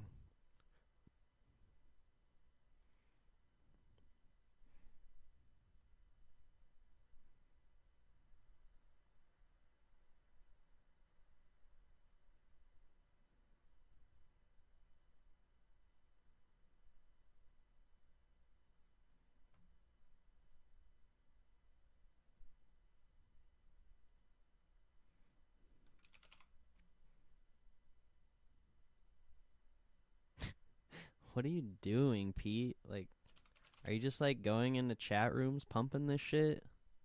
Like, if that's what you're doing, just don't even worry about it. Like, I don't care how much it goes up. It could go up to $100. Like, I'm still not gonna buy it.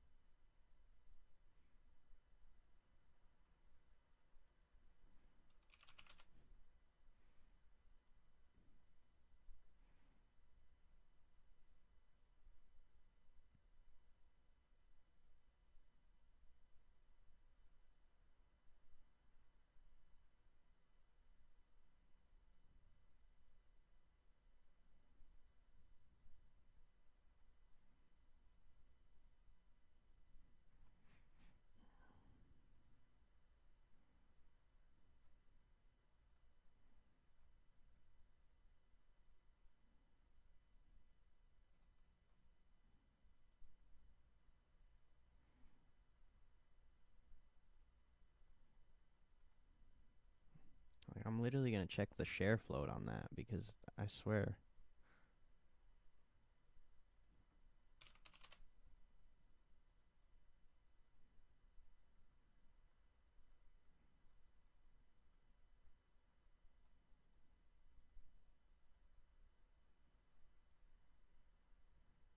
$256.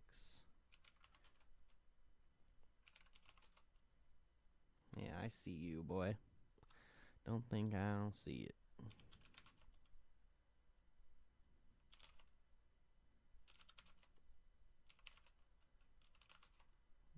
Like the Nokia, I don't get that one.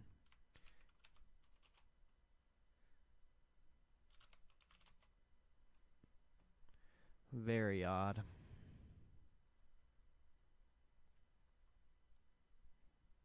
I think the FOMC comes out in 5 minutes, and then we got Powell in 35 minutes. Let's go. Daddy Powell.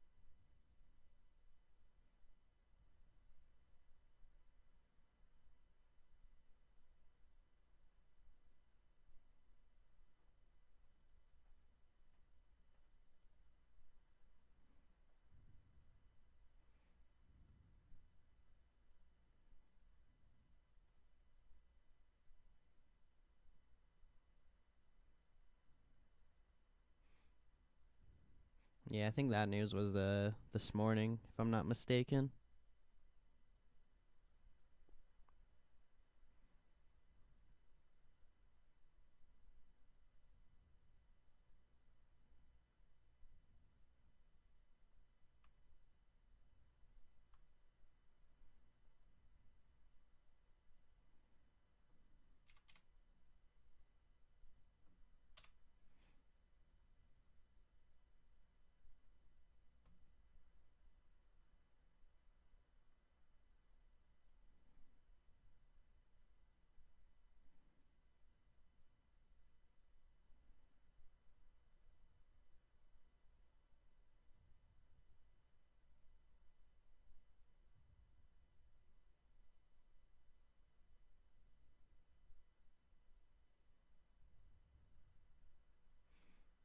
Yeah, I'll try. I guess if it fills me, it's not that big of a deal.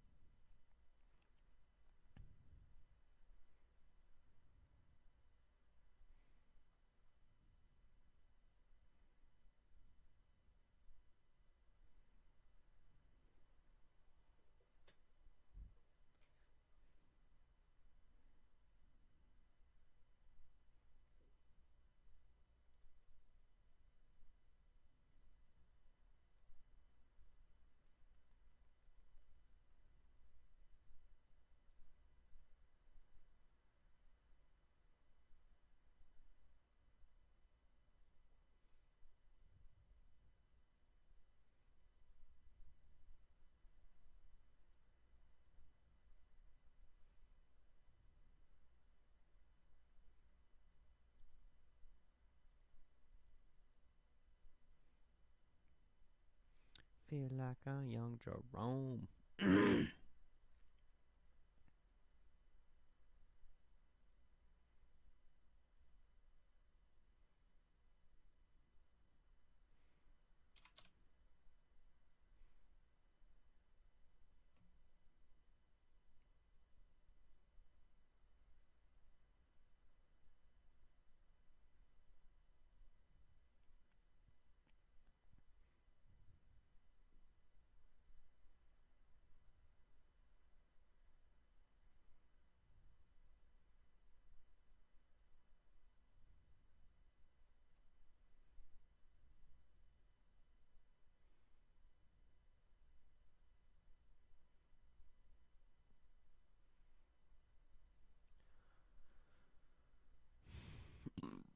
Excuse me.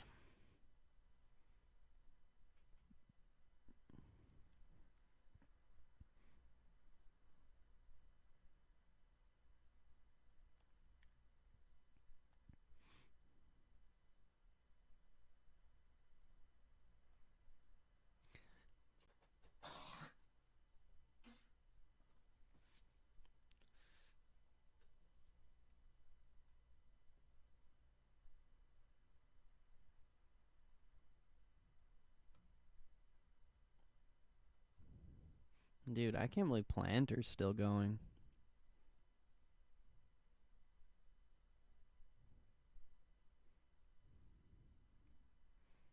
It's wild out here.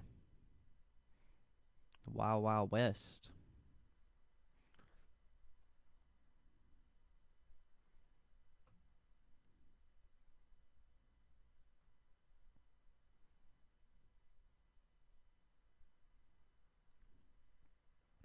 Climate change is no more.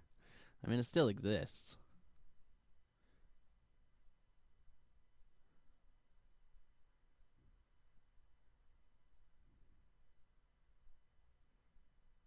They talk about it literally every single Fed meeting.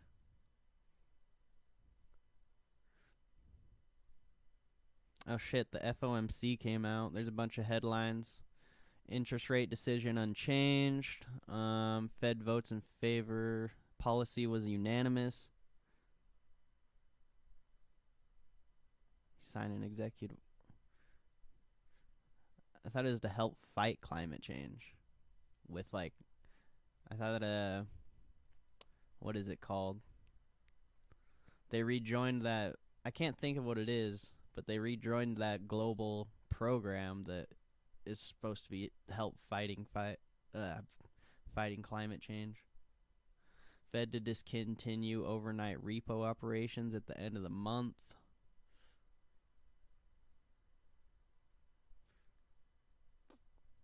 The desk will continue to conduct large-scale daily overnight repo. Wait, why did that one say it was going to stop doing it? Oh, okay. I thought you were being serious, Joshua. I'm like, bro, what are you talking about, bro? Is Build-A-Bear still going? Holy shit, bro. I didn't know it hit $8. That's nutty.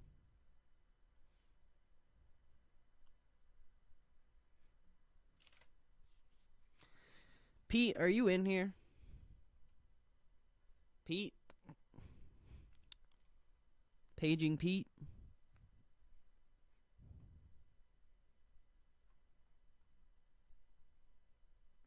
I don't think he's in here.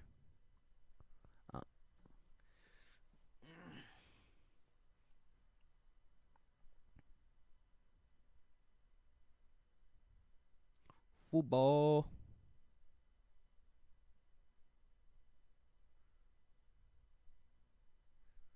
Weakness concentrated in sectors most adversely affected. The weaker demand, earlier declines in oil prices holding down consumer inflation.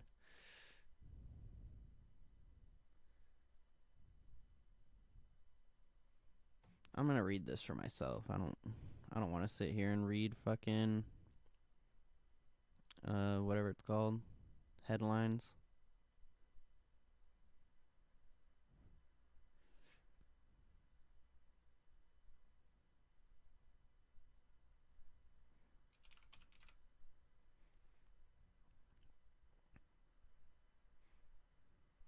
See, the Federal Reserve is committed to using its full range of tools to support the U.S. economy in challenging times, thereby promoting its maximum employment and price stability goals. The COVID-19 pandemic is causing tremendous human and economic hardship across the United States and around the world. The pace of the recovery in economic activity and employment has moderated in recent months, with weakness concentrated in the sectors most adversely affected by the pandemic. Weaker demand and earlier declines in oil prices have been holding down consumer price inflation. Overall financial conditions remain accommodative, in part reflecting policy measures to support the economy and flow of credit to the U.S. households and business. The path of the economy will depend significantly on the course of the virus, including progress on vaccinations. The ongoing public health crisis continues to weigh on economic activity, employment, and inflation, and poses a considerable risk to the economic outlook. So far, it literally just sounds like the last one. The committee seeks to achieve maximum employment and inflation at a rate of 2% over the long run. With inflation running persistently below this longer run goal, the committee will aim to achieve inflation moderately above 2% for some time, so that inflation averages 2% over time and longer term inflation expectations remain well anchored at 2%. The committee expects to maintain an accommodative stance of monetary policy until these outcomes are achieved. The committee decided to keep the target range for the federal fund rate at 0 to 1/4% and expects it will be appropriate to maintain this target range until labor market conditions have reached levels consistent with the committee's assessment of maximum employment and inflation. This is the longest run-on sentence ever. Has risen to 2% and is on track to moderately exceed 2% for some time. In addition, the Federal Reserve will continue to increase its holding of Treasury securities by at least $80 billion per month and agency mortgage-backed securities by at least $40 billion per month until substantial further progress has been made towards the committee's maximum employment and price stability goals. These asset purchases help foster smooth market functioning and accommodative financial conditions, thereby supporting the flow of credit to households and businesses. In assessing the appropriate stance of monetary policy, the committee will continue to monitor implications of incoming information for the economic outlook. The committee would be prepared to adjust the stance of monetary policy as appropriate if risks emerge that could impede the attainment of the committee's goal. The committee's assessment will take into account a wide range of information, including readings on public health, labor market conditions, inflation pressures, and inflation expectations, and financial and international developments. So it's pretty much the same thing as every other Fed meeting. Nothing's changed, I don't think.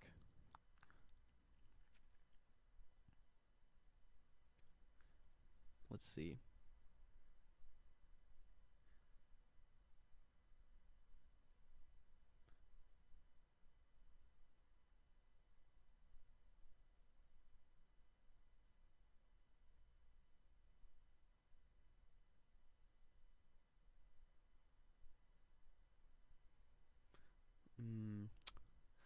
Everything that's new in this is the pace of the recovery in economic.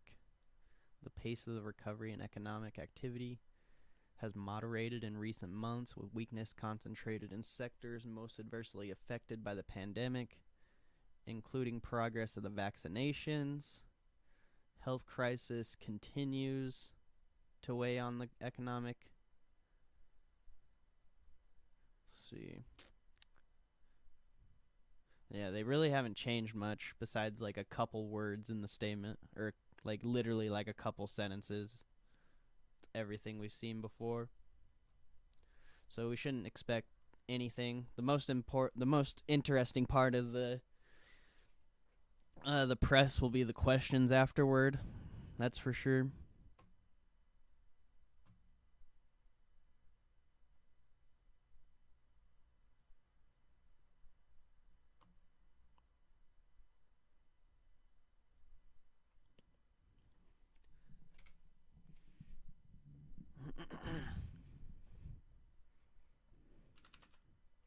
So yeah, TLT shouldn't even move.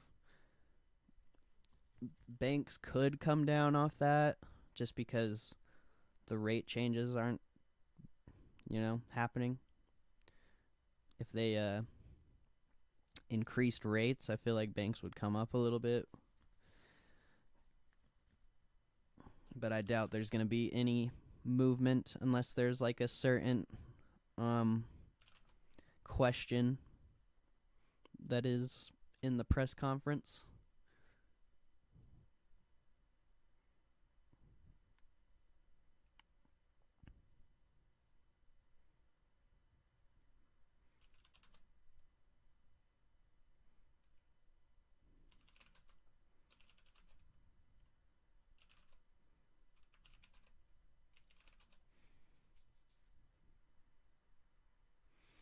Pete, I need to ask you something, sir, and you need to be straight up. Are you literally just going in fucking random chat rooms and just pumping all the stocks you like?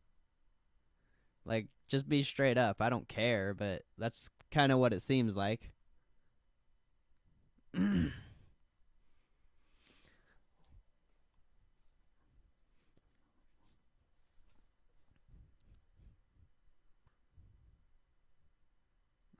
All right, bro.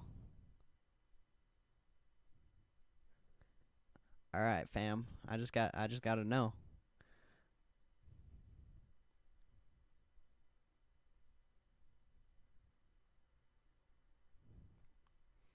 For sure, bro. I just need to know because I think it's weird that you just been coming in here saying the stocks you like. Like, I already know the stocks you like. I don't need you to tell me which ones they are. I know what you like, so it's like I just find it weird. And then you're like, "All right, I'm out." right after you talk about them.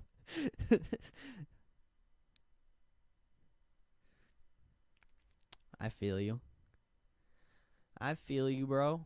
I just had to ask cuz I thought it was weird.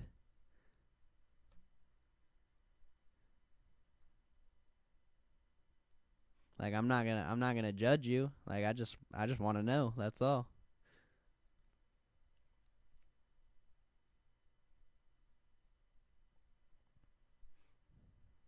Yeah, no, that's why it's so weird. You know?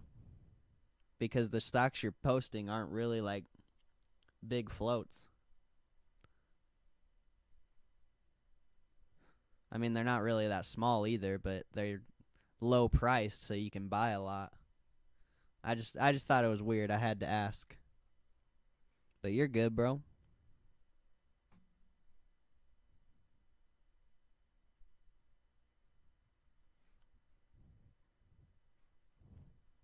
Yeah, I know.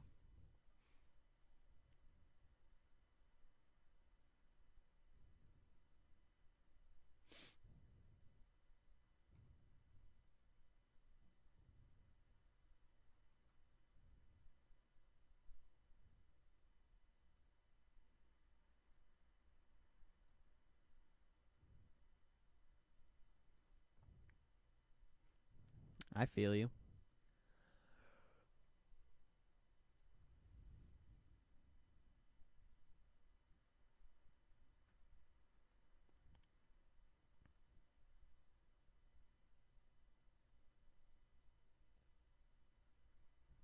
All right, for sure, bro. I just had to ask. I got it. I had to know.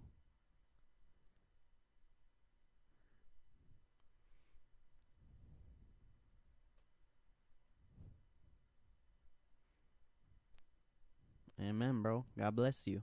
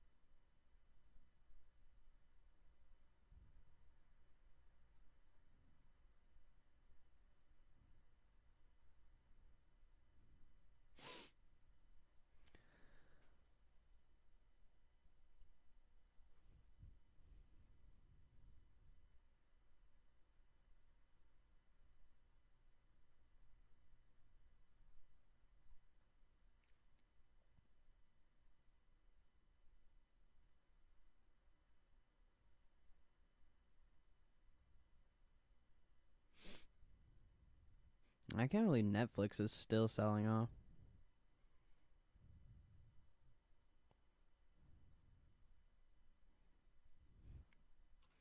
Apple's starting to come up a little bit. Everything else is kind of chilling.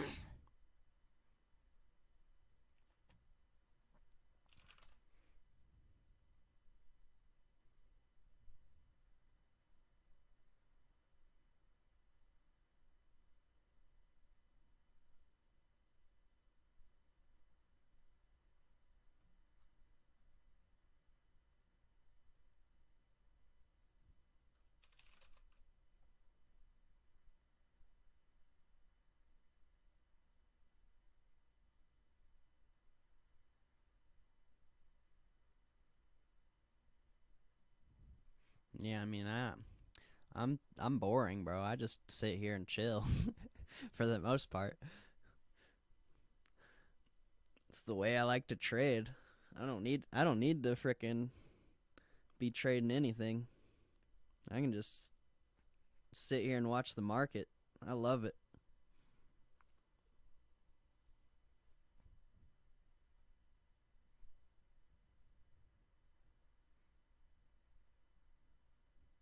I was just curious. I'm not like judging you or anything. I just wanted you to be straight up. That's all.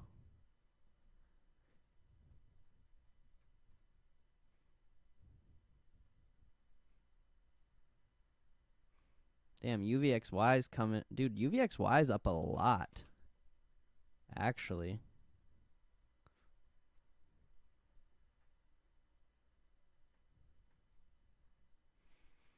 BBY has some good spreads. Debit or credit? Well, I guess both. Debit? What's it even at? Whoops.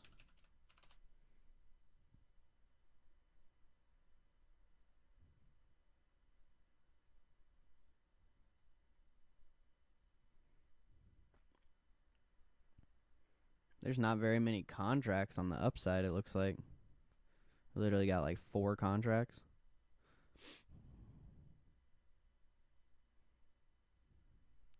$55 to $60. Give it a look-see.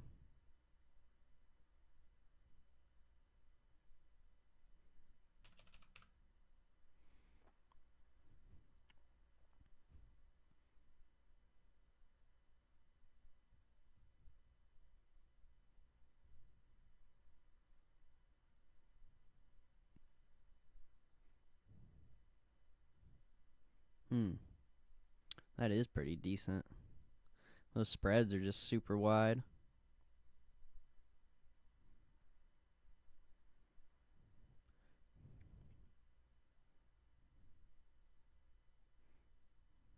Yeah, it looks like you can get more time for a little bit better. If you can get filled on it, the spreads are messed up on that.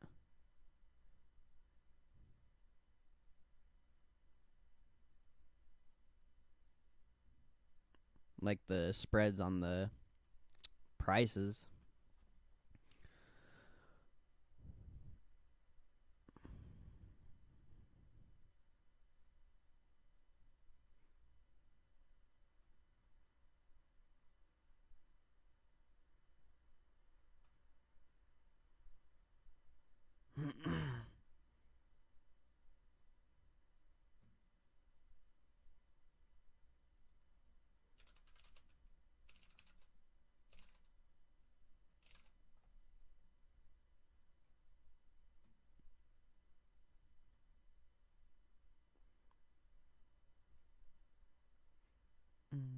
Dude, I can't believe how much the UVXY is up. It's been a while since we've seen it over 11. Getting some downside on the SPY here. The SPY options are so expensive. Oh no, those are not dailies. Even the dailies are super expensive.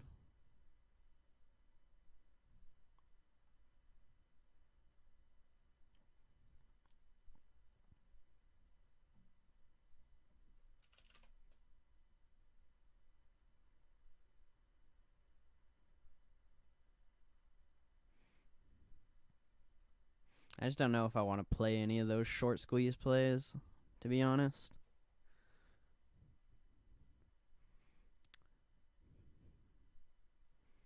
Kind of just wish I would have got those target puts this morning. Would have been decent.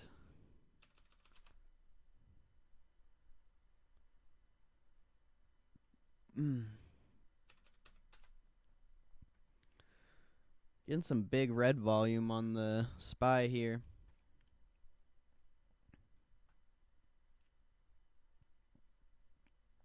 It's not good that the UVXY is up that high, though.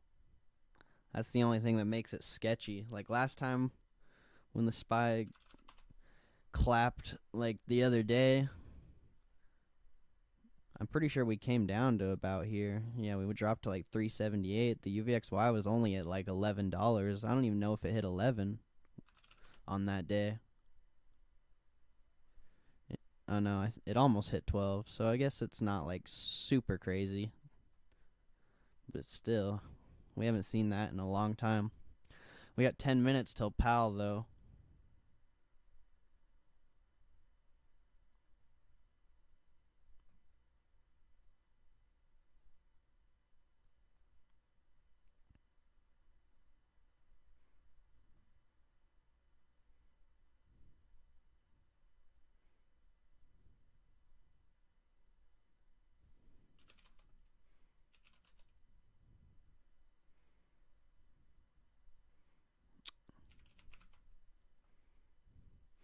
Damn, eBay is starting to fall.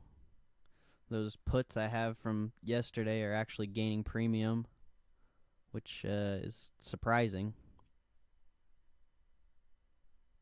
I mean, I wouldn't mind if eBay fell with the market, but it was holding up really solid.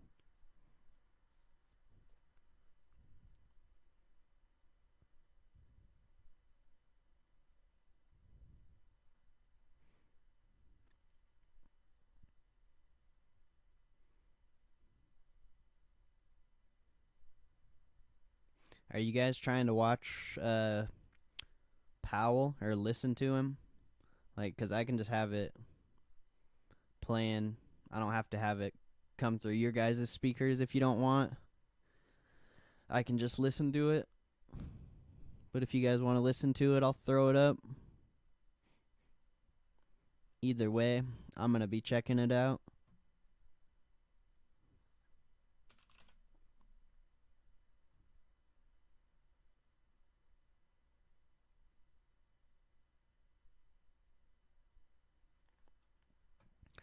The call premiums on McDonald's are starting to come down.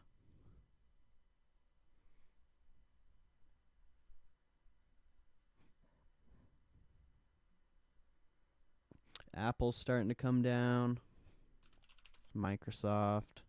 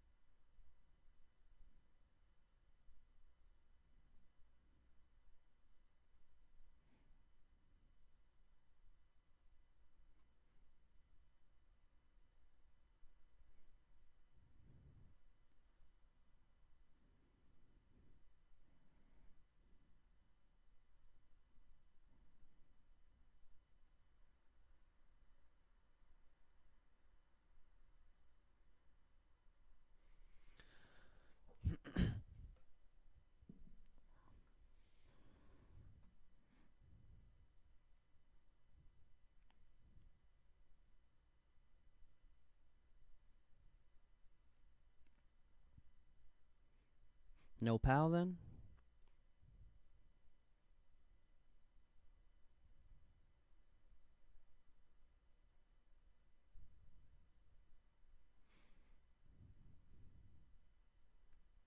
Oh, alright, for sure. Just had to make sure I'm not the only one interested in that kind of stuff.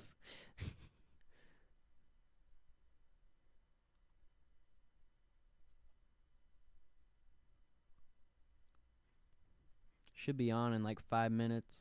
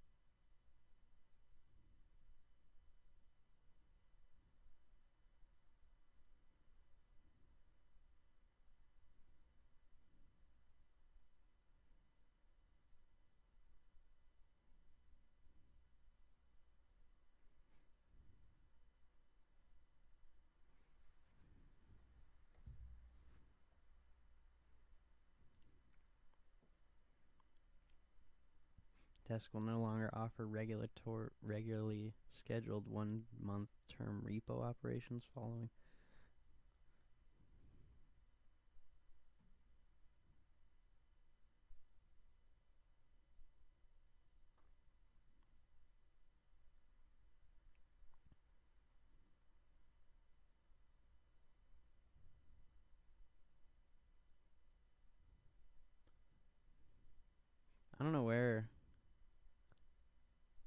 don't think that was in the FOMC statement. I don't know where people are getting that.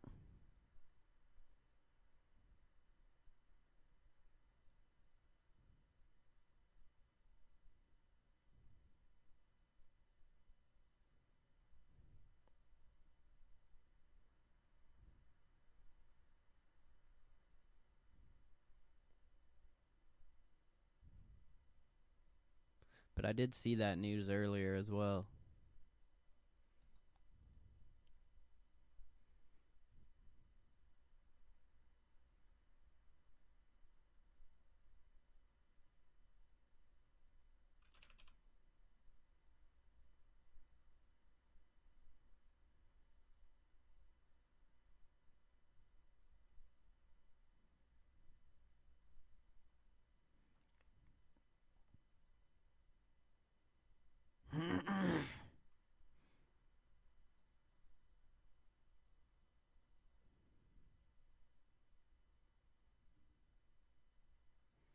Oh shit, I gotta find a stream for PAL and get this set up.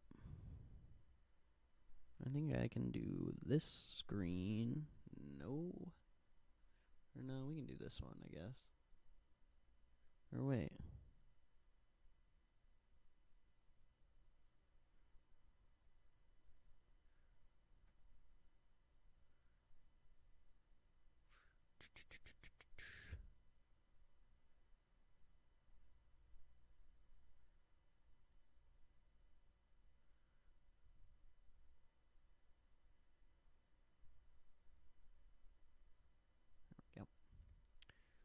YouTube.com. Let's find young Jerome. Should we watch it on?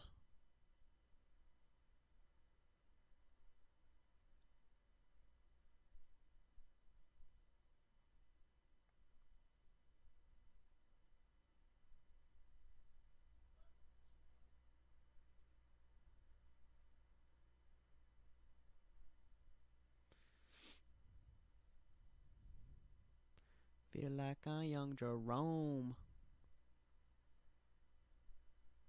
My interest rate is cut down to super low. If you talkin', then money hoes a stupid clothes. Don't ask me about the car I drove, ask if I sell a home. Oh my, that was intense. Oh yeah, I gotta get young pal on stream here. Get his young face on here. Window capture number 2.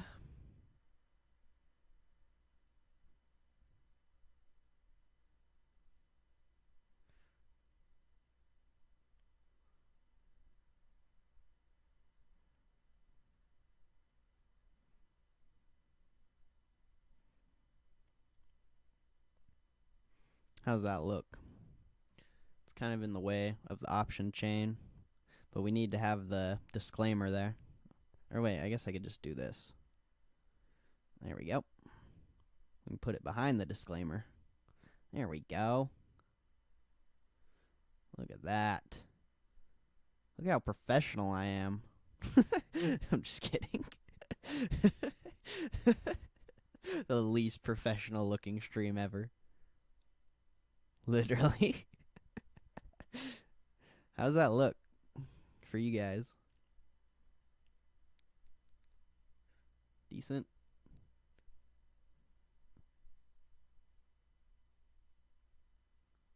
I don't even think it needs to be that big. I think we can shrink it down a little bit.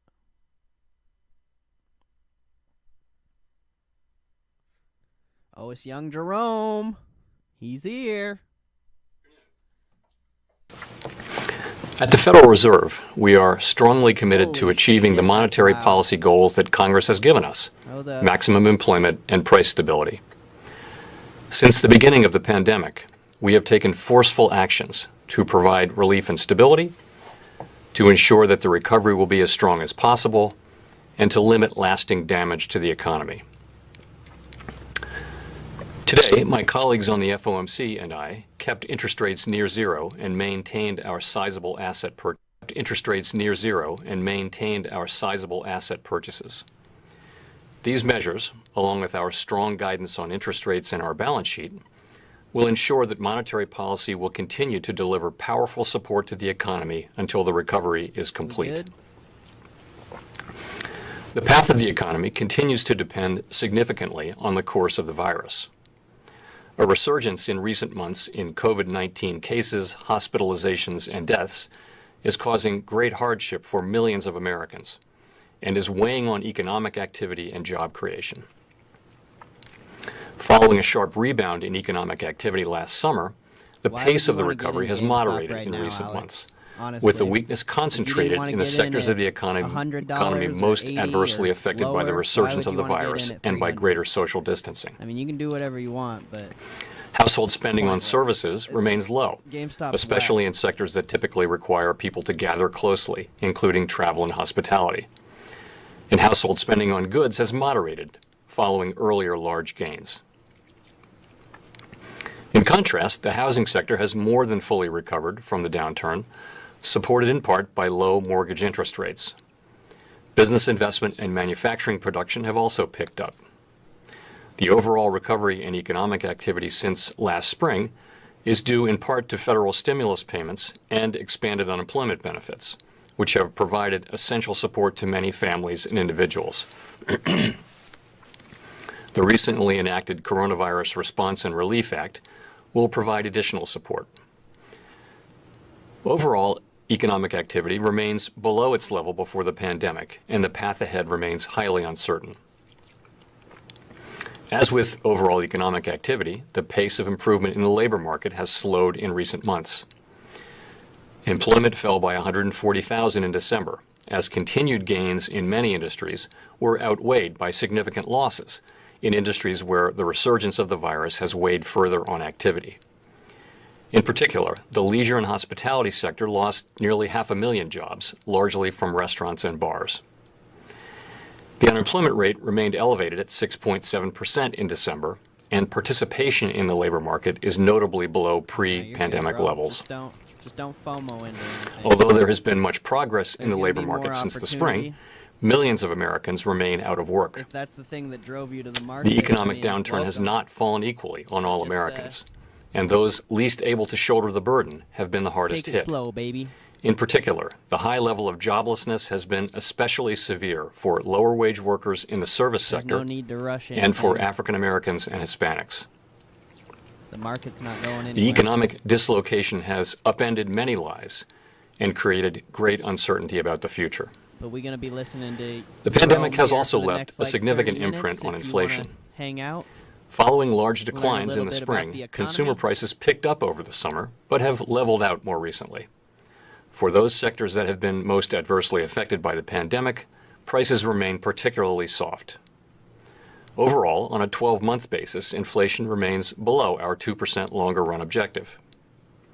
While we should not underestimate the challenges we currently face, several developments point to an improved outlook for later this year. Sufficiently widespread vaccinations would enable us to put the pandemic behind us and return to more normal economic activities. In the meantime, continued observance of social distancing measures and wearing masks will help us reach that goal as soon as possible. Support from fiscal policy will help households and businesses weather the downturn, as well as limit lasting damage to the economy that could otherwise impede the recovery.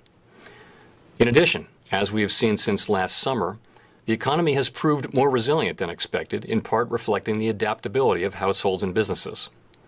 Finally, monetary policy is playing a key role in supporting the recovery and will continue to do so. The Fed's response to this crisis has been guided by our mandate to promote maximum employment and stable prices for the American people, along with our responsibilities to promote the stability of the financial system.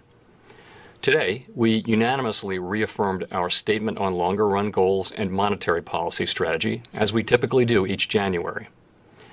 As we say in that statement, we view maximum employment as a broad-based and inclusive goal. Our ability to achieve maximum employment in the years ahead depends importantly on having longer-term inflation expectations well anchored at 2%.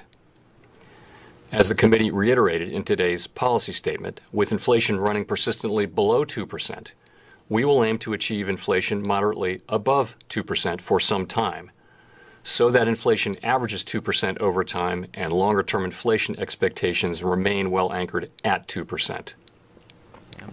We expect to maintain an accommodative stance of monetary policy until these employment and inflation outcomes are achieved. With regard to interest rates, we continue to expect it will be appropriate to maintain the current 0 to 1/4% target range for the federal funds rate until labor market conditions have reached levels consistent with the committee's assessment of maximum employment and inflation has risen to 2% and is on track to moderately exceed 2% for some time. In addition, we will continue to increase our holdings of Treasury securities by at least $80 billion per month and of agency mortgage-backed securities by at least $40 billion per month until substantial further progress has been made toward our maximum employment and price stability goals. The increase in our balance sheet since last March has materially eased financial conditions and is providing substantial support to the economy. The economy is a long way from our employment and inflation goals, and it is likely to take some time for substantial further progress to be achieved. Our forward guidance for the federal funds rate, along with our balance sheet guidance, will ensure that the stance of monetary policy remains highly accommodative as the recovery progresses. Our guidance is outcome-based and ties the path of the federal funds rate and the balance sheet to progress toward reaching our employment and inflation goals. Thus, if progress toward our goals were to slow, the guidance would convey our intention to increase policy accommodation through a lower expected path of the federal funds rate and a higher expected path of the balance sheet. Overall, our interest rate and balance sheet tools are providing powerful support to the economy and will continue to do so. We've also taken actions to more directly support the flow of credit in the economy, deploying our emergency lending powers to an unprecedented extent, enabled in large part by financial backing and support from Congress and the Treasury. Although the CARES Act facilities are no longer open to new activity, our other facilities remain in place. To conclude, we understand that our actions affect communities, families, and businesses across the country. Everything we do is in service to our public mission. We are committed to using our full range of tools to support the economy and to help assure that the recovery from this difficult period will be as robust as possible. Thank you. I look forward to your questions. Thank you, Gina Smialek. Jerome. Hi, Chair Powell. Gina Smialek from the New York Times. Thank you for taking our questions. I was hoping that you would first react to the wild ride that GameStop stock has had this week.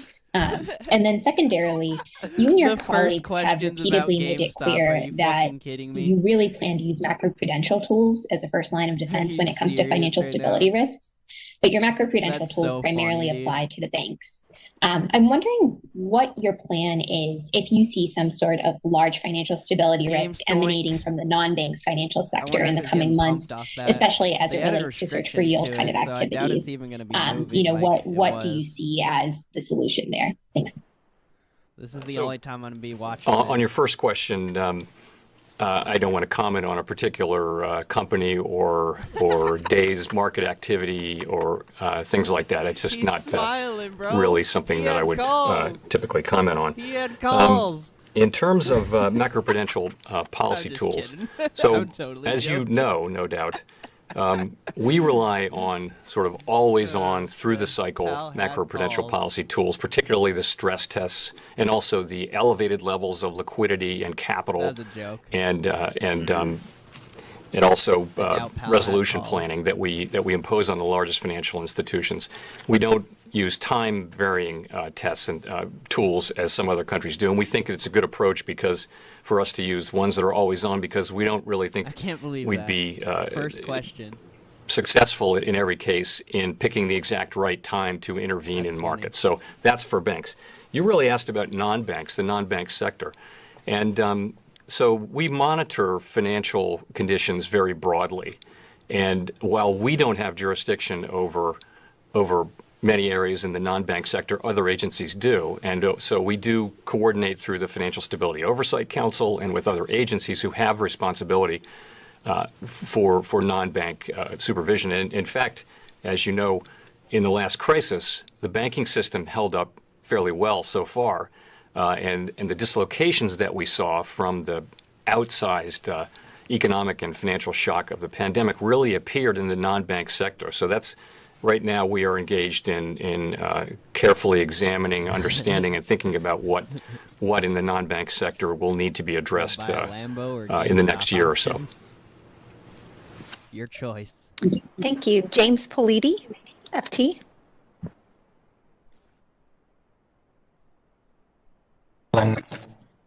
Thank you so much, Michelle and Chair Powell. I had a question on fiscal policy. Last year, you consistently said that the economy needed more fiscal support, and I believe we're pleased when the $900 billion package was approved in December. We now have a new president, a new Congress. We have a weakening short-term outlook. Do you believe the economy still needs additional support on the fiscal side, and in what areas? Thank you. So I guess I'd start by saying that the fiscal response that we've seen to this downturn has been strong, and I think we can say now that it's been sustained after the passage of the most recent act in late December. And that's really a key reason why the recovery has been as strong as it's been. Fiscal policy has been absolutely essential. When we look back on the history of this period, we'll see a strong and sustained fiscal policy response. I would add that we're, as I mentioned, a long way from a full recovery. Something like 9 million people remain unemployed as a consequence of the pandemic. That's as many people as lost their jobs at the peak of the global financial crisis and the Great Recession. Many small businesses are under pressure, and there are other needs to be addressed. And the path ahead is still pretty uncertain. So all of that said, the judgment on how much to spend and in what way is really one for Congress and the administration and not for the Fed.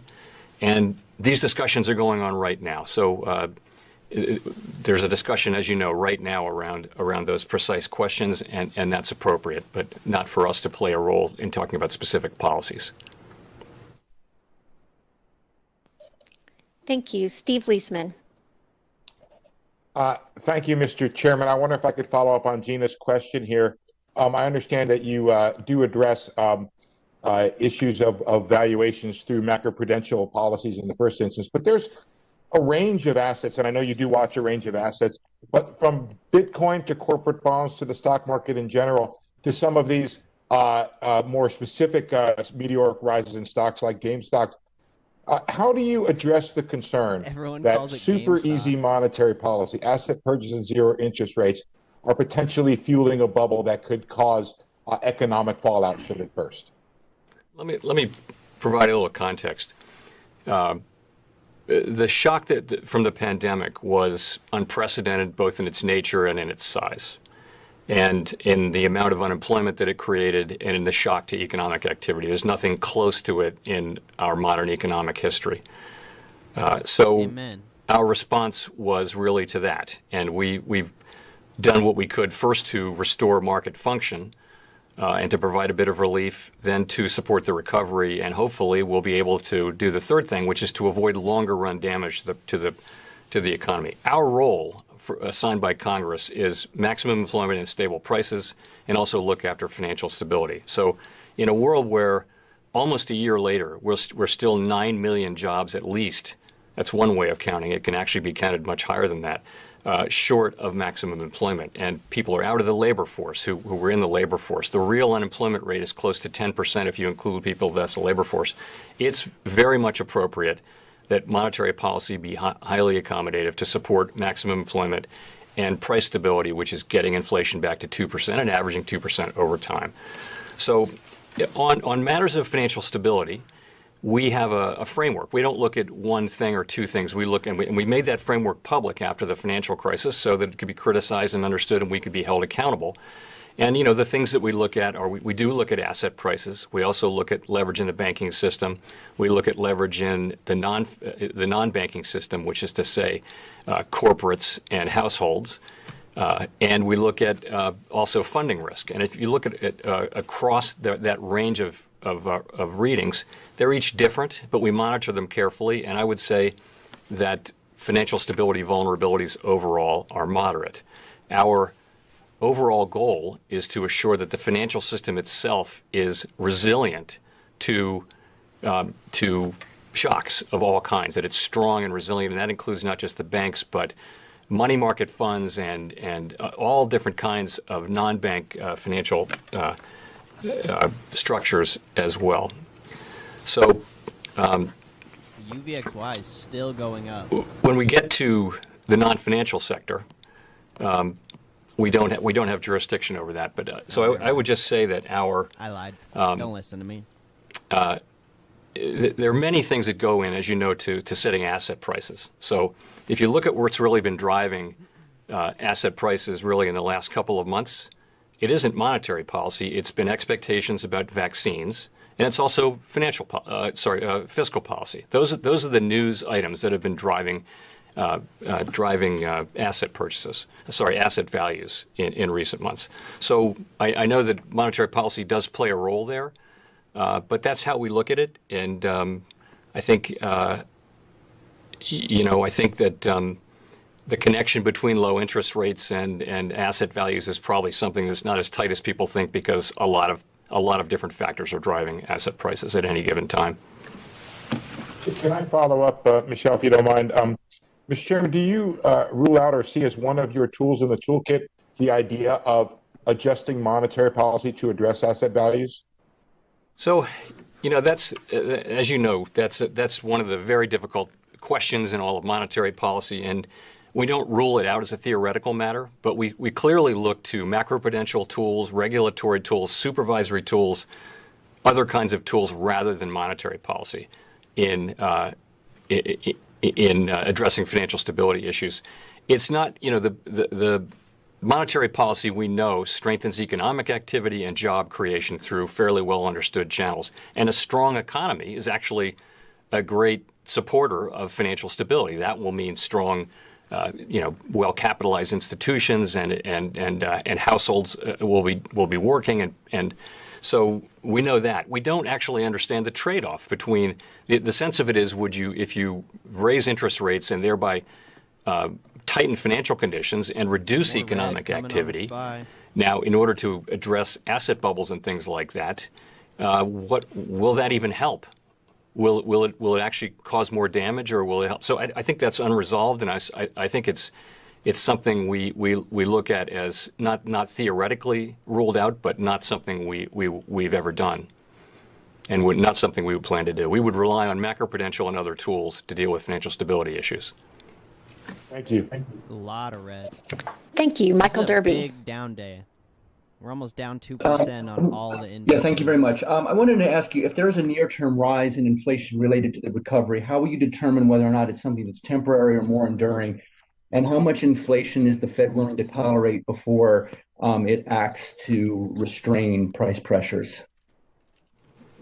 So on inflation, a couple of things. There are a couple of things that are worth mentioning. One is just that we know that we measure inflation on a trailing 12-month basis, and as we lap the very low inflation readings of March and April of last year, we'll see measured 12-month inflation move up a few tenths. This is just, they're called base effects, and that's a transient thing that we think will pass. There's also the possibility, indeed it's in some forecasts, that as the economy fully reopens, there'll be a burst of spending, and because people will be enthusiastic that the pandemic is over potentially, and that could also create some upward pressure on inflation. Now, again, we would see that as something likely to be transient and not to be very large. In both cases, we don't see those as either lasting or particularly large. So the way we would react is we're going to be patient. Expect us to wait and see and not react if we see small and what we would view as very likely to be transient effects on inflation. I think if it helps to look back at the inflation dynamics that the United States has had now for some decades, and notice that there has been, significant disinflationary pressure for some time, for a couple of decades. Inflation has averaged less than 2% for a quarter of a century. And the inflation dynamics with the flat Phillips curve and low persistence of inflation is very much intact. Those things, they change over time. We understand that inflation dynamics evolve constantly over time, but they don't change rapidly. So we think it's very unlikely that anything we see now would result in troubling inflation. Of course, if we did get sustained inflation at a level that was uncomfortable, we have tools for that. It's far harder to deal with too low inflation. We know what to do with higher inflation, which is, should the need arise, we would have those tools, and we don't expect to see that at all. In terms of how much, what we've said is we'd like to see, because inflation has been running persistently below 2%, we'd like to see it run moderately above 2% for some time. We have not adopted a formula. We're not going to adopt a formula. We're going to, we use policy rules and formulas in everything we do, consult them constantly, but we don't set policy by them. We don't do that. And so we're going to preserve an element of judgment. And again, we'll seek inflation moderately above 2% for some time. And we'll show what that means when we get inflation above 2%. The way to achieve credibility on that is to actually do it. And so that's what we're planning on doing. Thank you. Rachel Siegel. Thank you, Michelle, and thank you, Chair Powell, for taking our questions. I have a two-pronged question about vaccines. So you specifically mentioned progress in the rollout of vaccines, but there is still plenty that we don't know about supply over the coming weeks and months. So I'm curious how you and your colleagues are factoring in vaccine rollouts and funding for distribution in your forecasts and what that timeline looks like. And then secondly, I'm wondering if you yourself have been vaccinated along with other FOMC members. Thank you. So in terms of the rollout of the vaccines, we see what everyone else sees, right? We see that we're vaccinating people, and at a rate of about 1 million a day, apparently. And that it'll take quite a while to get to the numbers that the experts say are required to get to herd immunity. And we think it's going to be a struggle. You'll notice that we said that the pandemic still provides considerable downside risks to the economy, and that's one of the reasons why is the slowness of the rollout. Another reason why is just the arrival of these new virus strains. We don't know how to model that. We can have a base case, but we realize no one knows how this new vaccine will roll out, how successful it will be, how high we'll be able to drive vaccination, and those sorts of things. So we have a base case, but we always look at the range of possibilities. In this case, we particularly look at the downside risks. That's really what we do. Is we set policies so that we're going to remain accommodative until we actually see improvement in the economy and not just in the outlook in the data. So that's how we think about that. And I would also add, there's nothing more important to the economy now than people getting vaccinated.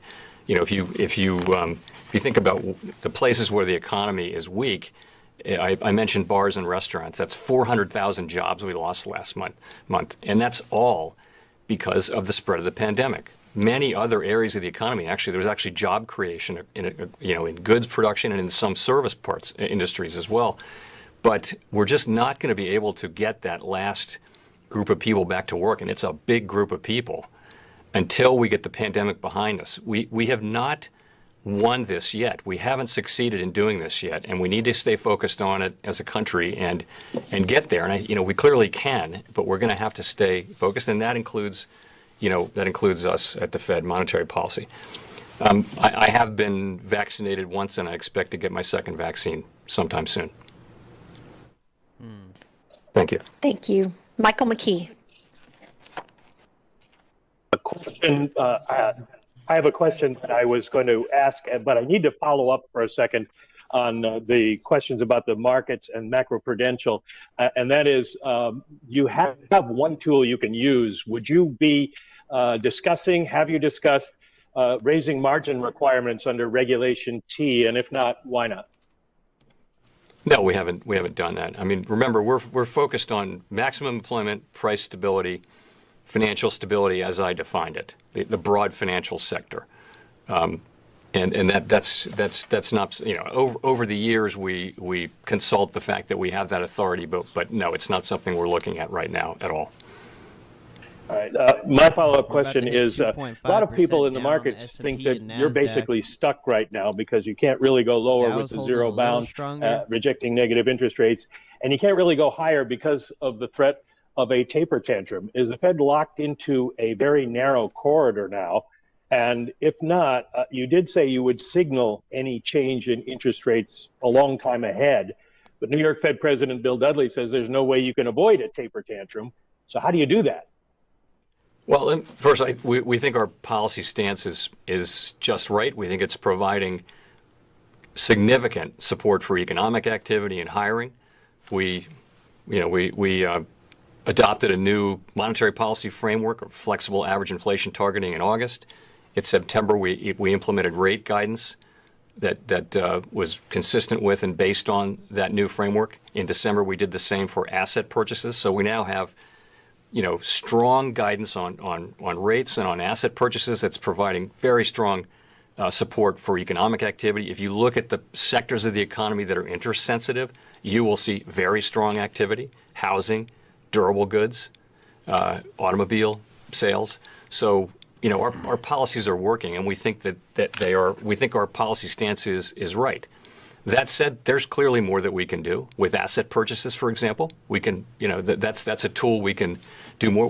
We can strengthen our guidance too if we were to think that were appropriate. What you see is an economy where what's holding it back is not the lack of policy support from the Fed. It's the pandemic. It's the spread of the disease and people's reluctance or inability to partake in certain kinds of economic activities, which amount to a meaningful part of the economy. So that's what I would say. We certainly have things that we can do, but we think we're in the right place.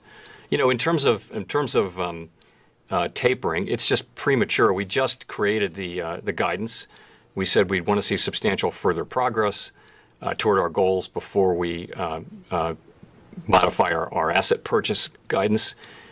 It's just too early to be talking about dates, which we should be focused on progress. That we'll need to see actual progress, and when we see ourselves getting to that point, we'll communicate clearly about it to the public, so nobody will be surprised when the time comes, and we'll do that well in advance of actually considering what will be a pretty gradual taper. Well, if I might, your policies are working, and you can maybe do more. But the question is, can you stop doing it when it's time? Yeah. So I was here. We had all the same questions back in after the global financial crisis. We raised interest rates, we froze the balance sheet size, and then we shrank the balance sheet size. So there's no reason why we won't be able to do that again. In fact, we learned a lot from that experience, and we understand, as we understood then, but even more so, we understand that the way to do it is to communicate well in advance, to do predictable things, and to move gradually. And that's what we're going to do. We're going to be very transparent. But honestly, the whole focus on exit is premature, if I may say. We're focused on finishing the job we're doing, which is to support the economy, to give the economy the support it needs. There are people out there who've lost their jobs. It's essential that we get them back to work as quickly as possible, and we want to do everything we can to do that. And that is our primary focus right now. It's too soon to be worried about that. When we come to exit, we have an understanding of how to do that, and we'll do it very carefully. But in the meantime, our focus is on giving the economy the support it needs. Thank you. Victoria Guida. Hi, Chair Powell. I just wanted to go back to fiscal stimulus for a second. We just had a $900 billion package, and now Congress is talking about doing more. Do you expect more aid directly to consumers to be inflationary? And specifically, how worried should lawmakers be about, causing concerning levels of inflation? I would say that, again, we have been struggling with disinflationary forces for some time. If you look around the world, look in Western Europe, look at Japan, around the world, large economies have felt much more downward pressure on inflation, have fallen short of their inflation goals for some time now. That is the broad global macroeconomic context that we all live in. And we believe that those global forces, which are, aging demographics, advancing technology, and globalization, those forces are still in effect. Now, they may slow down, and it's an interesting question, the extent to which, for example, globalization may slow down or even reverse. Notwithstanding that, inflation dynamics in the United States have consisted of a flat Phillips curve and low persistence for a long time. We do not expect in the near term that will change significantly. It may evolve over time, but significant time. These things are changing, but they don't change at a rapid rate, and I don't believe that they will. So I'm much more worried about falling short of a complete recovery and losing people's careers and lives that they built because they don't get to back to work in time and things like that. I'm more concerned about that and the damage that will do not just to their lives but to the United States economy, to the productive capacity of the economy. I'm more concerned about that than about the possibility, which exists, of higher inflation. Frankly, we welcome slightly higher inflation, somewhat higher inflation. The kind of troubling inflation that people like me grew up with seems far away and unlikely in the both domestic and global context that we've been in for some time. Thank you. Steve Matthews, Bloomberg. Chair Powell, Treasury Secretary Yellen, in a memo to her employees yesterday, spoke of the close working relationship with the Federal Reserve. And I'm wondering how you would describe the relationship with Treasury under Chair Yellen, and if you've met with Treasury Secretary Yellen and or President Biden since he has taken office. And secondly, about that, as you know, in the last 4 years, there was constant criticism of the Fed, from the president, and from other officials of the administration. Do you have any kind of assurance or expectation that this will now be more of a hands-off attitude in terms of commenting on monetary policy from the administration? Okay, so I have the highest respect and admiration for Secretary Yellen, and I'm sure that we're going to have a good working relationship together. Absolutely sure. We'll also have a good institutional relationship between the Fed and the Treasury, and I expect that'll be very good and very productive. It'll be collaborative. We'll work together. Now, the way that works is that we know the agencies know each other well, and this is true of finance ministries and central banks around the world. We know to stay in our lanes. We know we have different authorities. We know that we work together on some things to, for the benefit of the public, and I'm absolutely sure that we're going to do that. I haven't spoken to Secretary Yellen. I'm going to be calling her Chair Yellen most of the time, so you just have to be patient with me. Secretary Yellen, I haven't spoken to her since I congratulated her on being nominated. I do expect very soon to begin our regular calls and ultimately meetings, which have gone on really for 70 years. The Treasury Secretary and the Fed Chair have had weekly or so meetings, lunches, breakfasts, calls, depending on the situation. So I expect that will happen soon. I have not met the president, President Biden, and just I don't have any comment on your last question. I wouldn't want to comment one way or the other. Just to follow up briefly, have some 13.3 emergency programs that will expire March 31 that the Fed and the Treasury have worked on together.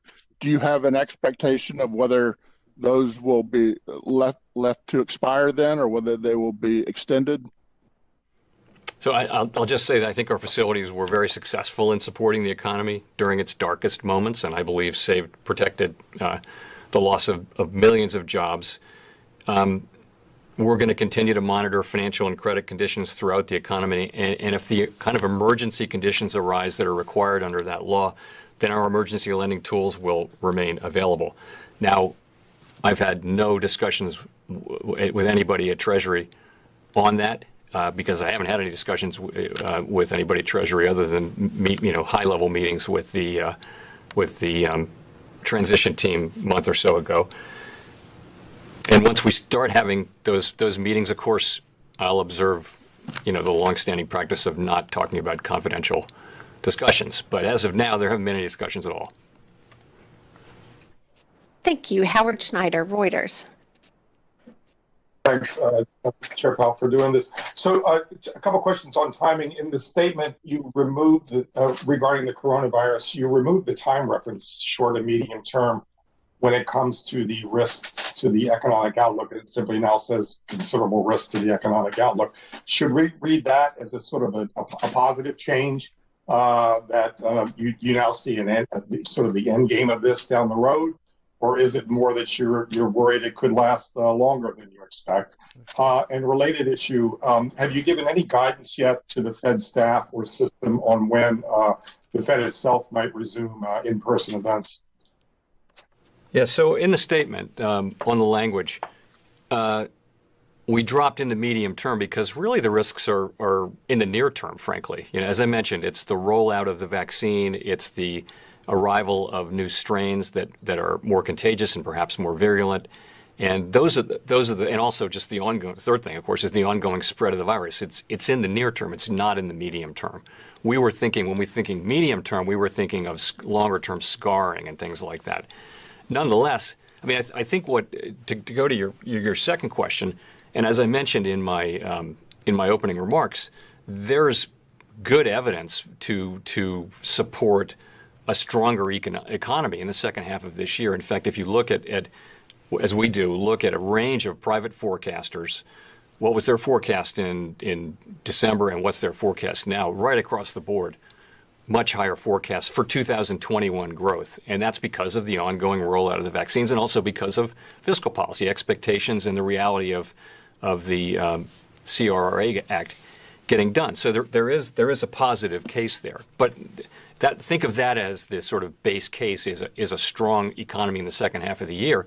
The language says that there's still, I forget the exact language, downside risks. We used an adjective.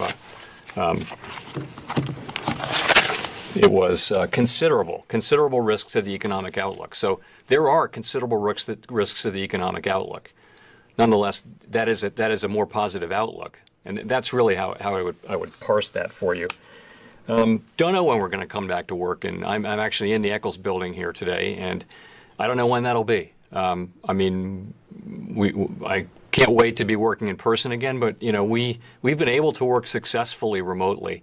We really have, and we're not going to push people when they're uncomfortable. We're going to wait till people are comfortable, and wait till it's well and truly time to get back together in person. Thank you. Hannah Lang. Hi, Chair Powell. Thank you so much for taking our questions. The Fed in December eased its restrictions on bank dividend payments and share repurchases. And so I wanted to ask what factors the Fed will be looking at to determine what level banks can pay out in the second quarter and when we can expect such a decision. Okay, so we're monitoring that on an ongoing basis, continuing to evaluate our restrictions, and we haven't made a decision about whether to continue them in the second quarter or not. We're just going to look at we're going to look at the whole range of information, including economic activity, banking activity, the success in vaccination. All of those things will go into our assessment of what the right answer is to that question. I think we've been careful about rolling back those restrictions, and I'm pleased with where we are. Let's remember that the banks that are subject to the stress tests have taken very, very large reserves, very large loss reserves, and also increased their capital. They have higher capital ratios now than they had at the beginning of the pandemic. So the banking system has held up well here, but we're going to be careful about this, and move based on data and all of the data when we make that decision.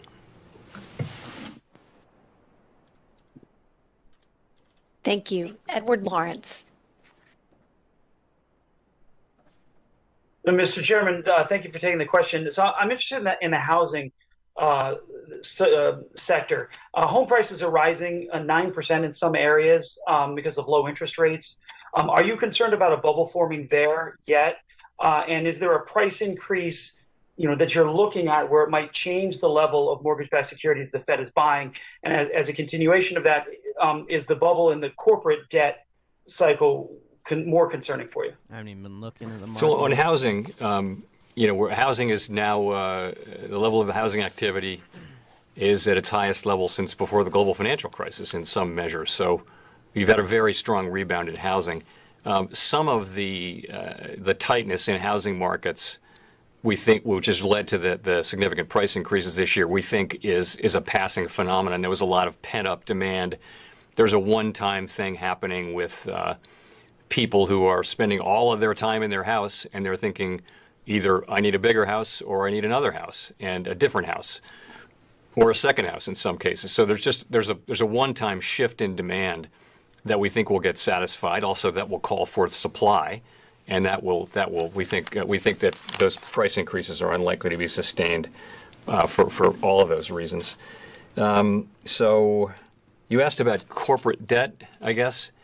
Yeah, I'm just concerned if that's a bubble that you're watching. So we monitor pretty much all of the big financial markets pretty carefully. And, what's happened in the corporate debt market, beginning with the announcement of our corporate credit facility, has been you've seen lenders lending and borrowers borrowing. You've seen relatively significantly fewer defaults than we expected. There were a lot of downgrades and some defaults at the beginning, and those have really slowed down.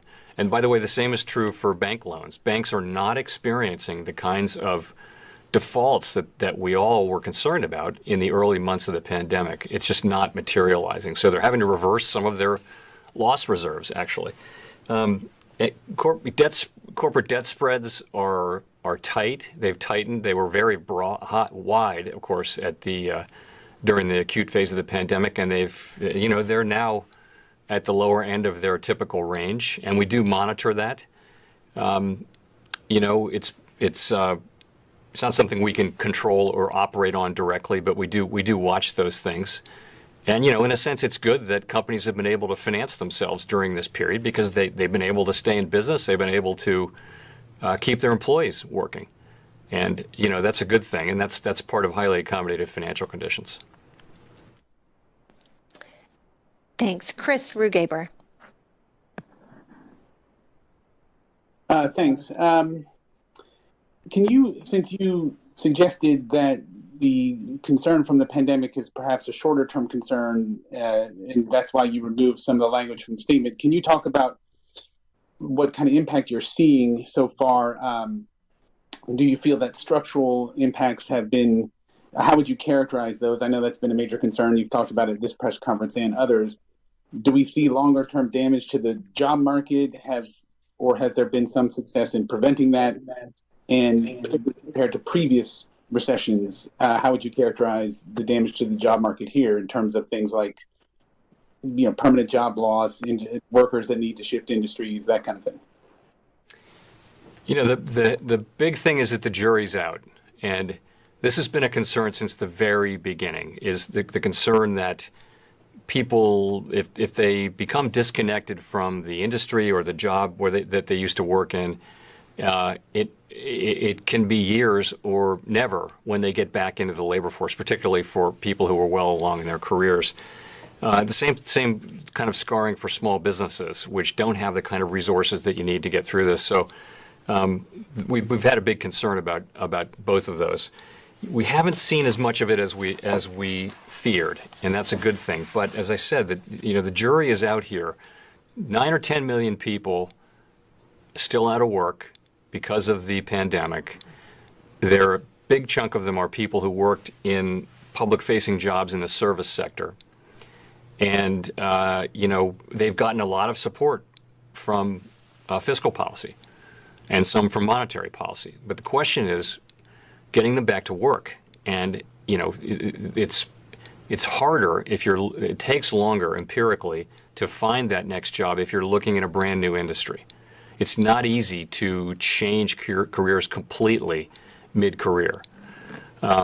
So that just, again, stresses the urgency that we feel and others feel at fully defeating the pandemic, finishing the job, and getting back to a place where it's safe to have these, to stay in hotels, to fly on airplanes, to go to sporting events and movie theaters and all of those things. So those people are still at risk, and we're very, very focused on that group of people with our policy and the way we look at the economy. So many people have had that bridge across the pandemic. We talked about that at the beginning. For many people, it's clear that they've made it across and their job is okay and their house is okay. And, it's been terribly inconvenient and painful, and schools are closed and things like that. But there's a bunch of people yet who haven't found that bridge yet, and we're very focused on that. Of course, the other thing is we're going to a different economy, and we're going to be learning more about that as we go. But clearly, we're learning that things can be done from remote locations. We're learning that technology can replace people even more than we thought, and some of that is happening. So I think as we get into this, the phase even after the economy fully reopens, I think we're still going to need to keep people in mind whose lives have been disrupted because they've lost the work that they did. And I think it would be wise as a country for the longer run productive capacity of the country if we were to look out for those people and help them find their way back into the labor force, even if it means continuing support for an additional period of time. Great. If I could ask a quick follow. Yesterday, Susan Rice, domestic policy advisor at the White House, cited a Citigroup study that said closing racial economic gaps could add up to $5 trillion to the U.S. economy over the next 5 years and 6 million new jobs. Do you agree that racial disparities are currently a drag on the economy? And if so, what can the Fed do proactively to narrow those racial gaps in income and wealth, including potentially through regulatory policy? I strongly agree with that, as a matter of fact. I think if you look at either look at employment gaps or unemployment gaps or wage gaps, wealth gaps, home owning gaps, all of those persistent gaps that exist, even controlling for many other factors, you will see that they're persistent, and they're very difficult to explain. So it's the reason we talk about inequality and racial inequality in particular is that it goes to our job, which is to achieve maximum employment, which links up with we want the potential output of the United States to be as high as it can possibly be. We want an economy where everybody can take part and everybody can put their labor in and they can share in the prosperity of our great economy. That's what we want, and that's how the U.S. economy can be bigger, stronger, growing faster, is if we can achieve a more a broader prosperity. So now, in terms of our tools, of course, that project that I just mentioned is one for the broader society, for the private sector, for fiscal policy, but we have a role to play, and that is how we think about the labor market. Principally, when we say that the maximum employment is a broad and inclusive goal, what we're saying there is we're not just going to look at the headline, and we never did really, but we're not going to just look at the headline numbers. We're going to look at different demographic groups, including women, minorities, and others, and we're not going to say that we've reached maximum employment, which is our statutory goal. until we've reached maximum employment. And you haven't if there's lots of pockets of people not participating in or not employed in the labor market. So those are the things that we can do. We also do a tremendous amount of research on these issues. We have such a focus on these issues now that we have a web page relatively new where you can access all of it. But it's a lot of activities in our Division of Consumer and Community Affairs. It's lots of research, and it's also our enforcement of the fair lending laws and things like that. So I think everybody's got a role to play here. It's a national goal and a national job, and we're just going to do our part of the job. And it's something we're strongly committed to. Thank you. For the last question, we'll go to Scott Horsley at NPR. Thanks, Mr. Chairman. You said in your opening remarks that the economy in many ways had proven more resilient than people expected, and that reflected the adaptability of both households and businesses. Are there adaptations that caught you by surprise, maybe related to remote work or new ways to do on-site work, in-person, face-to-face work, that the economy has proven tougher than you expected at the outset of this pandemic? Well, yes. So I think if you go back to the beginning, there was a real concern. I mean, just take the financial markets, for example. Suddenly, all of those big buildings all over the New York City and all around the world where people work in the financial markets with terminals and everything, everybody had to go home and they had to take their terminals with them. And I think there was a real concern that there would be a tremendous loss of functionality just at the time when the financial markets were under historically difficult conditions. And yet, it worked out okay. So I think many people in the financial sector are still working with their terminals at home, including people on trading floors or on virtual trading floors. Now, some of that's reversing now, but we have definitely learned that we can do more work from home in many, many different lines of work. Of course, that's not possible if your job involves being at a place, doing personal services. For many people, it's not possible, and that's very much something that skews to higher income, higher educated people being able to work from home, and others not so much. So I think we've learned that. The other thing, though, even conditional on that, when we saw the wave in the South and the West, the wave of cases this summer, I think intuitively, having seen what happened in March and April, we expected there to be a significant hit to economic activity. And people kind of just got on with their lives and went and dealt with it. And it didn't actually, it had a much smaller effect on economic activity than we expected. Then comes the fall wave, which is just so much larger, very, very large wave, as was very much forecast, people going indoors, the cold weather, all of that. And even there, if you look at, I would say, look at the December jobs report. So big job losses in that part of the service sector. So I mentioned 400,000 jobs in bars and restaurants. There's another 100,000 in similar kinds of activities. But if you look elsewhere, it's not having an effect. Even purchasing manager index and sentiment indexes on areas of the economy that are not really directly exposed to the pandemic in their economic activity, they're doing okay. They are. Housing's a great example. The way the housing industry worked, that when you buy a house, there was a lot of in-person contact. They managed to pretty much immediately go to a more virtual, with all of the technology. They were able to completely avoid that, and the housing market's been really strong, notwithstanding that it's now quite virtual rather than in person. So there's been a lot of adapting, but you can't adapt, hotels, sporting venues, movie theaters, restaurants, bars. You just, those are just going to, and that's millions and millions of people. And so you're just going to have to defeat the pandemic, which, as I mentioned, we have a plan to do that, but we haven't done it yet, and we need to finish the job. And it's within our power to do that as a country this year. And I would just urge that, and I know people are working hard on that, but that is really the main thing about the economy, is getting the pandemic under control, getting everyone vaccinated, getting people wearing masks and all that. That's the single most important economic growth policy that we can have. Thank you. Is that it?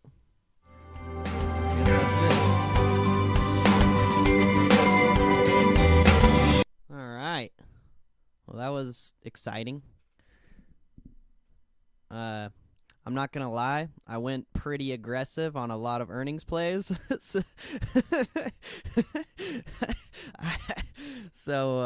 Yeah. I mean, I didn't spend that much. I maybe only spent like $60 max, but I'm ready to go. The only one I didn't play is Tsla, and that's just because it's too expensive. I was thinking about getting like an Iron Condor or something on there, but I think I'm good on Tsla. I'll just play the continuation if it surprises or whatever. But it's gonna be an interesting one, that's for sure. I kind of went a little ham there.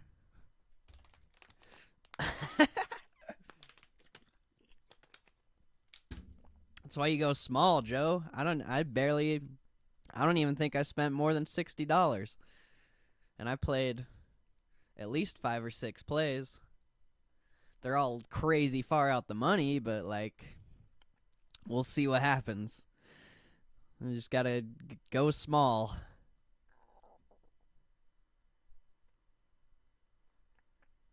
I don't think I spent more than $20 on any of those plays. Well, most of them are debit spreads, so that's why, but I went super small on all of them, just in case there's any surprisers. And I mean, if we see more downside after today, should be decent.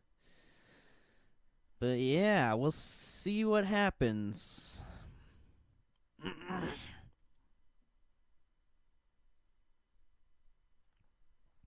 I'll be praying for you, Joe. I hope you don't get clapped. I hope you hit some fucking big boy plays. You got this, baby.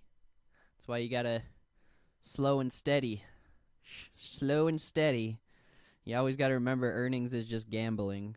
So it's like, the plays I did probably would never hit, but I mean, it's gambling, so it's like, I don't know. Much love, bro. We're here for you. Even if you get clapped, we'll still be here for you.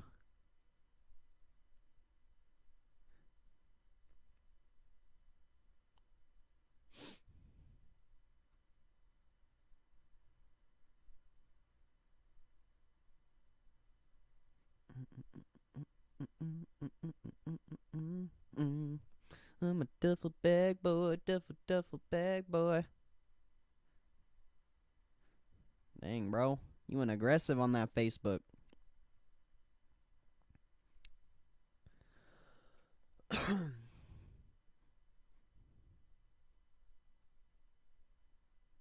don't even know what plays I got, honestly. I got a Facebook debit spreads both ways. The put one's kind of crazy. I got a Levi's debit spread, which is already down, so that kind of sucks. I got a McDonald's call credit spread, or call debit spread.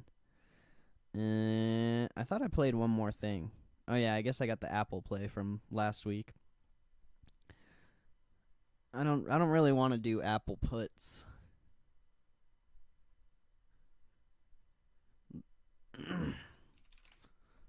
I don't think. I'll look at them, but I don't think I'm going to do Aapl puts. Yeah, I'm good. I'm chilling on that. We will see what happens. We got 30 minutes till the market closes. I thought that PAL meeting was pretty interesting.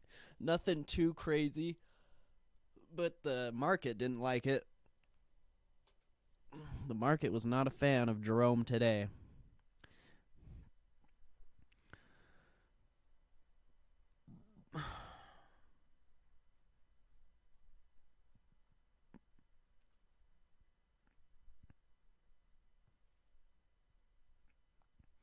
The UVXY is going nuts, though.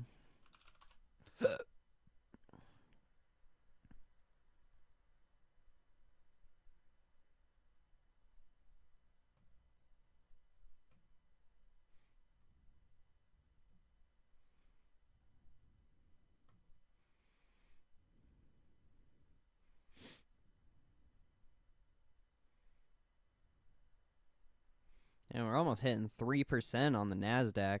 That's crazy.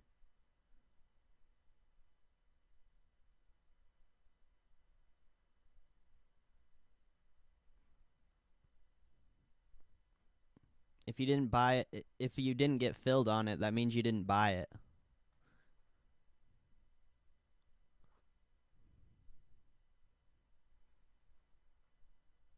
You're never going to get filled on that, though. AMC, like, you can't get filled on a in-the-money contract for that cheap on any stock, unfortunately.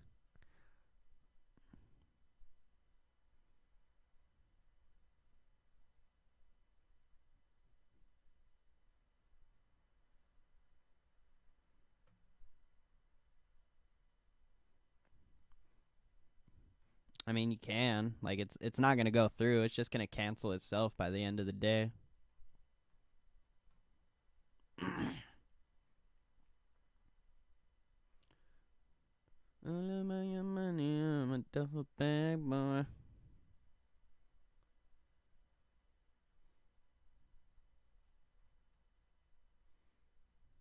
Microsoft's getting clapped.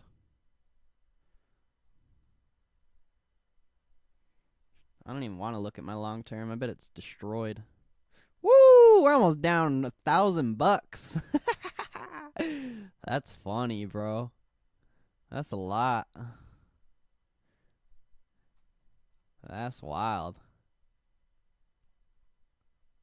Yeah, for sure, bro. You can hang out with us if you want. If you got any questions or anything, be happy to answer. Be sure to hit that like button, though, if you have not. We're here live Monday, market open to market close, Monday through Friday, every single market open day, so you can always come in and ask questions if you ever need. We'll be here as long as the market's open. About to hit 3% on the NASDAQ, though. I think this is bigger than the down day at the starting of the year. Straight up.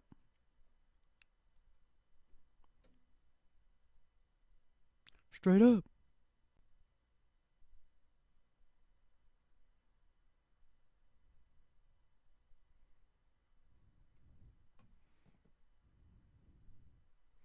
Let's see, where's the starting of the year? I thought we had a down day at the start of the year. Oh yeah, it was right here.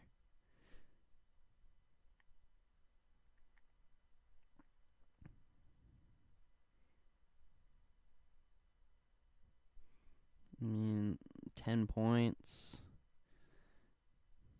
I mean, I guess we're down a lot, obviously, but this isn't as crazy as the sell-off at the beginning of the year.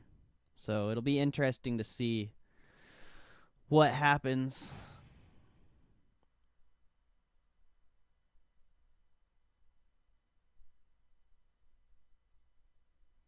Heck yeah, bro. Well, buying long-term stocks is definitely always the way to go.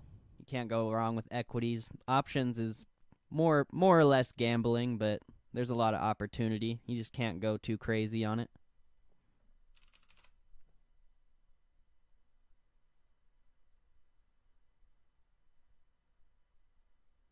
But that's good that you've been good that you've been studying before you just go all in. So I applaud you for that, my friend. Keep it going. Keep killing it. I like it. I like what I'm hearing.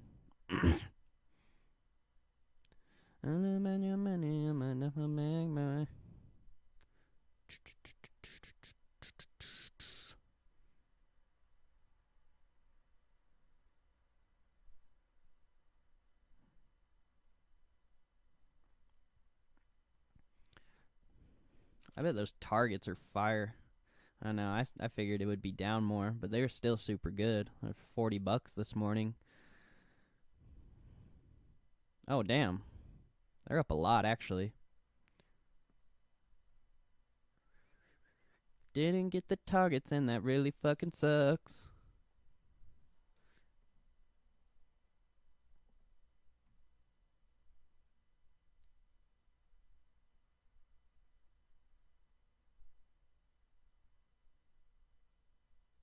Nothing wrong with that 9 to 5, baby. Just keep it going.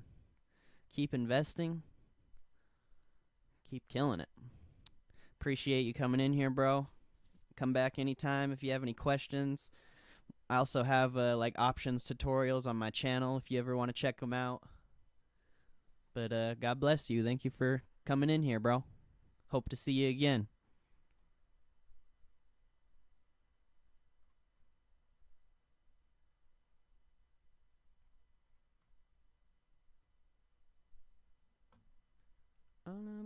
Dude, we are getting clapped right now on the SPY.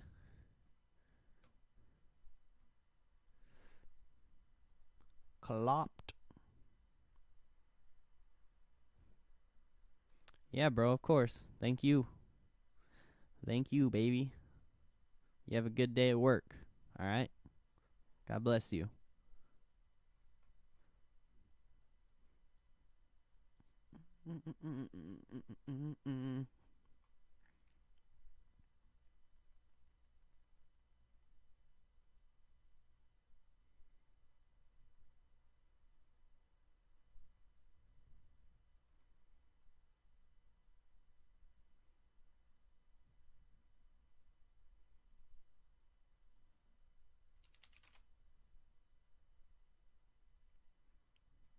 Jeez, bro.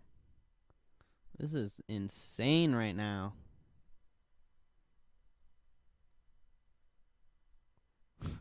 We just hit 3% on the SPY, 3.15% on the NASDAQ.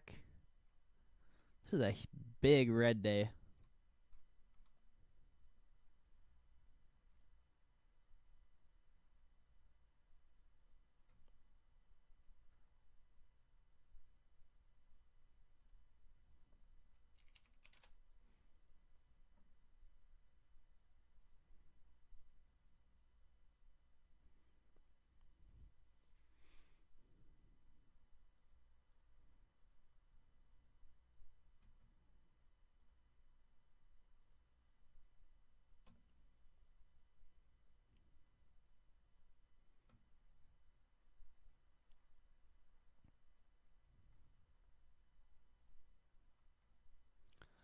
Earnings is going to be really interesting after this. Like, I don't even know what's going to happen. Like, this is... Usually there's not a down day like this coming into earnings.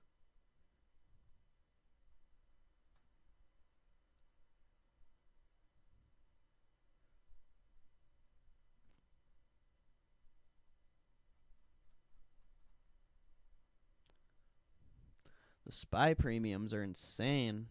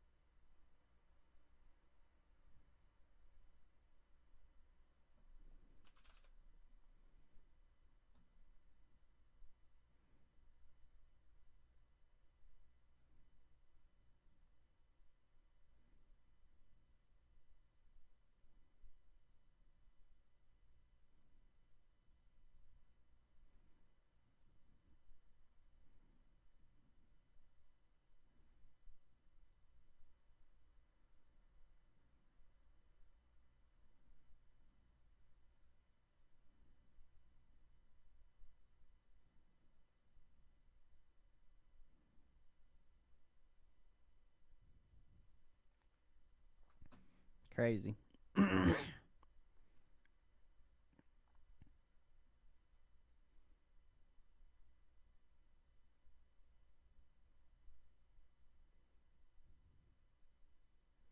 it.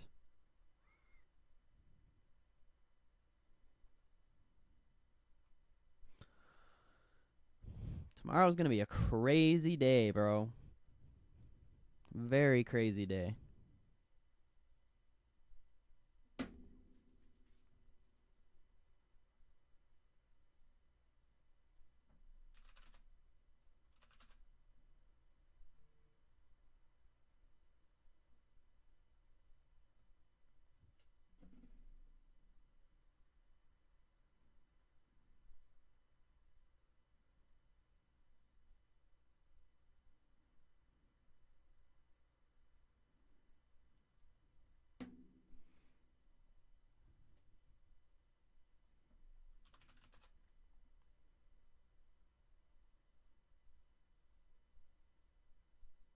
Oh. That's why my charts look so weird. Had extended trading hours on this whole time.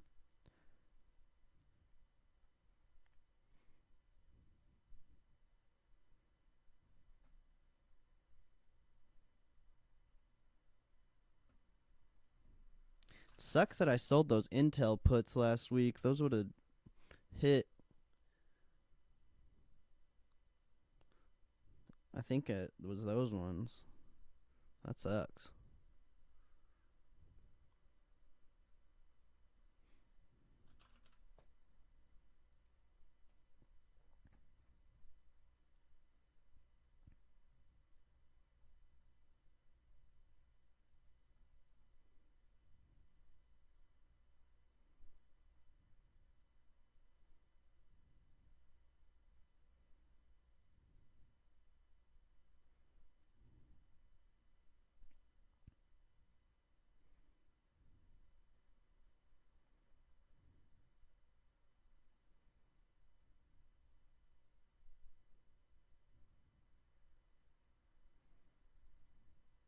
I could have sworn I had a put on here.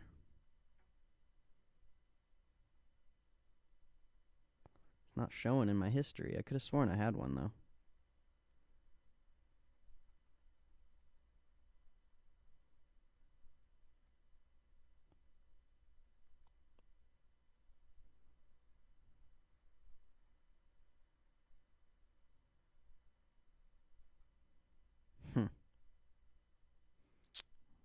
Whatever.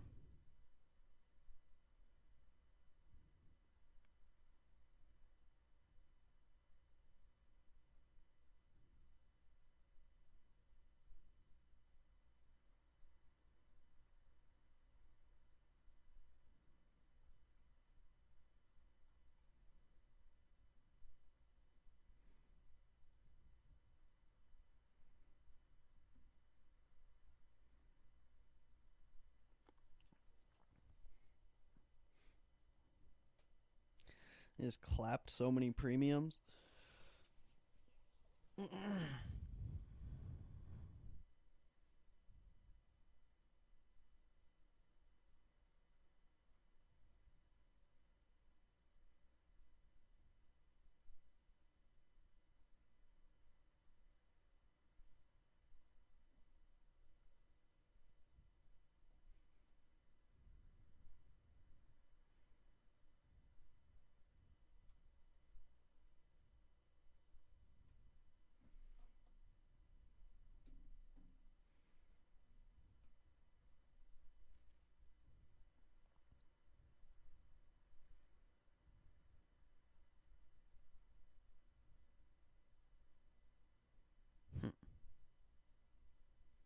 My YouTube won't even load. Are we still on the stream? Yeah, I think we're still good on the stream. Very weird, though.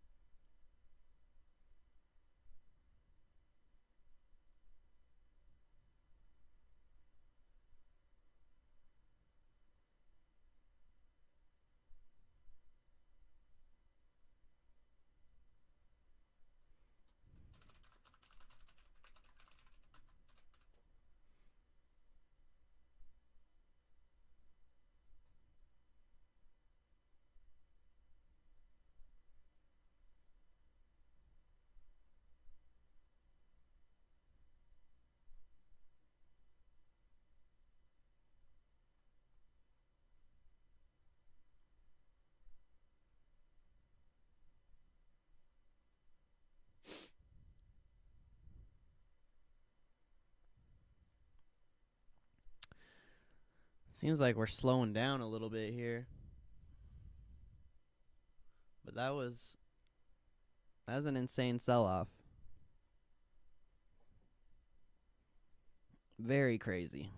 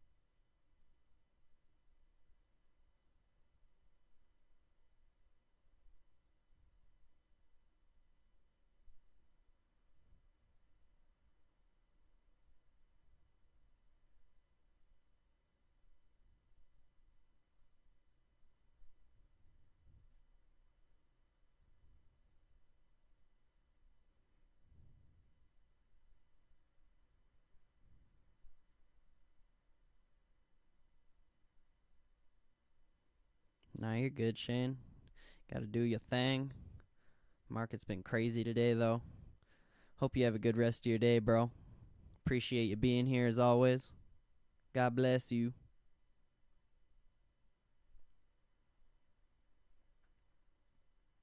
I ain't gonna get in G-Nuss, fam. I'm getting clapped today, though. But I mean, that's the beauty of shares. It doesn't matter if I get clapped, because they're always gonna come back.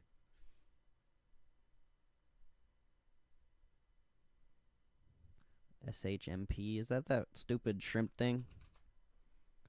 Natural shrimp.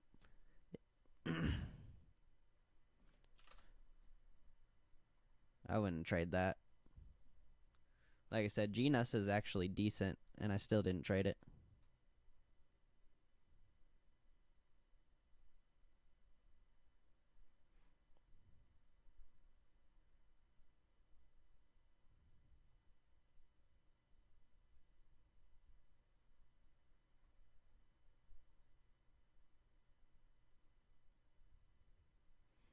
Yeah, I'm sure. Everyone loves those hype stocks, but I don't. I just chill, bro. They can make that 100% off there. I'll just be over here chilling.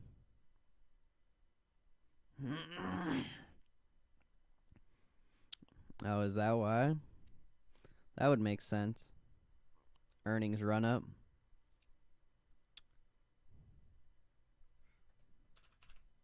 Let me look. No, they don't have earnings till 29th of March. They're just going crazy.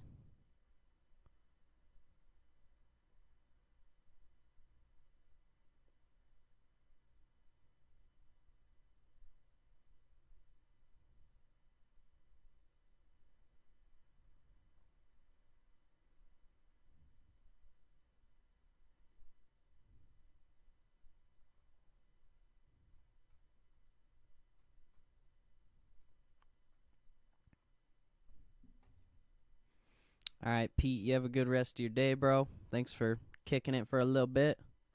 Hope you have a good one, bro. God bless.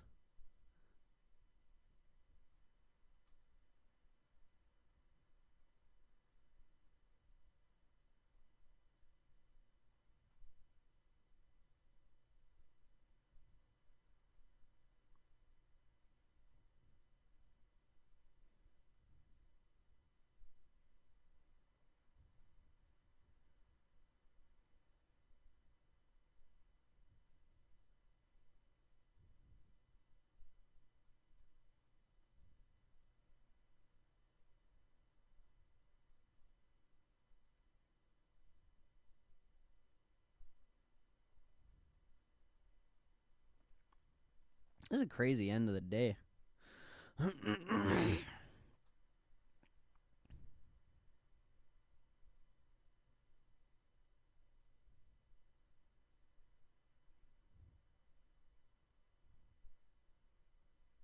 I mean, I got put exposure if we keep selling off tomorrow, but I'm not sure if that's going to happen unless one of these earnings is a surpriser.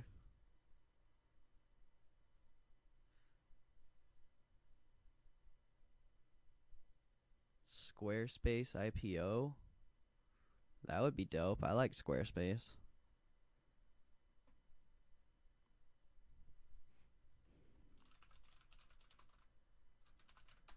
I don't think it's today.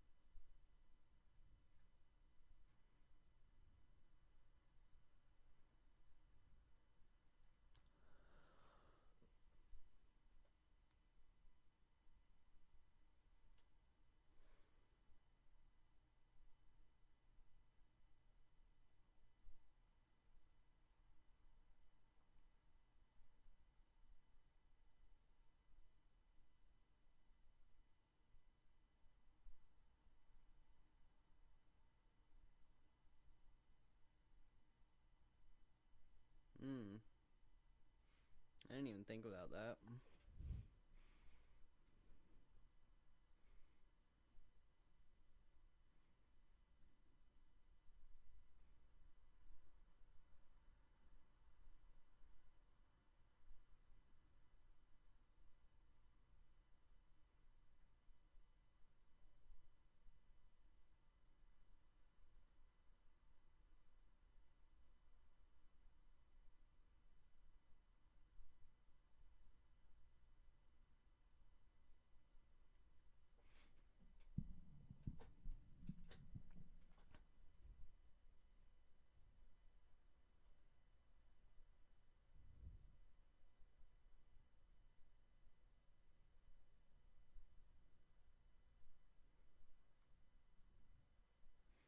I can't believe how much Netflix is down, honestly. That's crazy.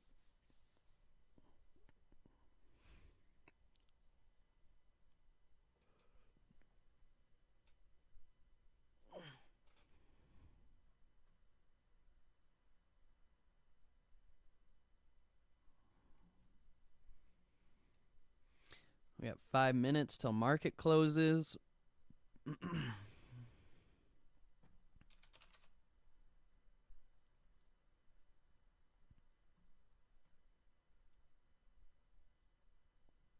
I need to go to the bathroom.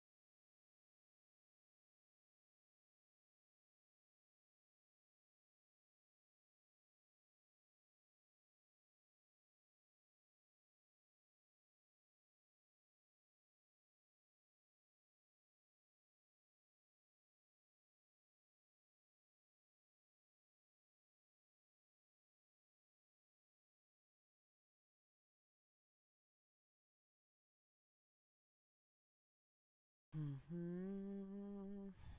right, I'm back. Looks like we got 2 more minutes left. What a crazy week, man. One of the craziest weeks in a while.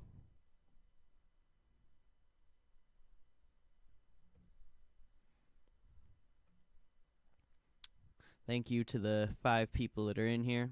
God bless all of you. Appreciate you hanging out. Logan Paul. He's gonna get clapped, bro. Why would you buy it? Dude, I don't even understand that, like, reasoning. Like, I know it's, like, a FOMO thing, but it's, like, literally, if you would have bought it 2 days ago, you would already be up, like, 200%. If you buy it now, the only way you're going to get 200% is if it goes to, like, 1,000. And that's, I mean, I guess anything's possible at this point, but that's very unlikely.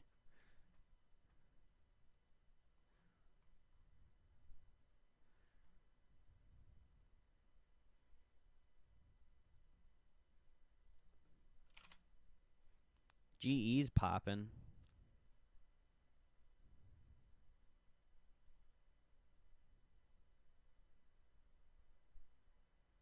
All the options are already up.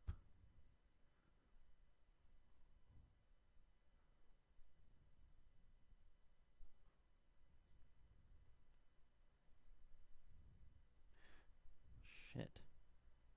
I don't think I'm going to have enough time.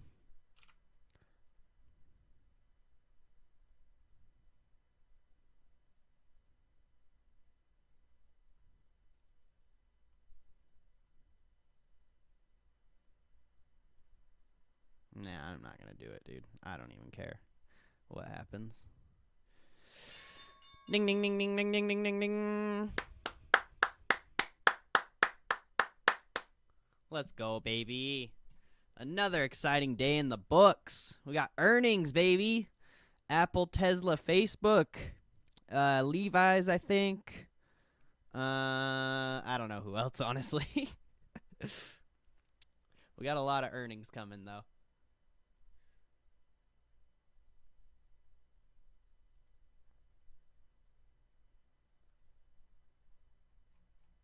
Let's go. I hope you guys had an amazing day. Even if you lost money, made money, no matter what. Every day is a blessed day, so doesn't even matter what happens. If you missed out on a trade, if you hit a trade, either way, you're blessed. Always remember that. But we got some amazing earnings coming. I hope you guys are ready. I hope you're ready.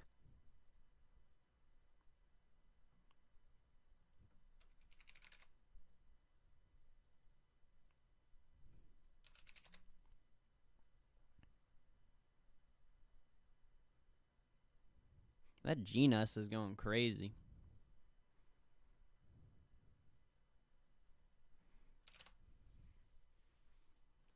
It's all good, though. I wonder when these earnings reports happen.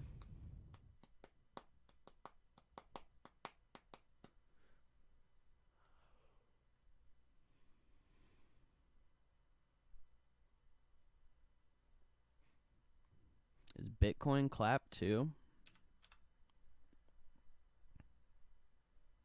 Bitcoin's barely even down. What are they fucking talking about?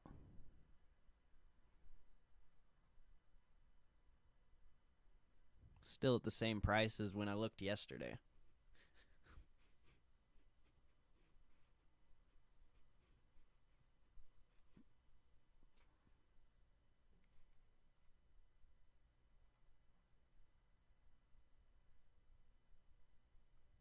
I don't know when these earnings come out, but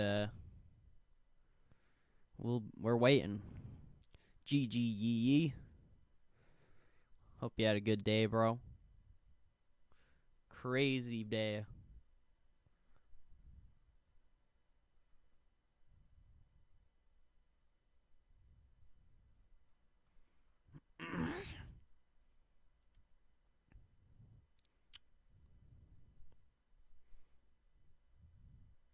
Gonna be chilling here, waiting for earnings. I do not know when the reports come out.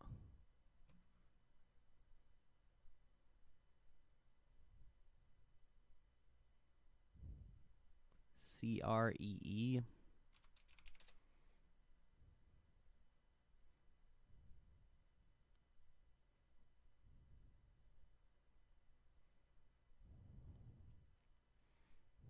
Supposedly this thing reported, but it's not even moving.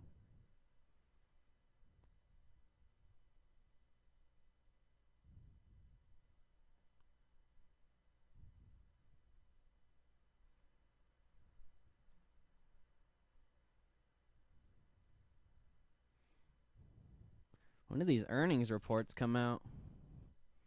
Does anyone know?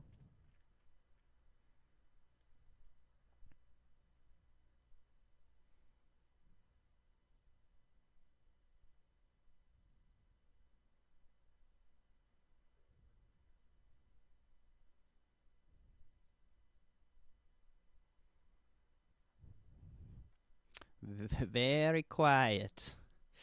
Very, very quiet.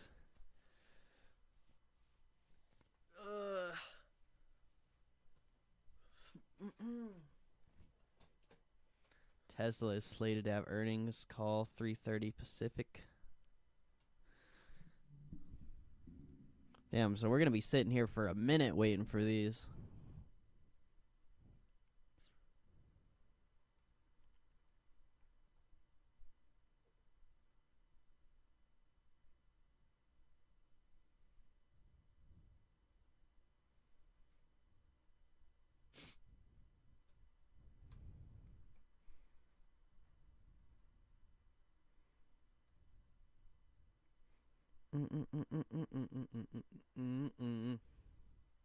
I got that frickin' Duffel Bag Boys song stuck in my head still. Gosh. A little pop on Facebook. I don't know if the reports came out yet, though.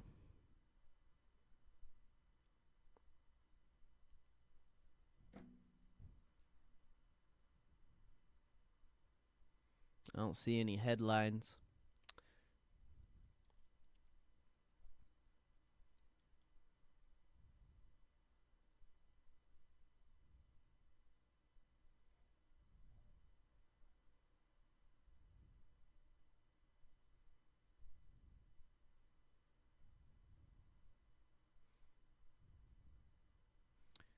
Looks like Facebook beat on earnings, but the stock is not moving. The stock's getting clapped, actually. Or not. Or it's just not going to move at all. Yeah,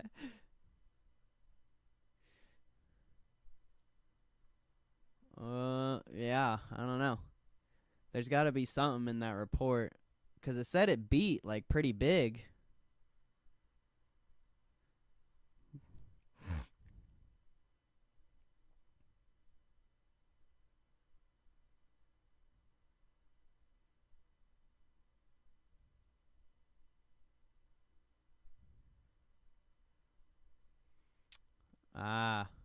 Facebook expects to face more significant ad targeting headwinds. That's what it is. They beat on they beat on everything, but it's just that little piece, I think.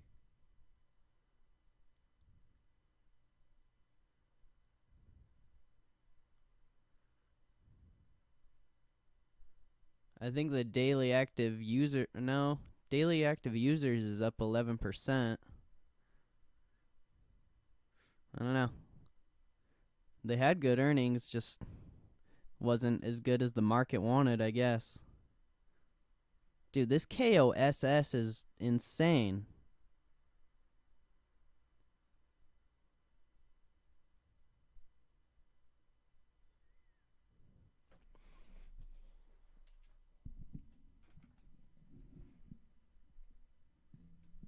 What the hell, dude? This is the weirdest market right now. Whatever. Apple's getting clapped too. I don't think Apple's even reported yet.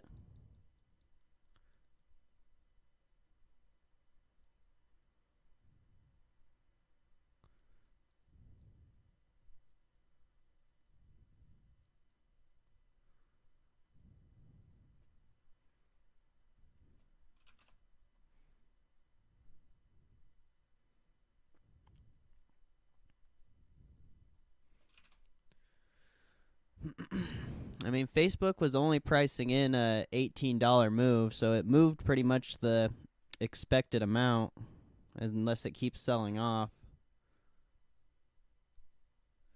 I don't think Apple has reported yet, but it's getting clapped off of Tesla and Facebook.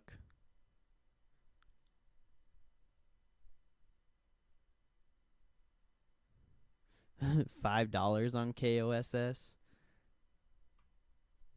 Cheers. UVXY is going insane. Tomorrow is going to be crazy.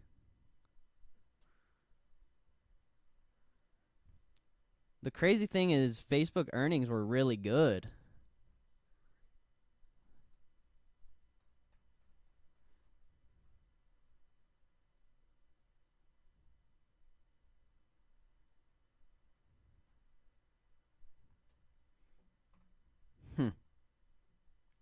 Very interesting.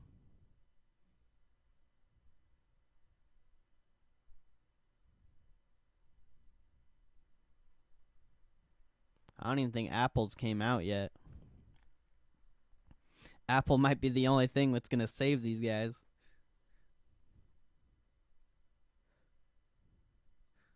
Those Teslas.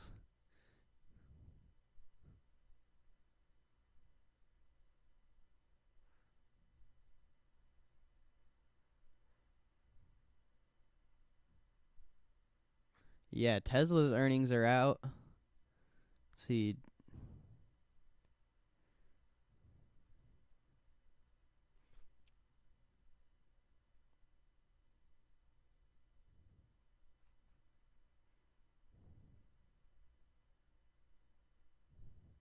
I don't think Tesla beat, though.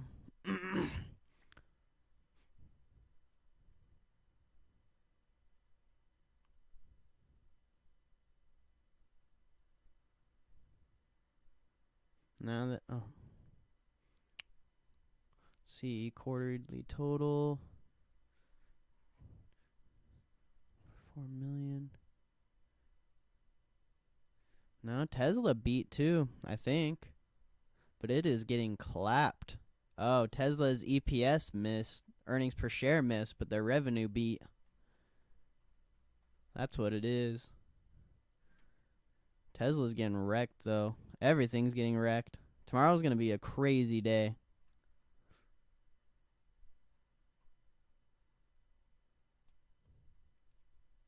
Dude, the UVXY is up at $16 right now. Holy.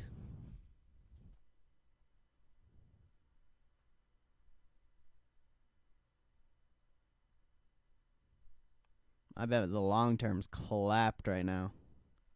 Not as down as much as I thought it was going to be, but still down a lot.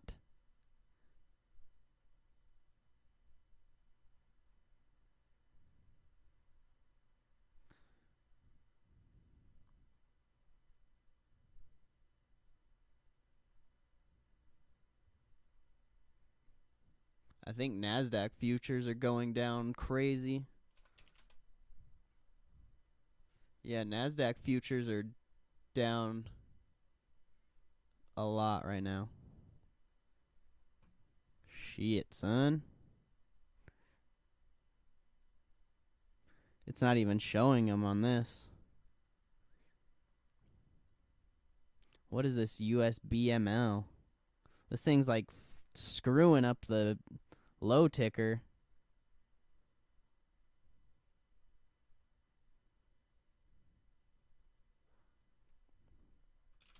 Interesting.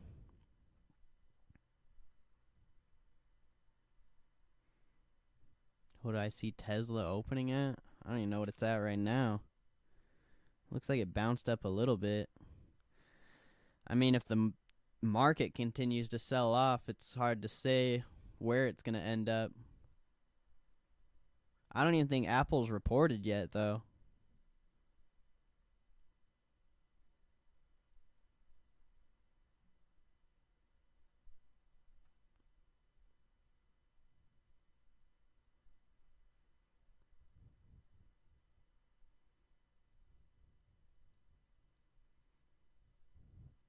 Service Now report. Whatever this thing is fucking up the low ticker.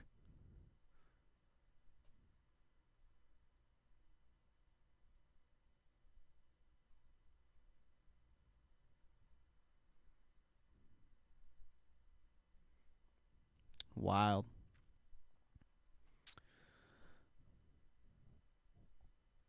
Well, that's insane. That was not the earnings I was expecting at all. Definitely not the earnings I was expecting. That's honestly not that good. I don't even... This could be... I don't even know, dude. Looks like AMC's down after hours as well.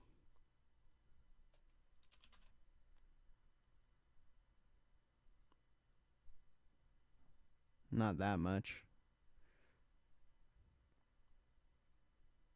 Wow. Crazy. Well, I mean, we could wait around for Aapl, but I think I'm going to get going here.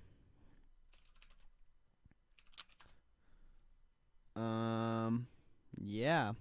Really not the earnings season I was expected, but still, very surprising.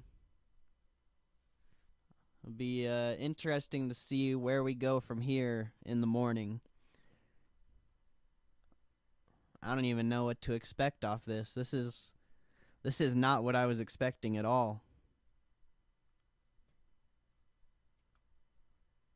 So, yeah. I don't know. That's wild, bro. But either way, if you guys made money, lost money, it's not really that big of a deal. There's always going to be more opportunity in the market, so just stay in the game. And yeah, there's only 4 of you guys here, but I appreciate you guys being here. You guys are amazing. Oh, Tesla refuses to give full year outlook, says given the number of significant projects in the pipeline, we have simplified our approach to guidance for 2021. So they just didn't give full guidance, and they missed on EPS. But I appreciate you guys being here. Those of you who stuck around, God bless you guys. I feel the love.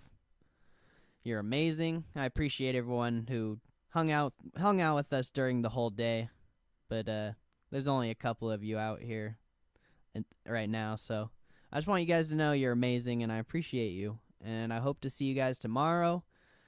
Remember, if you lost money, made money, or missed out on any plays, just don't stress on it. There's going to be more opportunity. Always remember that. You got to look at the bigger picture.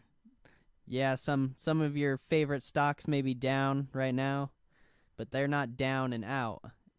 Earnings is literally just gambling. So just because stocks make big moves on earnings doesn't mean they're necessarily going to stay at that level. And even if we keep falling more, it's really not that big of a deal. I've seen there's been more downside before. So you always got to remember that there's more coming. All right, guys? But I appreciate you guys being here. I'm going to get going. God bless all of you. And I hope to see you guys tomorrow. Yeah. I will catch you guys tomorrow then.